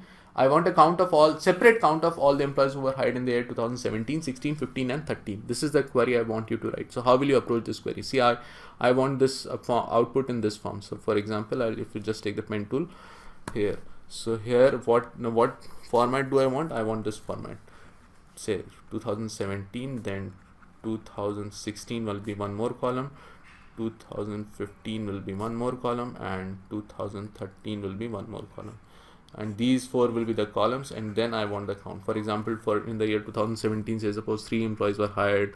In 2016, say 2 employees are hired, and then say in 2015, 4, 4, and then maybe 3, whatever may be the count. I want the output in this format. Okay, write on your own. This query I think you can write on the basis of what I've written over here. Try it on your own. If you're not able to get it, then of course we will solve.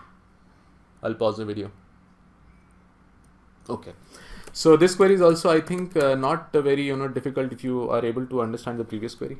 How will I write it? Select what? Select sum of what? Select sum of what? Case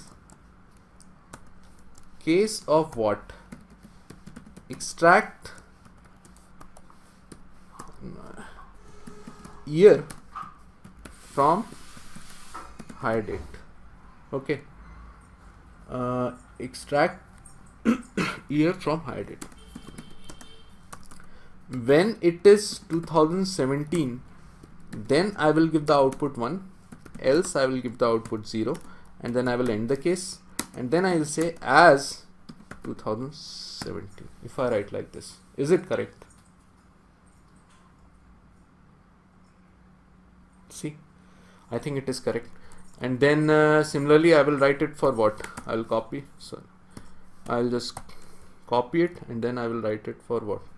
2016, 2015, and then 2013. So here I will write 2016, 2015, and then here I will write 2013, and then if you go here also similarly I like this 2016, 15, and then 13, and I'll remove the comma from here.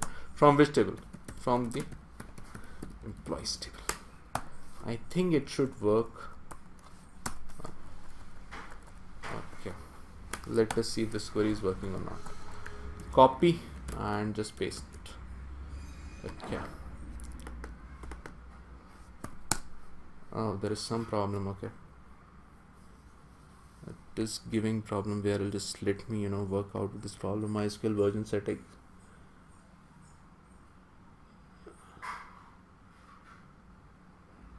Oh,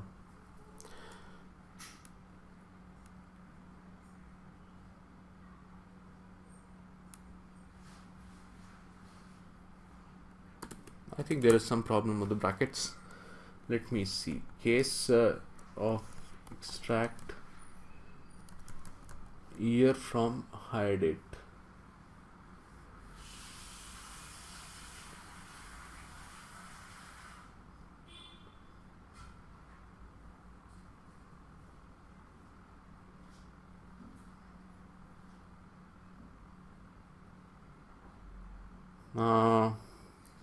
What may be the possible error with this? Select case, extract year from hire date when 2017, then 1, L0, end. And as 2017, I think it is correct. I have put the commas also. From employees, select. Again, let me, I'll just, maybe I'll just again try to run it. Okay. From employees. Oh. Okay, let me try to break this query. Select case of extract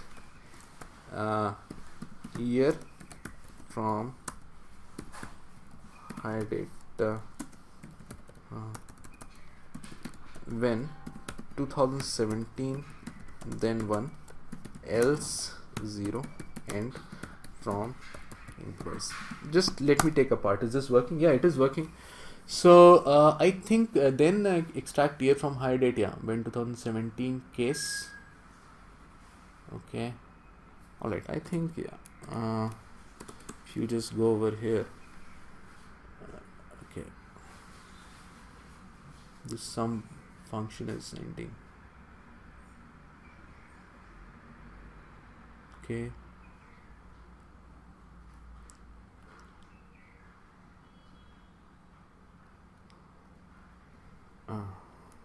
I am not able to track the error. Okay,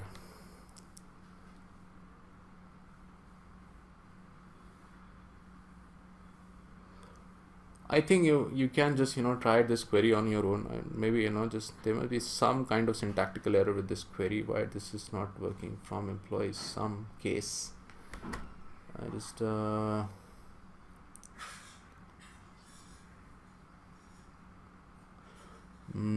what is the error in it? Just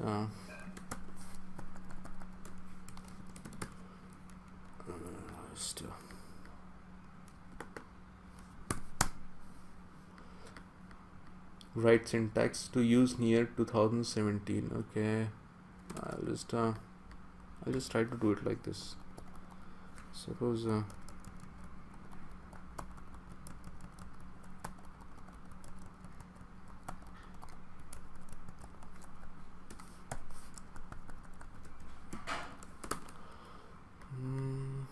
I think it should work now. Yeah, okay, great. See, it was it was considering these alias column as numbers, so I have to enclose them in single inverted commas to make them varchars. Okay, so this is working. So you are getting the count of all employees who worked in 2017, who were hired in 2016, 15, and similarly in the year 2013. Okay, we will study about the group by clause. So we have already studied about the group functions. What were the group functions? Like the sum, average, count, min, max, all these were the group functions. But now we will study something different, and that is the group by clause. So always take a note of this, that group by clause is different from group functions. So what we have already studied, that group functions never operate on null values and group functions are execute. And now we will study the later part of it. Group functions are executed after the where clause, and group functions can never be written inside the where clause. All these things we will study when we try to see the group by clause. Okay, so let us first of all go to my database, and here is I'll again write the query. Suppose this is again I'll work with employees table. This is a standard table with which we work. Okay, so this is my employees table, and now let us try to work on it. Suppose I want to find a count of all the employees who work in department number 10. Okay, so this is not this, we have already done this query, so I am not going to this is not a query that you need to attempt. We have already done this, but still if I need to find a count of all the employees who work in department number 10 just for your revision, then what query will I write? I will write this query: select what count star from which table? From the employees table, where what?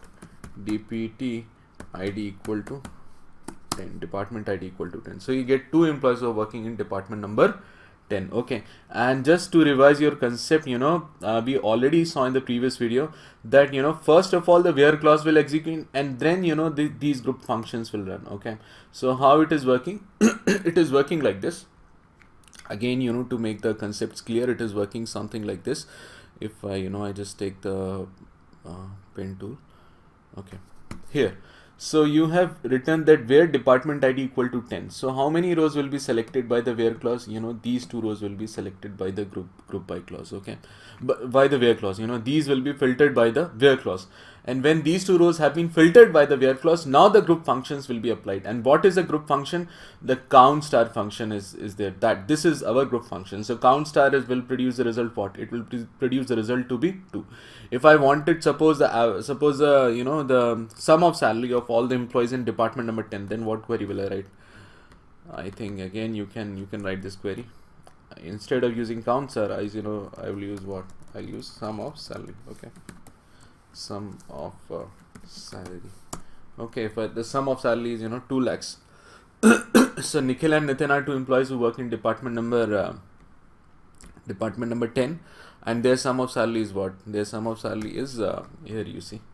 These 2 employees are working in department number 10, and their sum of salary is 2 lakhs. So here the same thing is happening. What? The same thing, that is the first the where clause is filtering the rows. How many rows are being filtered? 2 rows have been filtered, and now in these 2 filtered rows this group function has been applied. Okay, clear?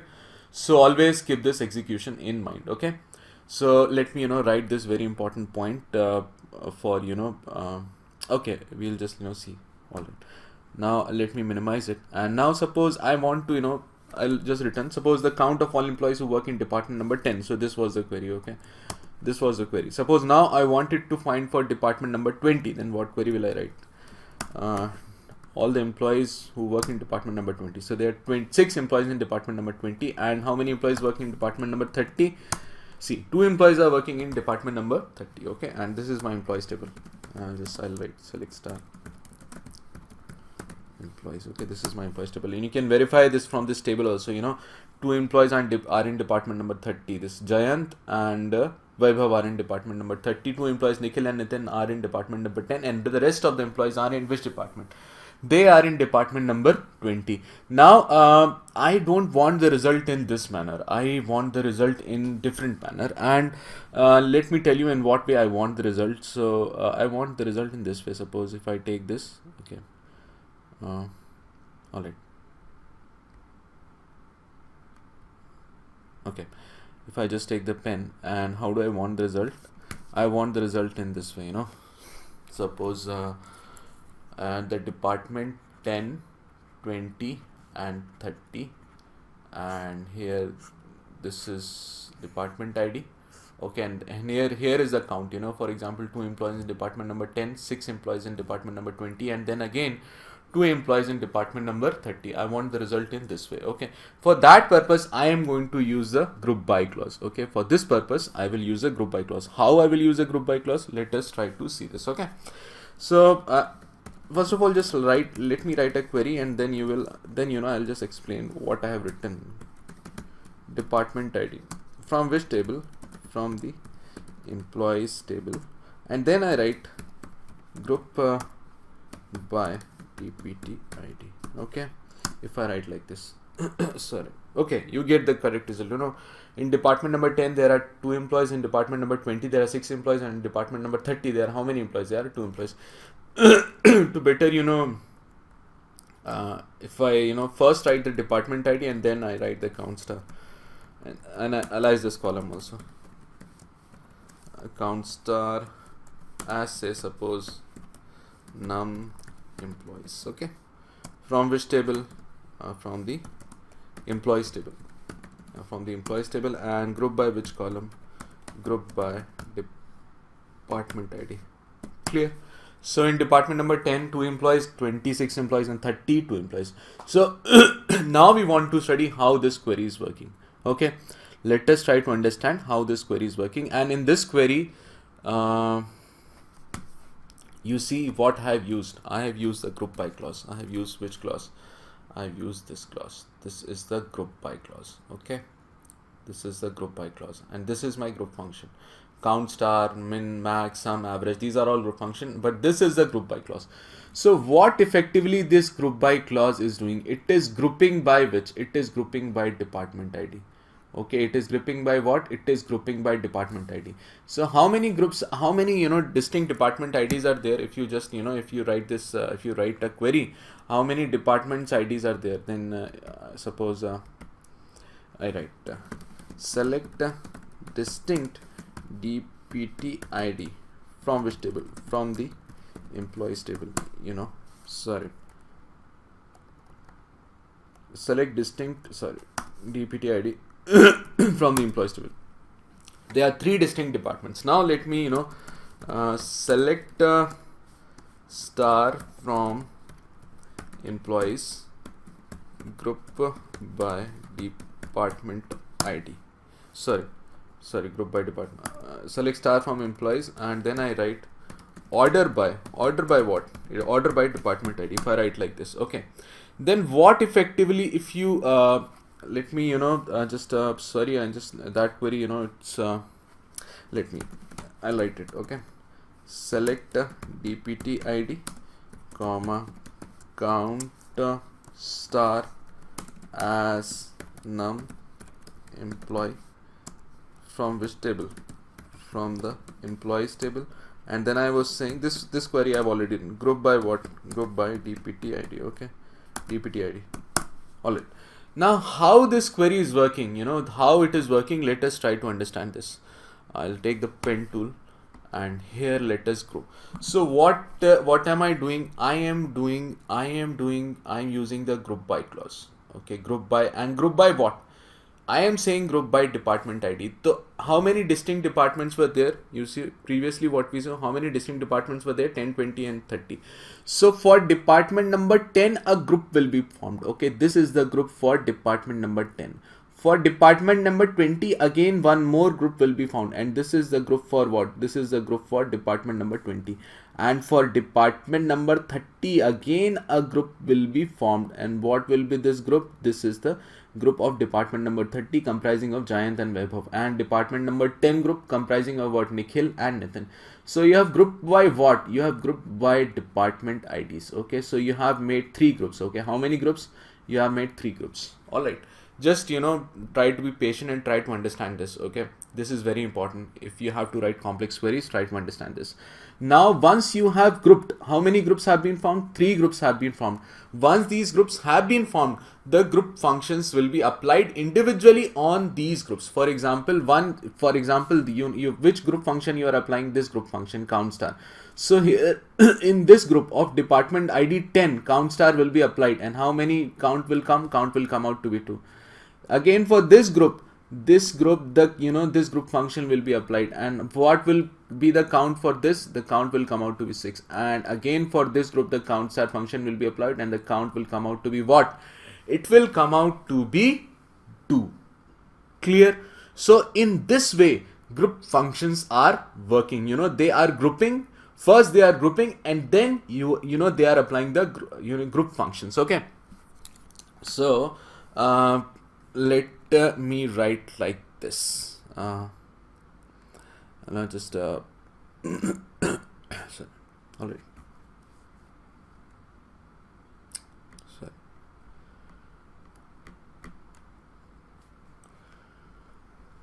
Okay, just let it be what it is.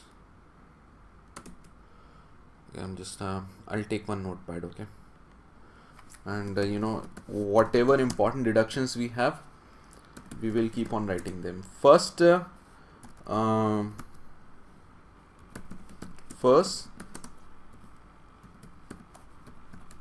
grouping is performed, and then on those groups group functions are applied. Okay, are you able to get this line, what I have written? First the grouping is performed, and then on those groups group functions are applied. So what does this mean? This means what we have seen over here. What we have seen, my dear friends, we have seen that first the grouping was applied. We have written group by what? We have written that group by department ID. The first the grouping was performed. How many groups were formed? 3 groups were formed of department number 10, 20 and 30, and then on those groups the group functions were applied. Clear? Okay, this way this it is working. So let us again try to solve one more query.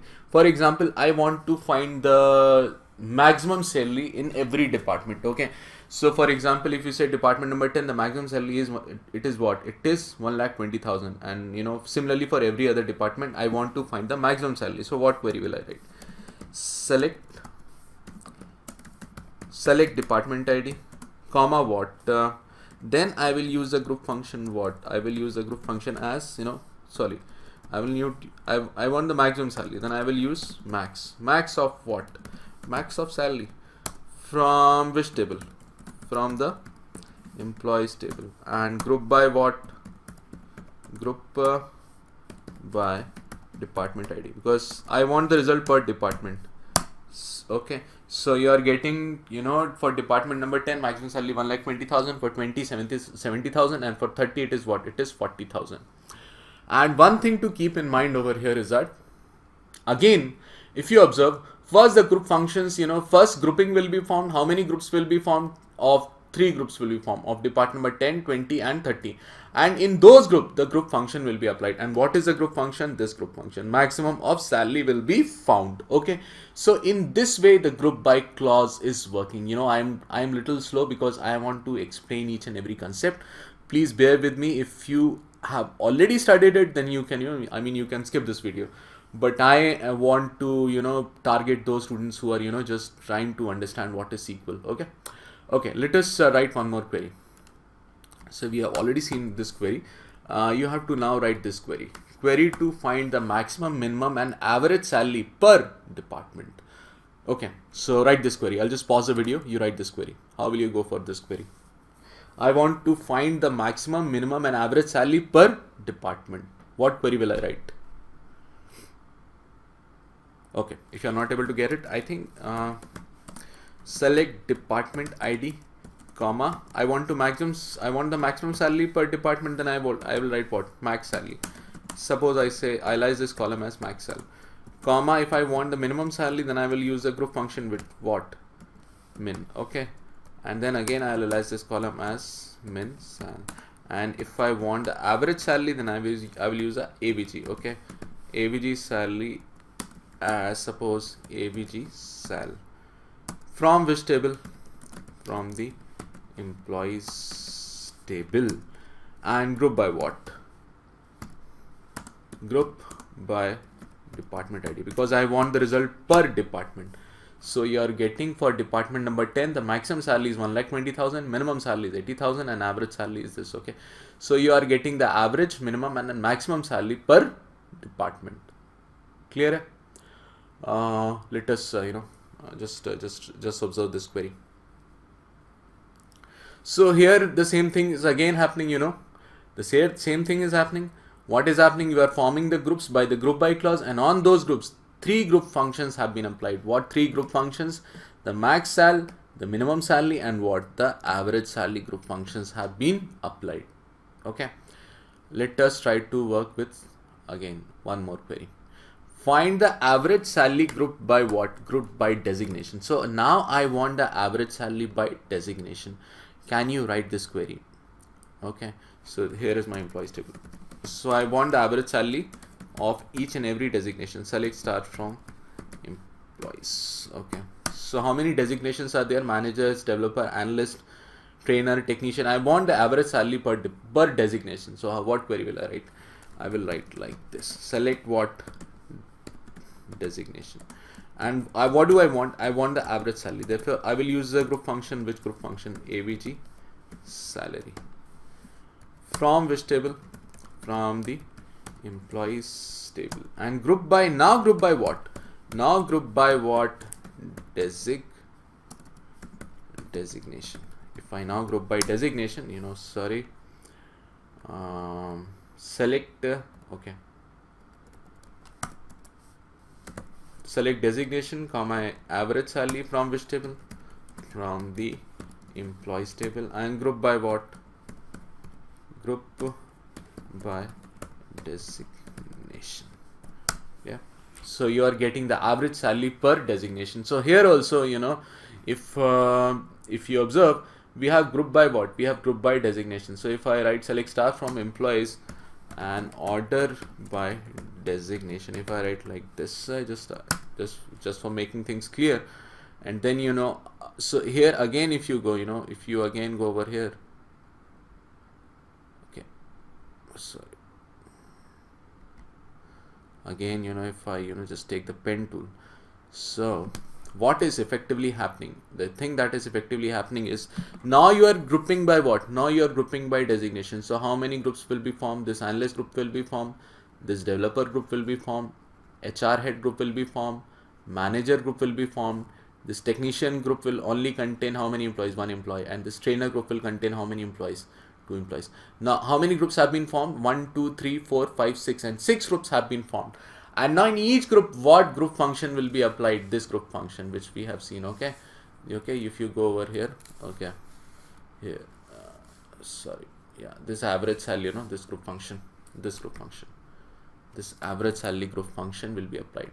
For example, if you go to suppose analyst, suppose you go for technician, then what is the the average salary for technician? It is 40,000. Okay, so it is coming out. Okay, this much is clear. I'll just escape it. Okay, and then I will make one more important. Suppose let us try to write one more query. Query to find the number of employees hired per year. So for example, you know, if you take this again, you take this employees table, and now I say ordered by hire date, order by hire date. So this is your table, and now I want to find out the employees, number of employees who were hired in every year. For example, when I say that in 2013 3 employees were hired, for in 15 2 employees were hired, and 16 2, and then 17 how many employees? 3 employees were hired. So what query will I write? Okay, you just try this query. I'll pause the video, try this query on your own. Okay, I think this query is also very simple. What I have to write? So what do I want? I want the count, and which column do I want to group them about? I want to group them by year. So what will I write? We have, if you have not studied date function, then first of all try to study the date functions. Okay, extract what? Extract year from which? From hire date. Extract year from hire date, comma, I want the number of employees, so I will use the count group function. From which table? From the employees table. And what will I write? I will again group by extract year from hire date. If I write like this, you are getting in 2013 3 employees were hired, 2015 2 employees were hired, 16 2 employees, and 17 how many employees were hired? 3 employees were hired. And you can also group, you can also write this query like this. For example, if I write select and as year H, suppose I alias this column. I alias this column as year H or year hired, and now I write from employees, and then I write group by, I don't write this extract year from hire date. I don't write extract year from hire date. I just use what was the alias I used for it, this column? I used year H. Then suppose if I write year H, will it work? I'm not sure, just let us try. Okay, it is working. Okay, so you can also use alias names of columns when you are grouping them. Okay, alias names. For example, we have aliased this column as what? Year H, and we are using the same in group by clause. So here what is happening? Again the same thing is happening. You are forming groups of years, and then in each group you are performing the group function, that is the count star function. Okay, clear? So this query we already seen. Okay, so I think all right, so we will have a continue our discussion of group by clause in the next video. Also we will study the group by, how group by is used in conjunction with having. So we will study all this in the next video. Okay, I'll just pause this video for now. We will continue our discussion of group by clause. So what we studied in the previous video, we saw that group by clause is used to group together rows, and then group functions are applied on those grouped rows. So this we already saw in the previous video. Now let us continue our discussion after this.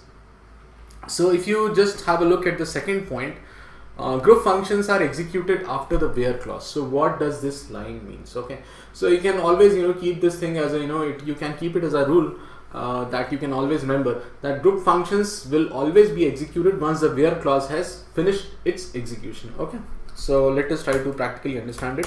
So this is my database, and I'll just although I've selected, but still again this is my employees table.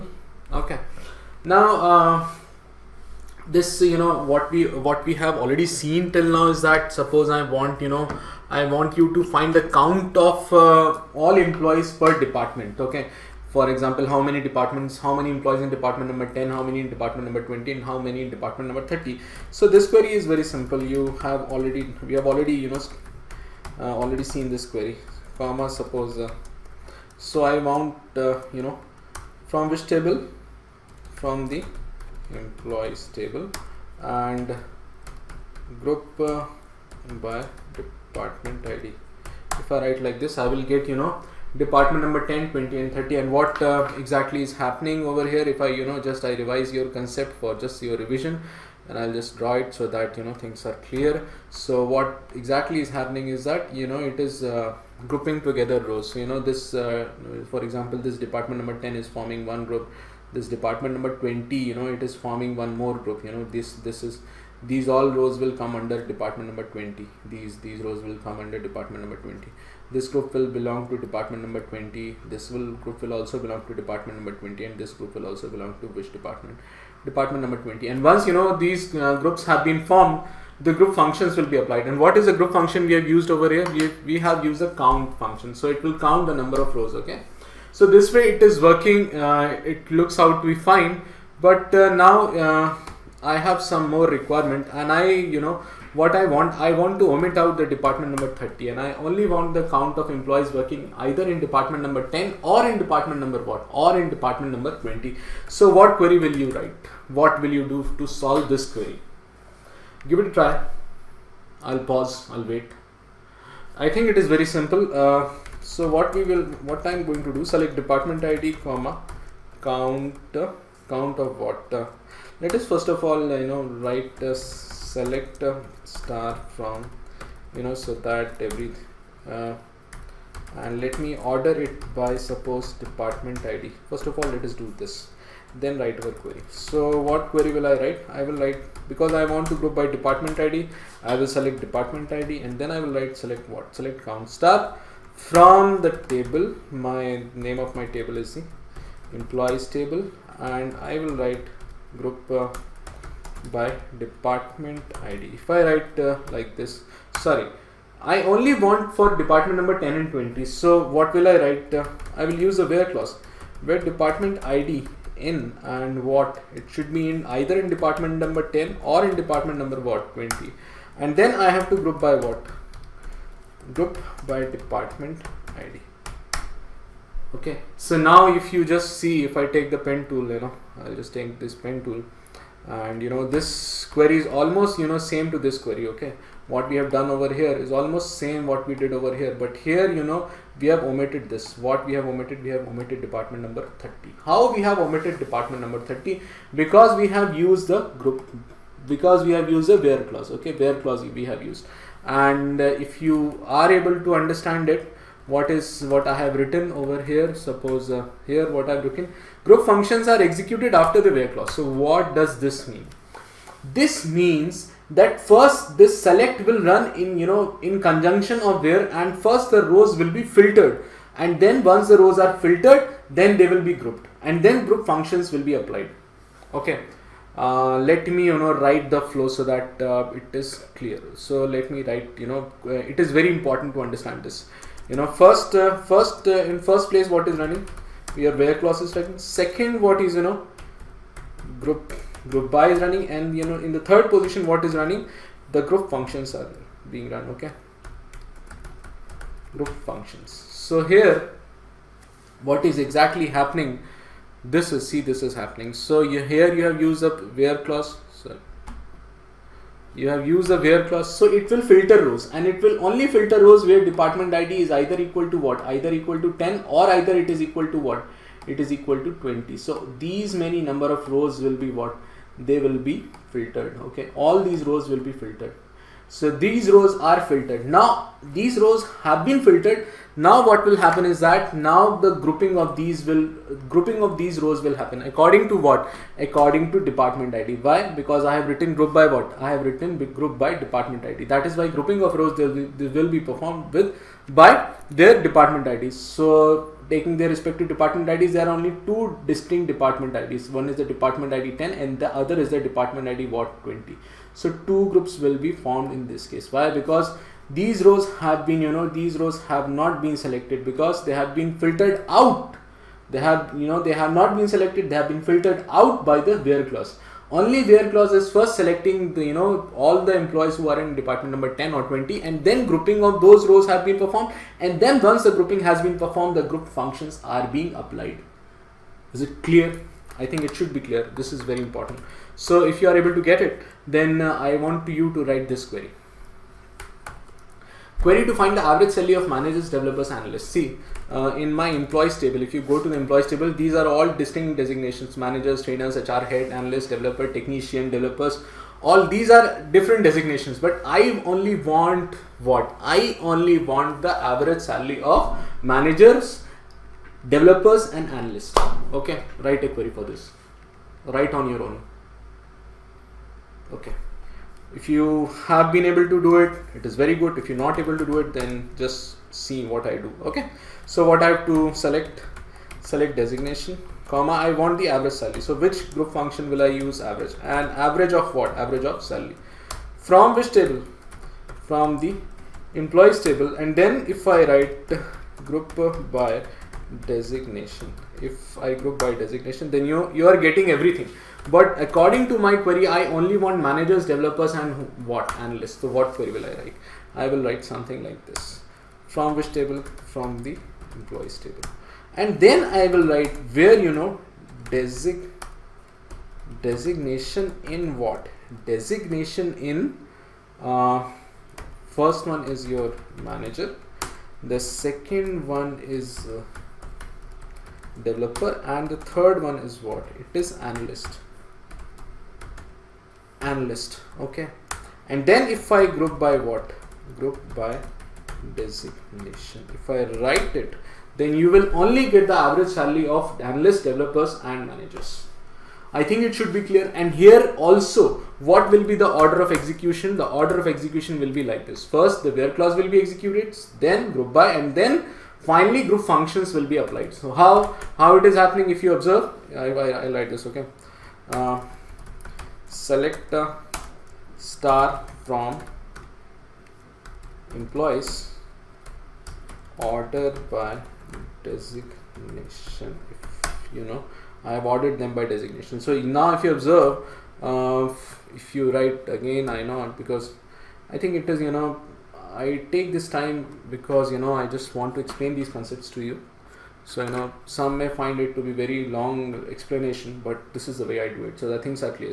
So first of all, what is going to happen? The where clause is going to run. And what does where clause do? It does filtering of rows. Select statement works row by row, and where clause will perform filtering of rows. So which rows will be filtered? This row will be filtered. Why? Because its designation is manager. This row will also be filtered. Why? Because its designation is developer. But this, these two rows will be filtered because their designation is analyst. These two rows will also be filtered because their designation is developer. And this Rashmita, will it be filtered? No, because its designation is what? HR head. Now again 1 and 2, these rows will be filtered because designation is manager. And then, you know, 10, 9 and 6, will these rows be filtered? No, they will not be filtered. Why?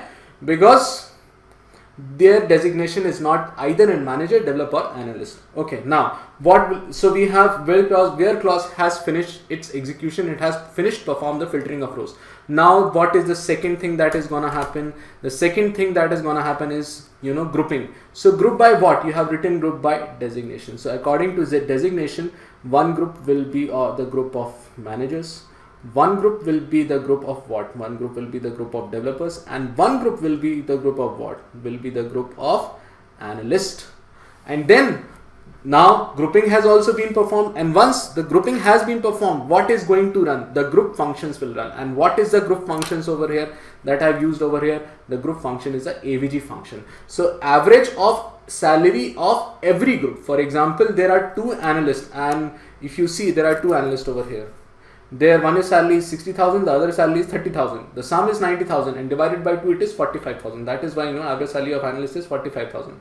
For managers, if you go, one salary is 1,20,000, other salary is 80,000, and, you know, sum is 2 lakhs. So the average salary will be what? It will come out to be 1 lakh. Okay. Now on these groups, the group functions are running. So in this way, you are getting this output. So now I think you must be clear with what I have written over here. I have written first the where, then I have written the group by, and then I have written the, you know, this group by, and then in the third position, the group functions are gonna run. So you keep this thing in mind when you design SQL queries. All right. So I think it is clear. Now if you go to my PowerPoint presentation, and what I have written in the third point, group functions can never be written inside where clause. What does this mean? What all I have told you till now, if I am going to write group function inside where clause, what is going to happen? Let us try to see with the help of one example. For example, suppose I say I want the count of, again the same query, I want the count of every employee in each department according to their department. So I will use the, you know, I will use the department ID, and then I will use the count, because I want the count, I will use the count group functions. from the employees table, and then group by what? Group by department ID. Here you are getting like this. Now I only want, for example, my query is that I only want those departments where the number of employees working is greater than 2. Here, this is the query. Query to display only those departments where the number of employees working is more than 2. So can I write something like this? So you first of all try this query on your own, and for solving it, can I write something like this? Can I write something like this? Suppose I say select, and then from employees table, and then I write the where clause, and inside the where clause I write where count star is greater than what? Is greater than 2, and then I write group by clause. Group by what? Department ID. Okay, you see, invalid use of group function. This query will never run. Why this query will never run? This will never run because of the second point which I have mentioned, that group functions can never be written inside where clause. Why do you think that I can never write group functions inside where clause? What is the exact reason for it? See, I have already told you. If you just observe the order of execution, first the where clause is running, then grouping is being performed, then the group by function is being run, and then the group functions are running. So when the where clause is running, when the where clause is performed filtering of rows, is there any have we calculated any of the group functions? Have any of the group functions being executed? No. That is why always keep this thing in your mind, that you can never use group function inside where clause. Why you can never use it? Because once the where clause run, the group functions, the grouping has not been yet performed, and group functions have also not been calculated. So how can you use group functions inside a where clause? For that purpose we will be using separate clause, that is a having clause. So we will study it little later, maybe in this or maybe in the next video we will study the having clause for solving this problem. But for now you just keep this thing in mind, that you can never use group functions inside where clause. Okay, now let us move on to the third point. And what is the third point? The fourth point. Only the columns mentioned in the group by clause can be selected using the select clause. So I am there is MySQL, this the fourth point which I mentioned over here, it is not true in the case of MySQL, but for most of the other relational database, for example Oracle, SQL Server, and very popular standard databases, this point is always valid. But for MySQL it is not. Although you can never do it, it doesn't make sense to do it. But still, MySQL allows this, and it allows you to do it. Why? Because it makes this assumption that the end user is clear of what kind of query he's writing. And I also maybe in some some later versions of MySQL this is valid. Okay, so let us see what this point is exactly saying. Let us try to understand this. So I'll just if I just write this query, select department ID, count star from employees, group by department ID. So this is very simple. This we have already seen. Okay, group by department ID. I think you are getting this. But now let me do something different. What I will do, suppose I will select the department ID, and I will select salary also. Salary count star from which table? From the employees table, and I say group by department ID. If I write this query, do you think that is there any problem? Is there any issue with this? If I write this query, is there any issue with this query? There is a serious problem with this query, if you can make it out. First of all, let me tell that in MySQL, this query will run. It will not give any errors. But for most of the other relational database, this query will not work. I will just try to show you how it is not working with some other very popular databases.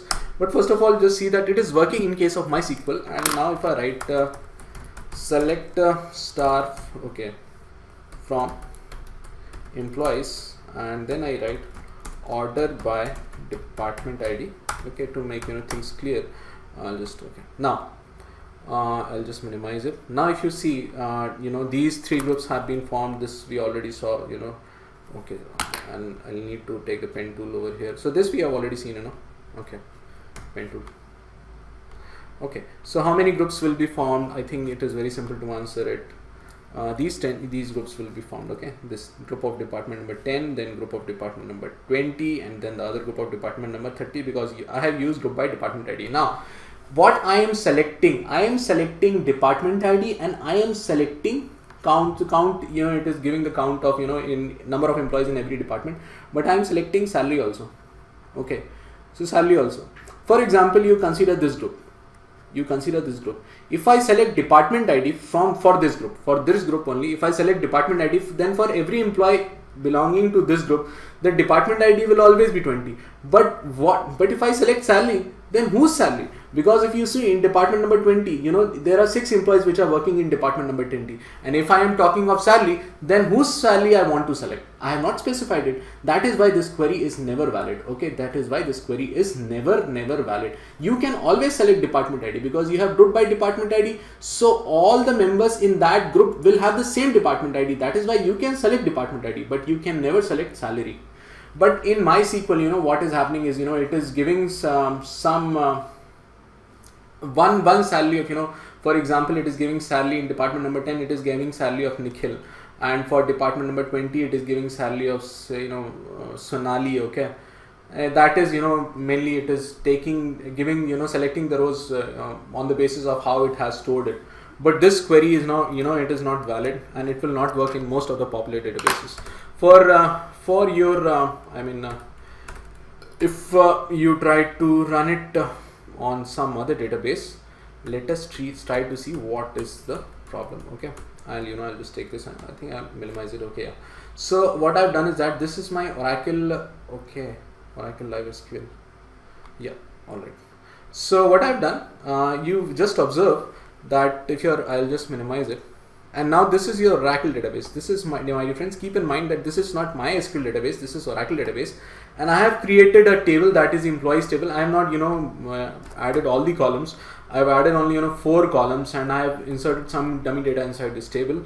And if you do select star from employees, select star from employees, then I'll get this. Okay. You know, I'm getting four employees: Nikhil, Nitin, Neha, and Nidhi. These are the 4 employees. And now if I do something like this, what do? I do select department ID, comma, salary, comma, say suppose count star, from which table? From the, here also the name of the table is employees, and then I write group by department ID. If I'm going to run this query on Oracle database, not on MySQL, my dear friends, just keep in mind this is Oracle Live SQL. If I run it, then what will you get? You know, not a group by expression. This query will not work. Why this query will not work? Because of this reason. Okay, if you go to this presentation, then what I've written, only the columns mentioned in the group by clause can be selected using the select clause. So here, if you observe, okay, over here, if you observe, this salary, this column which I have selected in the select clause, is it mentioned in the group by clause? No, it is not mentioned. That is why it can never be selected, but this can always be done. For example, if I write something like this, group by salary, and no, for example, okay, so not to make you confused, if I don't select this salary, if I don't select this salary, then this query is always going to run. For example, okay, yeah, it is going to run. By in department number 20 there are 2 employees, in department number 10 there are 2 employees. But if I write, if you write suppose, and then if you write suppose you write you select salary, and then you group by what? Then you group by salary only. Okay, you group by salary only. Then it is possible to select salary. Okay, it is possible to select salary. You will get, okay, you are getting, for one employee is getting 12,000, one employee is getting 10,000, and one employee is getting 80,000, one employee is getting 1,20,000. But it is not possible to do something like this. Suppose I select department ID also over here. Will this query run? This query will not run. Why? Because in the group by clause I have only used salary. So in the select clause also you can only select clause. You can only select what? Salary. You cannot select what? You cannot select department ID. So here if I write this and you just see it, it is not going to work. But again, this thing can also be done. Suppose I write department ID. Okay, Now I have in my group by clause which two columns are being, according to which two columns grouping is being performed. It is being performed by salary and department. So each group will have, you know, the same salary and the same department. That is why you will be able to select what? The salary and the department ID using this query, and this query will run fine. Okay, this query will run fine. So this is what exactly I have written over here. If you observe, so this, I know this was, you know, I just showed you in, you know, other database, that is, you know, your Oracle database. So the only columns mentioned in the group by clause can be selected using the select clause. So this is not true in case of MySQL, but it is true in case in most of the other relational databases like Oracle or MySQL or any of the other relational database. Okay. So how does the having clause works, and how does you know, what it is used for? So let us try to understand this. And before even trying to understand this, the need for having clause was discussed in the previous video. So what was the need? The need was that because you can never use group functions inside the where clause. What was? So this was the need. So let us try to understand this with the help of one query. I want query to display only those departments where the number of employees working is more than 2. So let us before, you know, like to approach this query, let us first of all find out how many employees are working per department. So this is, you know, very lot many of time I have written this query. Okay, select department ID comma what count star from which table? Employees table, and then group by department ID. You are getting this. Now I only want those departments where the number of employees working is greater than 2. So if you observe, I want so which rows must be ideally selected. Only these rows will be selected, you know, only this one row will be selected, department number 20. Why? Because here only the number of employees working are 6, okay, which is greater than 2. For department number 2 and 10 and 30, 2 employees are working. So I don't want to select those departments. My requirement is something like this. So one solution is that I can do, I can write this from the employees table, and then I can write what? Where count star is greater than 2, and what will I write? Group by department ID. If I write, then you will got invalid use of group functions, and we also saw in the previous video why it is an invalid use of group functions. Because of this reason. Why this reason? Because first the where clause is run, then, you know, the group by, and then the group functions are run. So once your where clause is running, these group functions have not been yet calculated. So there is no point in putting, you know, group functions inside, you know, your where clause. So where do you exactly put this condition? I want this to happen. So for that purpose, I will use the having clause. So what will I write? I will write like this: select from employees, okay, and then group by department ID. Oh, all right. Again, you know, select from employees, and then group by department ID, and then I will write having what? Count star greater than 2. Now if I write, you know, then you will get, you know, which employee, you know, you will get the employee that is having you know, a count of number of employees are working in this department is greater than 2. Okay, clear? So let me state one more query. I have designed one more query for you. So you have to write this query. Okay, query to find the designations where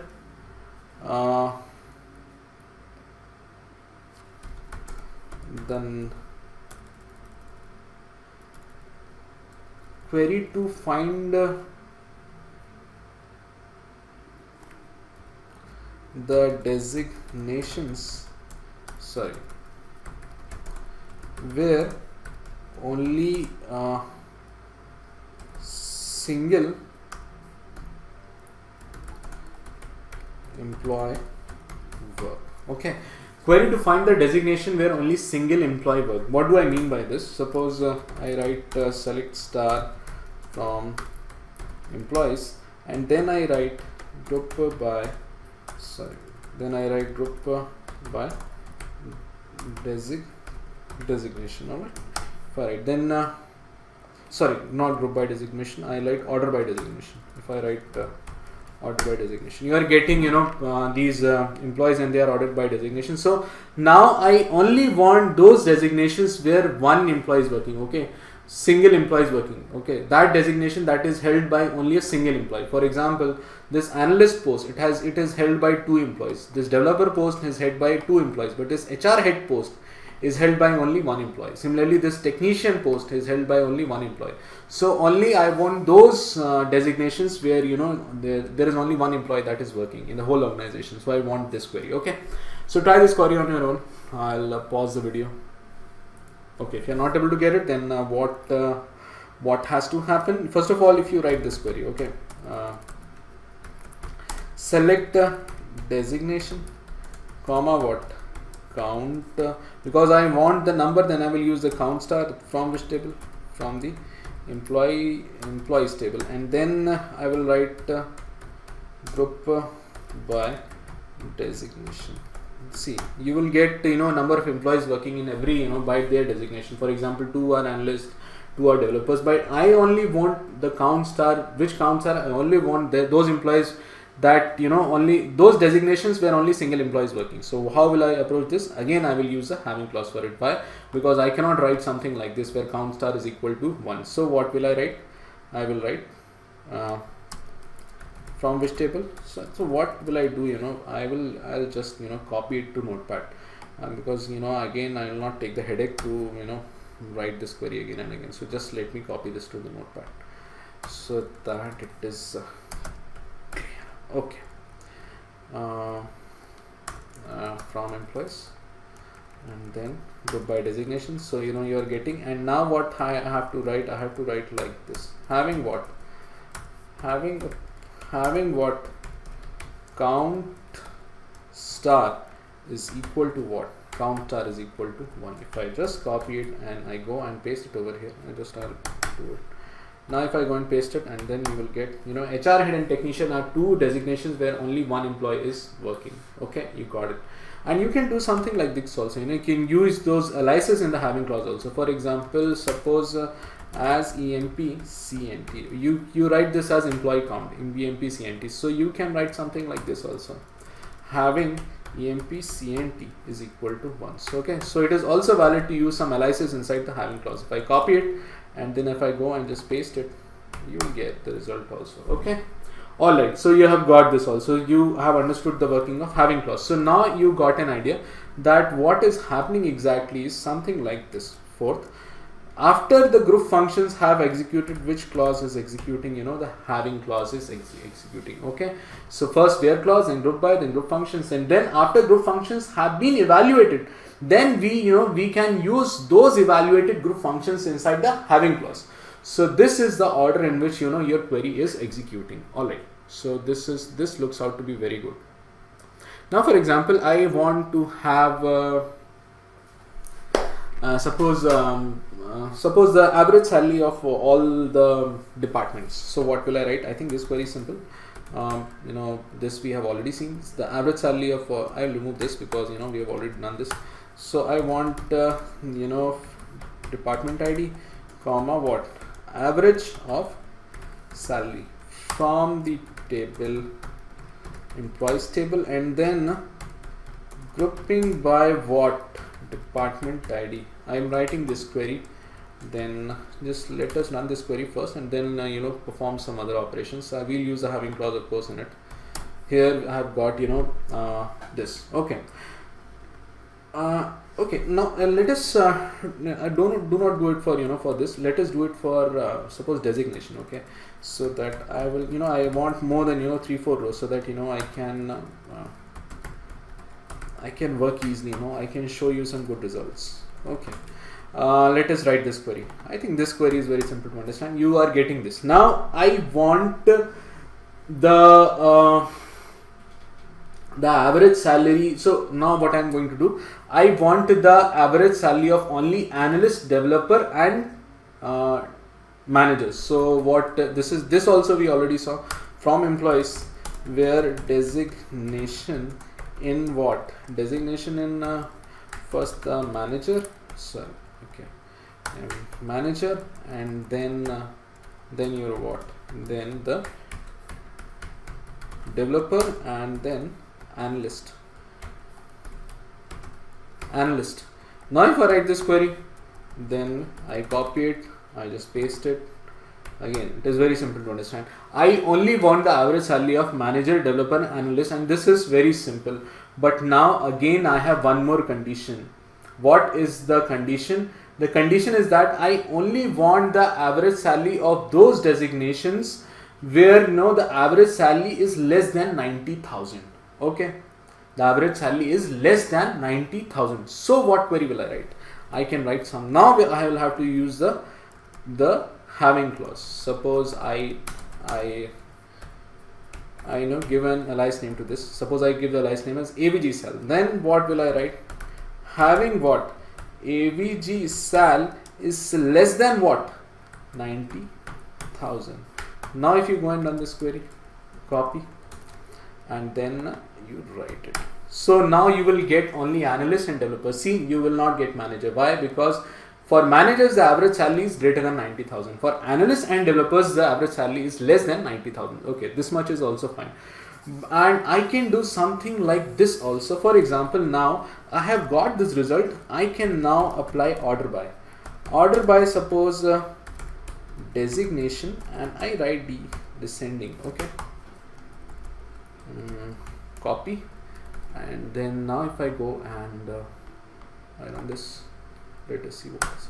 See, first you were getting the analyst, then the developer, but now I have ordered it by designation, and then in descending fashion. So first the developers will come, and then the analyst row will come.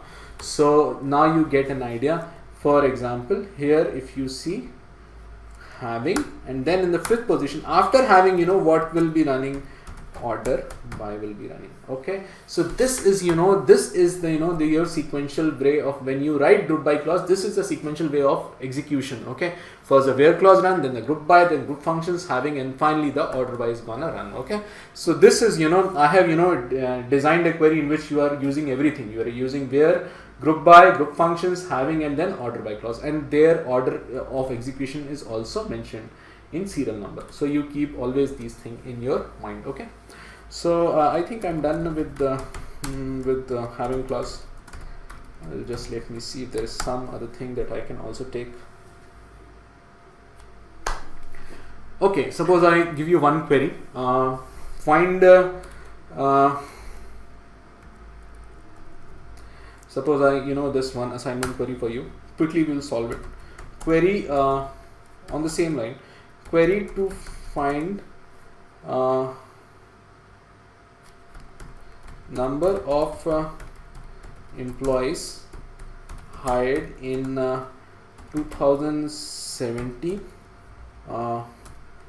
2016 and 2015, and the number of employees, suppose just let me write one query.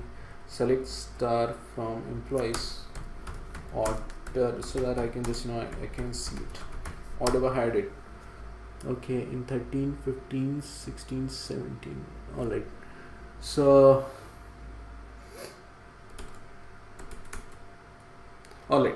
Well, and the number of employees hired in a year are greater than, say, suppose 2. Okay, for example, I want to find the number of employees hired in 2017, 16 and 15, but what else condition is that? Then the else condition is that I only was out of 2017, 16 and 15, I want only those years where the number of employees hired are more than what? Where are more than 2. So what query will I write for this? Try it on your own. This is the last query for as far as having clause is concerned. Try on your own. Okay, if you're not able to get it, then what do I want? I want first of all I will say extract what? Extract year from hire date. Then I will find the count. Okay, let me alias this column. Okay. suppose I alias this column as num hired. Okay, num hired. All right. From which table? From the employees table. But there is one more condition. What will I write? Where, because I only want for years, for which years? I only want for 2017, 16 and 15, where extract year from hire date in what? It will be in, I just sorry, my god, I was just I'll copy it, I'll write it in a notepad, because many times if there's some errors, then I'll be able to easily resolve it. As far as in notepad, it is very easy to do it. Let me remove it, let me paste it over here. Okay, just remove this from here also, remove this from here also. Where extract year and hire date in what? It is either in 2017, either in what 2016, and either in what 2015. And then you are performing group by what? You are grouping by extract year from hire date. Year from hire date. Let me go and first of all run this query and see if it is working or not. Okay. Alright, I'm not sure whether it will run or not. Okay, it is not, it's working, or maybe. Alright, let us see. Okay, so we are getting, in 2015, 16, 17, how many employees, so you are getting it. Now I only want those years where, the number of employees hired were more than 2. That, see, this was what I wanted, and the number of employees hired in a year are greater than what? Are greater than 2. So what I have to write in this case also? First of all, let us do one more thing also. Suppose you alias this column, suppose E, you alias it as E year, so you can write it in E year and group by say E year. Okay, E year. Okay, so I'm analyzing this column. Let us see if it is working or not. I'm not sure if it will work, but hopefully it should. Column year and year close. Okay, I think this is the problem. Where extract year from hire date. But this will always work. I'll just remove it. Oh my god. Alright, remove it. This we don't want. Group by year. This will always work, I think. Now it will work. Okay, let us paste it. Yeah, it is working. So now, so what I have done, I have aliased this column. Which column? I have aliased this. Extract year from hire date. I have aliased it as was. I have aliased it as E year. So I can use the alias column in the group by clause. And similarly for the having clause also, I can say something like this, where num hired is greater than 2. Okay, where num hired is greater than 2. So what is num hired? This column is your num hired column. Okay, this is your num hired column. So I have so I can write something like this, and then I'll just copy it, and now if I go and paste it, it's gonna run. I think it should run. Okay, yeah. So only the year 2017, the number of employees out of 2017, 16 and 15, only the year 2017 is the only year in which the number of employees hired are greater than 2. Okay. So if you have ever studied the relational databases, if you have ever worked with any relational database, then you must be well conversant with what are primary keys. So primary key constraint is used to uniquely identify each row in a table. So what is exactly a primary key? How it is uniquely identify each row in table. Say for example that you have some account in certain bank, and you go to the bank to make some withdrawal. Then you won't say that this is my name and you give me such and such amount of money. You will always say that this is my account number, and on the basis of this account number you pay me this money or you pay me that money. Why? Because your account number is uniquely identifying you. Okay, so in this case the account number is a primary key. Then a primary key cannot be unique and it cannot be not null. Why a primary key cannot be unique? See, suppose you go to the bank, so it is not possible that two customers of the same bank have the same account number. It is never possible. They will always be unique. That is why, every customer will have a different account number. So a primary key is always unique. And primary key can never be null. Why a primary key can never be null? Because if you make primary key null, then what is the purpose? For example, suppose you have a bank account, you have everything registered in your bank account details. For example, your name, your mail, your mobile number, your age, your sex, everything is registered. The only thing is that your account number is set to null. Is it possible? It is never possible. So in this case, account number is a primary key, and primary key can never be equal to null. So that why, account number can never be null.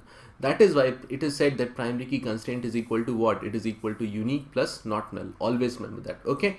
Primary key constraint is equal to unique plus not null. So how can we create primary key? So one approach of creating primary key is that whenever you create a table, you mention the column that is a primary key column. How will you do it? Let us try to understand this. Okay.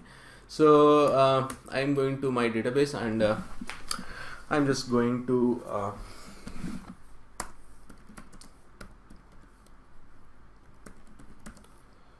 so I have logged on to the database, and suppose I create a table. Okay, and I create a table. Suppose the name of the table is movie, and suppose say the movie name, and suppose the movie name varcat 20, and then I say suppose director. Okay, and director is also, suppose it is also a string. Okay, then when I'm creating this table, so one approach of creating primary key, there are many approaches of there are two approaches of creating a primary key. But one of the approach is that whenever you are creating a table inside the, when you are mentioning the column, for example, I am saying over here that this column is denoting the movie name. This is the data type of the movie name. For example, it is varcat 20. It is a string type. And then I would say that this is also what? This is also a primary key. So now what will happen? Just try to see this. I have created this table. The movie table has been created. And when I say DSC movie, then what will happen? You see, this M name is column is coming out to be what? It is primary key. Okay. And the null, if you just observe this column, see this column under null, M name has set to be no. Why? Because movie name can never be equal to what? It can never be equal to a null value. Alright. So this way I have created a table movie, and movie name is a primary key. So let us try to insert some values in the this table. Suppose I say insert into movie values. Suppose one movie was okay, you can take any movies. For example, one of my favorite movie was there was a movie that was based on World War II. I don't remember the exact name of the movie. For example, let us say Matrix. Okay, it was one of my favorite movies. And Matrix movie, I don't know the exact director. Suppose I would say that James was the director of the Matrix movie. So this is inserted, Then I would say that there was another movie. Suppose DDLJ. It's one of the favorite. It's one of the very popular Bollywood movies. And suppose the director was Karan Johar. I'll say Johar. Okay. So two movies have been inserted, and then will I say select star from the movie, then you will get these two movies that have been inserted. Now let us try to do one thing. Let us try to for example, I would say that Matrix, and again let me go and insert this row. Is it possible? Let me try to insert this row. Will this be inserted? Suppose I change the director to James, I change the director to Keynes. It can be some arbitrary name, but I have set the movie name again to what? Matrix. And you can observe, alright, what did I say? Keynes. But I have set, the movie name to be equal to what? Matrix. And you can see that this movie name is already been inserted. So once you try to do it, it will never allow. Why? Because duplicate entry for Matrix is never possible. Why? Because the movie name is what? It is a primary key, and duplicate values in a primary key column are never possible. Primary key is always unique. And if you try to insert a null value, suppose you try to do something like this, you make the movie name to be what? Null. And then you try to do it. Column mname cannot be null. Why it cannot be null? Because it is a primary key. So this way you create a primary key on a column. And then there are also very special things. Suppose you want to drop a primary key. See the last point. If you want to drop a primary key, use alt table name drop primary key. Okay. So what is my table? My table is this is this table. Okay. If I say DSC movie, this is my table. Now if I want to drop the primary key, then what will I do? I will say alter table. Then what is the name of the table? Movie. And then what will I say? Drop primary key. If I say like this, then the primary key will be dropped. So I've dropped the primary key, and now again when I say DSC movie, see this primary key constraint that was occurring over here is not now. It is not occurring over here now. Okay. So now it is the primary key constraint has been removed. And then once when I say select star from movie, then you are getting the same records, but the table has no primary keys. Okay. And then what you can of course do is that suppose now you try to insert the same try to insert this value matrix comma cane. See, matrix has already been, movie name has been, once one movie name of type matrix has been already inserted, one movie of name matrix has been inserted. Then if you try to insert another movie of the name matrix, is it possible now? Yeah, it is possible. Why it is possible? Because we have already removed the which kind of constraint? We have already removed the primary key constraint. So if you again say select star from movie, you will get two movie of what type? Two of type matrix. Okay. I will say delete I will delete all the rows from the movie table. Okay.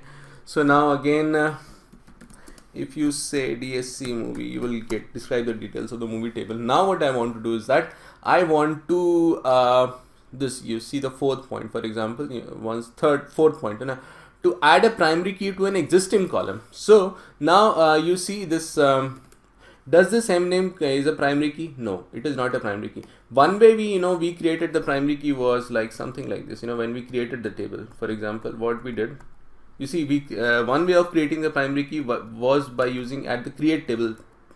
When you were creating the table, then you were mentioning that such and such column is a primary key. But now I don't want this, for the table has already been created, and now I want to add a primary key constraint to a specific column in a table. So what will I do? So I will use the fourth point you just observed.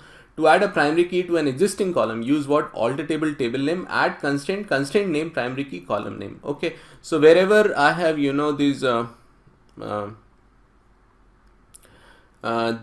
between these two, you have to substitute. You have to keep on substituting values. So you have to substitute table name, you have to substitute constraint name, and you have to substitute what? The column name. So how will I do it? So I will write alter table. Okay. And then I need to substitute the table name. So what is the name of the table? Movie. And then I have to say add constraint. Add constraint. I can give any name. See, now what I have to give? I have to give the constraint name. So I can give any name of the constraint. For example, this is also a valid constraint name. But generally it is very advisable that you give a descriptive constraint name. So how will you give the descriptive constraint name? You can do it something like this. What is the name of the column? Mname. What is the name of the table? And what is the type of the constraint? PK. So it is now describing that mname column of the movie table has been given the primary key constraint. So it is a descriptive name, constraint name. Then what I have to say, it is a primary key. And on what column the primary key constraint has been added? It has been added to the mname column. And then once when I say, now again you see I have inserted the primary key constraint on the table. If I try to insert, if I try to say DSC movie, then again, now previously you were not giving under the key column, you were not getting the primary key, but now you are getting what? It is a primary key. Okay, clear? So this is the working of primary keys. I think okay, all right, let us continue. So so this is the way we work with primary key, but again there is one problem. What is the problem? Let us try to understand this. For example, if you watch Bollywood movies, then there was many times it happens that movie names are repeated. For example, there was a movie that was called Agnipath. and that was released in 1990, and that belonged to Amitabh Bachchan. And there was also a movie that was also called Agnipath, and that was released in the year 2012, and that belonged to Hrithik. So just to give you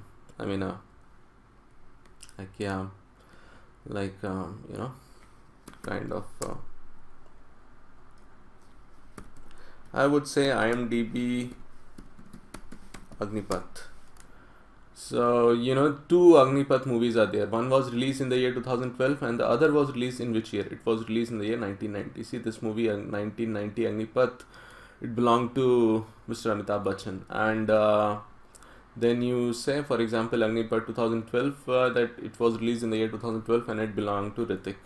So I want to keep these two tables in these two movies in my movie table. So what will I say? Insert into movie values, okay, and then I will give the movie name, and suppose Agnipath, and suppose the previous I'm sorry, IMDb Agnipath, and the 1990 movie Agnipath, it was directed by whom? It was directed by Mukul Anand, you see. So I will give the name of the director, Mukul, okay, he was the director of the movie. I have inserted this row. Now again I want to insert one more row for Agnipath, that was released in the year 2012, and the director was what? Director was Karan. Okay, director was Karan. You can just check it also, for example, if you go over here, Agnipath 2012 movie, director was Karan Malhotra. Okay, so this way it goes. I'll just close these tabs. Again, if I go to my database, will it be allowed? See, will it be allowed? It will never be allowed. Because why you are making duplicate entries for what? You are making duplicate entries for the movie name, and movie name has been set to what? Movie name in the movie table is a primary key. So now this is a problem. So how can I remove this problem? I can I will say that movie name is not a primary key. The movie name. So now I will introduce you with the concept of what? The concept of composite primary keys. So it is also possible that two or more than one columns in a table can be primary keys combinedly. So primary key can also be combination of many columns. So and what it is called? It is called a composite primary key. A composite primary key can have multiple columns whose combination must always be unique. Okay, so what does it mean? That in a composite primary key you can have multiple columns, but their combination will always be unique. So I can say, for example, over here, for example, in my application, the movie application, that I will say that the movie name will not be a primary key. The movie name plus the release year will be a primary key. For example, only unique movies per year are released. So I would at least go on to say that movie name plus the year in which it was released will be the primary key. So now what I need to do, I need to create a composite primary key. So before creating a composite primary key, let me do one thing, that because this movie table already has a primary key, so I need to remove that primary key. So how will I remove this primary key? How is it possible? I will say, see this PowerPoint presentation. Alright, if you want to remove, I'll just minimize it. If you want to drop a primary key, alter table name, drop primary key. So I will use this. Okay, alter table, and then what is the name of the table? Movie. And then what I say? Drop primary key. Okay, and then when you say it, the primary key will be dropped. So now why I dropped this primary key? Because now I want to add a composite primary key to this table. So before adding a composite primary key, I am saying that movie name plus the release year is unique identification for all the movies. So because I have not added the release year column to this table, so let me do that also. So what will I say? Alter table, which table? Movie. Add what? Add a column, and I will say it is a release year column, and it is of type int. So I've added a release year column. So if you say DSC movie, describe the movie table, then you are getting what? The movie name and the release year column. So now I want to do what? I want to add a composite primary key. So how will I add a composite primary key? Composite primary key composing of what? It is being composed of the movie name also, and the release year also. So now if you want to do it, then what will you do? Again, you will add what? You will say alter table. Okay, which table? The movie table. Add alt table name, add constraint name, primary key followed by the column name. So what will I do? Add constraint, and suppose I will say that mname r year release year, and what is the name of the table? The name of the table is movie, and what is the type of constraint? It is a primary key constraint. So I have given this name constraint, this name, the primary key constraint, I have given this name. Alter table name, add constraint name, what kind of constraint? A primary key constraint. And on what columns? I'll just minimize it.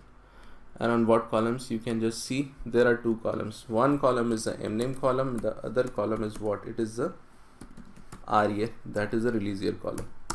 If you go on to it, again a primary key constraint has been added. But now if you go, if you say suppose DSC, what is the name of the table? It is a movie table. So if you go on to do it, see, the movie name and the r year are, they are primary keys. So so always keep this in mind. I'll make this very important statement. It is very important. That is why always I'll take a notepad to write it down, because it is very important. I would go on to say that a table can have only one primary key. A table can have only one primary key.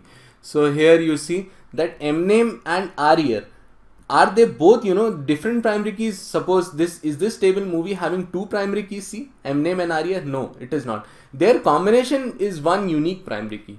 See, this is the difference. Mname and r year are not two separate are not the separate primary keys for the movie table. Why? Because a table can have only one primary key, but mname and r year combination is what? It is what? It is a primary key. So if you want to just see it, for example, I say now I can do it. Insert into what? Insert into movie table.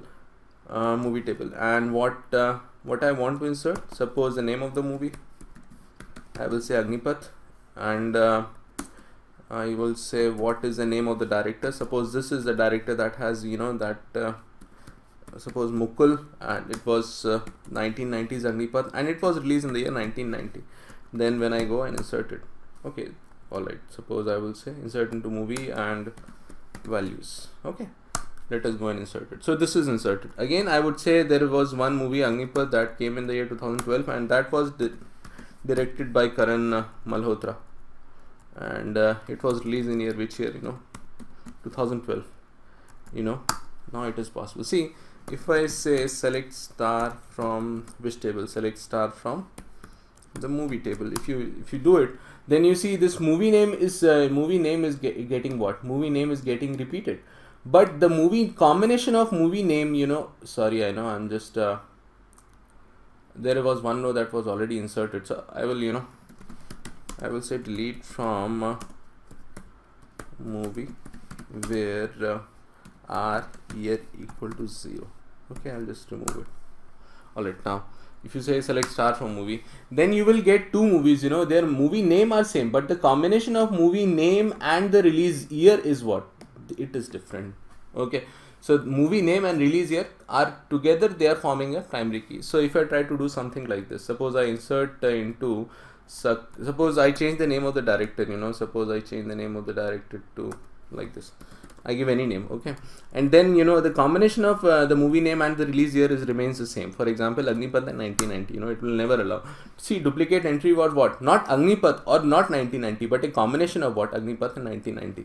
So a primary key constraint can span multiple columns also. Okay, so in this way. So again, one more last thing about primary key constraint. If you want to fetch some details about the primary key constraint, then you can use this there is one metadata view, that is the information underscore schema dot I think it is key column usage. Yeah, okay. So if I you can fetch the what will I say, select suppose I will install, okay, I will say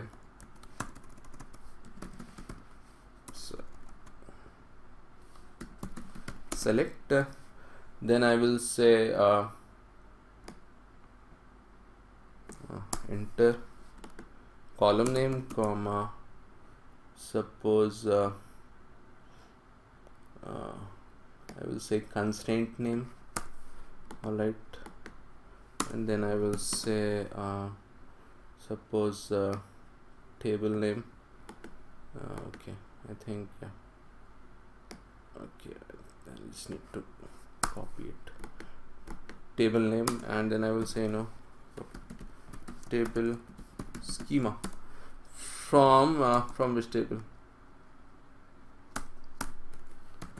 from this table, from information, where will I then I will just add a where clause. I will give the where, for example, where table underscore name is equal to, what is the name of the table, it is equal to movie, and what is the name of the schema, then I will say table underscore schema equal to the name of my the current database, that is the publisher database. So if I go on to make this query,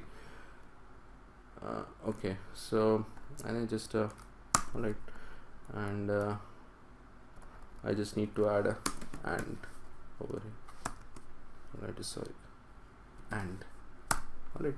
So you'll get this this table has it has a primary key constraint that is imposed on which column, two columns, mname and rer. Suppose you do something like this, okay, there is one table that is a EMP table, suppose you do, and then that this table we have frequently dealt with, what is the employees table, and employees employees table, does it has a primary key? Just check it out. Yeah, it has a primary key constraint on which column? It has a primary key constraint on the EID column. So this way you can you can fetch the metadata information that is associated with primary key. We'll be also using this metadata view for when we will fetch information about the foreign keys. So we will use this also. So what is a not null constraint? This constraint forces the values in a column to be not null. So what does this mean? That whatever value is stored in a table, if you mention that particular column is not null, then you can never insert a null value in that column. So let us try to understand this with a practical example. So this is my database, and I say select database, then you'll get the database, that's a publisher database, and then I will create a table, and suppose the name of the table is say suppose the products table, and I have two columns, product ID int and product name, okay, that is suppose varchar 20, and against product name I add a constraint, that is the not null constraint. So I have created its product table, and now let us try to do something. Suppose I say insert into products, and then I give the name of the column, suppose the product ID and the product name, and then I insert values. Suppose I say that first the product ID is 1 and the product name is suppose soap, then this will be inserted, and if I say select star from which table, from the products table, then you will get this select star from products, you'll get it. But now if you insert another row and you give the second value, that is a name value, to null, so will it accept it? Let us try to see this. Suppose the product ID is 2 and then I try to insert it. See, it is not inserted. Why? Because product name cannot be null. So why? Because we have inserted a null constraint inside not null constraint inside the product name. So product name column, this column can never be null. So this is what I have written over here. the syntax of a not null constraint is something like this: column name, data type, and then not null. So this is what we have done over here. See, when we created the table, how we created the table? We created the table something like this. Suppose the product name column, that was made not null. So the column name, and then what was the data type? The data type was varchar 20, and then I gave the not null constraint. So this column product name is a not null column. Okay, clear? So I can never insert a null values inside this. So now if I say, if I describe my table products, then what will you get? You will see that this product name, and there is one, in the describe there is one column that is a null. So this product name, the value for product name against null is no. So that means product name can never be what? It can never be null. But product ID can always be null. How it can be null? Just see. For example, I say insert into product, suppose I just give the product name. If I just give the product name, then what will be the product ID? It will be null. Suppose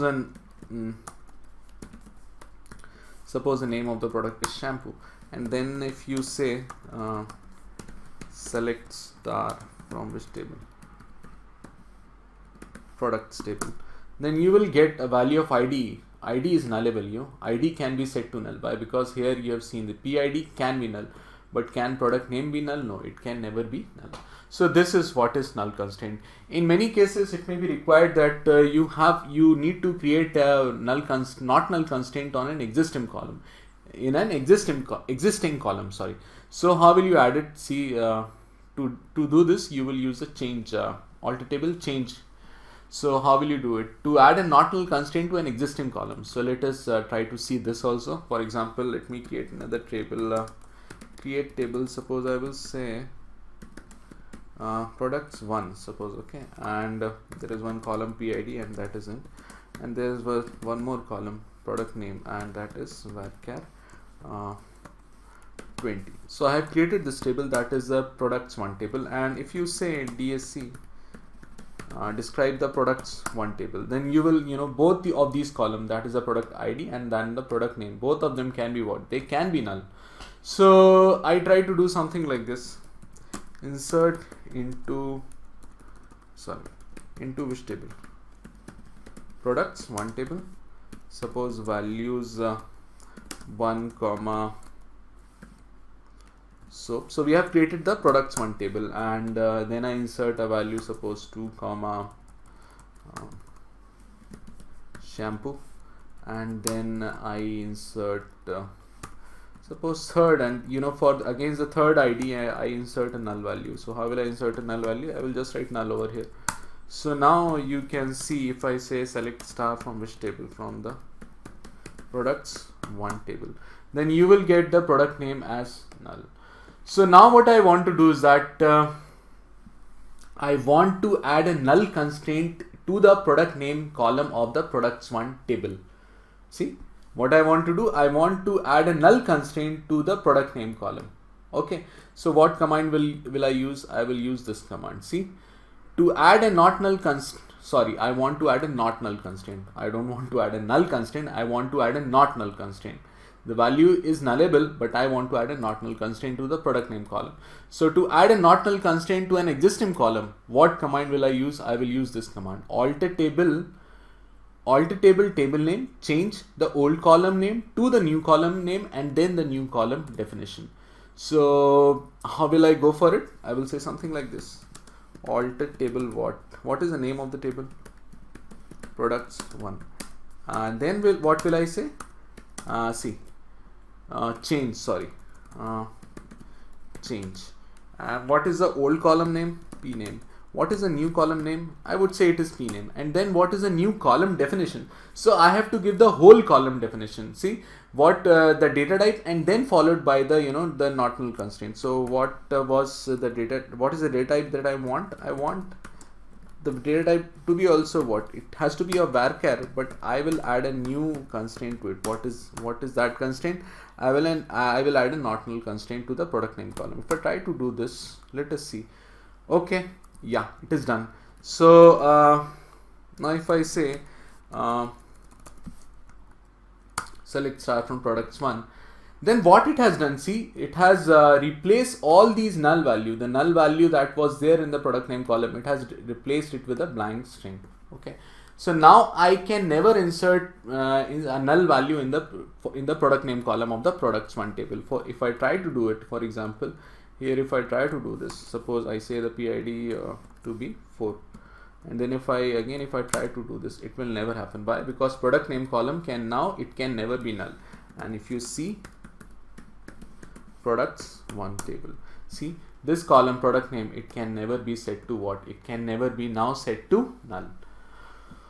Alright, yeah, there is one more thing that I just want to tell, that whenever you add the null constraint, a not null constraint, I always confuse it with a null. I would say a not null constraint to a column, then it is generally a good practice that you also give a default value. How will you give a default value? For example, I'll just create a test table. Suppose I say create table test 11. Suppose the name of the table is test 11, and there is just one column, serial number of type int, but I will add a not null constraint to this serial number column, and I will also give what? I will give a default value. Suppose default value is 0.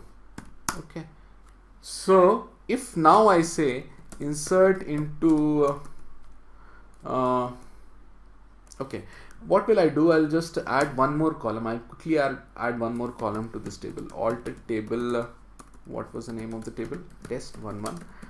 Suppose add suppose name, and add, I will say column. Okay, or add column name, and then suppose the data type is of varchar 20. Then when you say DSC test 11, what values will you get? The serial number and the name. See, serial number, I have added the not null constraint, so serial number can never be null. So let me try to do one thing. I will say insert into test 11, and I will not give the serial number value. I'll just give what? I'll just give the name. So I will say name, and suppose values. In the name I just give one field, what? Krishna. Okay, then what will happen? See, select star from test 11. If you do this, then the serial number will be set to its what? It will be set to its default value, and this is exactly what we did while creating the table.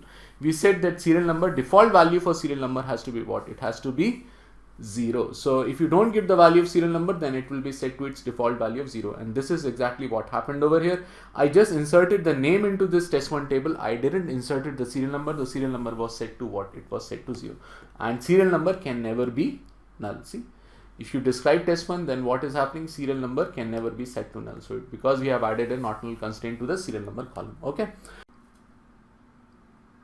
so what is a foreign key constraint? So it's a kind of referential integrity constraint. So what is exactly this referential integrity constraint?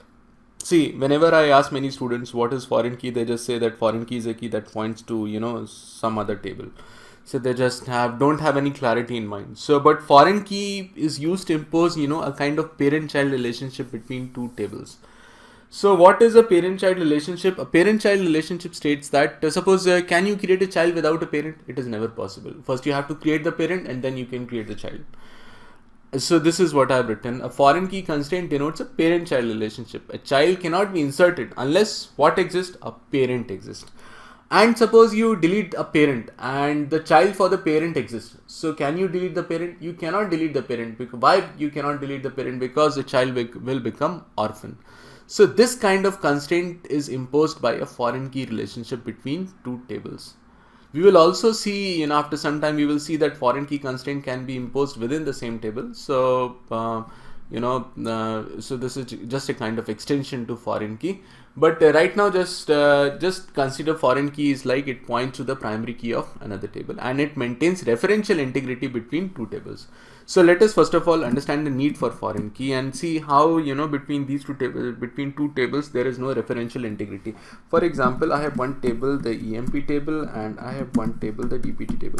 These tables, kind of tables we use frequently, and I say select star from EMP, and I will say select star from DPT.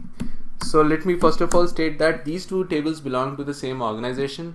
So for the organization there are two employees, Nikhil and Nitin, and working in the sales and marketing department. So Nikhil is working in sales because his department ID is 10 and department ID 10 is sales department. Nitin is working in the marketing department. So both of these tables belong to the same organization. And now let me do something. I will insert a record into which table?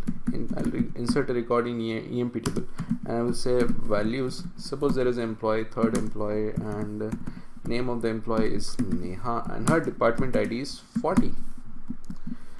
If I try to insert this record, it will be inserted, and I will say select star from EMP and select star from DMP. Can you see what is the flaw with this this kind of these two tables? What is the flaw with these two tables? There is a serious flaw with these two tables. For example, alright, what is the problem with these two tables? See, because these two tables, they belong to the same organization. Here these two belong to the same organization. Here I have inserted an employee. Which employee? See, Nikhil is working in the sales department. That I know. Nikhil is working in the sales department. But here I have inserted an employee which is working in department ID 40. But is department ID 40 existing? Department ID 40 is not existing. That is why this, if you try to insert this, if you insert this employee should have never have got inserted. See, because department ID 40 is not existing. Then how can an employee work in department number 40, department ID 40? So ideally this record should have never got inserted. Okay, so can you just make out which will be the child table and which will be the parent table? This employees table will be what table? It will be the child table, and this departments table will be what? This will be the parent table. Why? Because the child cannot exist unless the parent exists. See here, this Neha cannot exist until a department with the ID 40 exists. But because we have not inserted the foreign key constraint, it is it is allowing us to do so. For now, suppose I try to do one more thing. I try to delete the marketing department. So what will I say? Alright, I'll just go over here. Now just delete from which table? Delete from DPT, where dayname equal to what? It is equal to marketing. Sorry. Where dayname equal to marketing. If I try to delete the marketing department, it will get deleted, and I will say select star from EMP, and then I will say select star from DPT. But again, now there is a serious problem. I deleted the marketing department. But you see, this employee Nitin has become an orphan record. Because why? Because its parent, its corresponding department in the departments table is not existing. The DPT table, it is not existing. So this record has become an orphan record. So ideally, when we try to delete the marketing department, it should not have allowed to delete the marketing department. So if you want to impose these kind of relationship between these two tables, so that what kind of relationship? That a parent, a child cannot exist until and unless a parent exists, and a parent cannot be deleted until and unless it and it has some dependent records, child records. So this is the kind of relationship between two tables that is imposed by a foreign key. So how will we add a foreign key? I will just clear these two tables. Delete from EMP, and I will say delete from DPT. First of all, I'll clear these two tables, and these two tables are now empty. If I say select star from DPT, it is empty, and then I say select star from EMP, it is empty.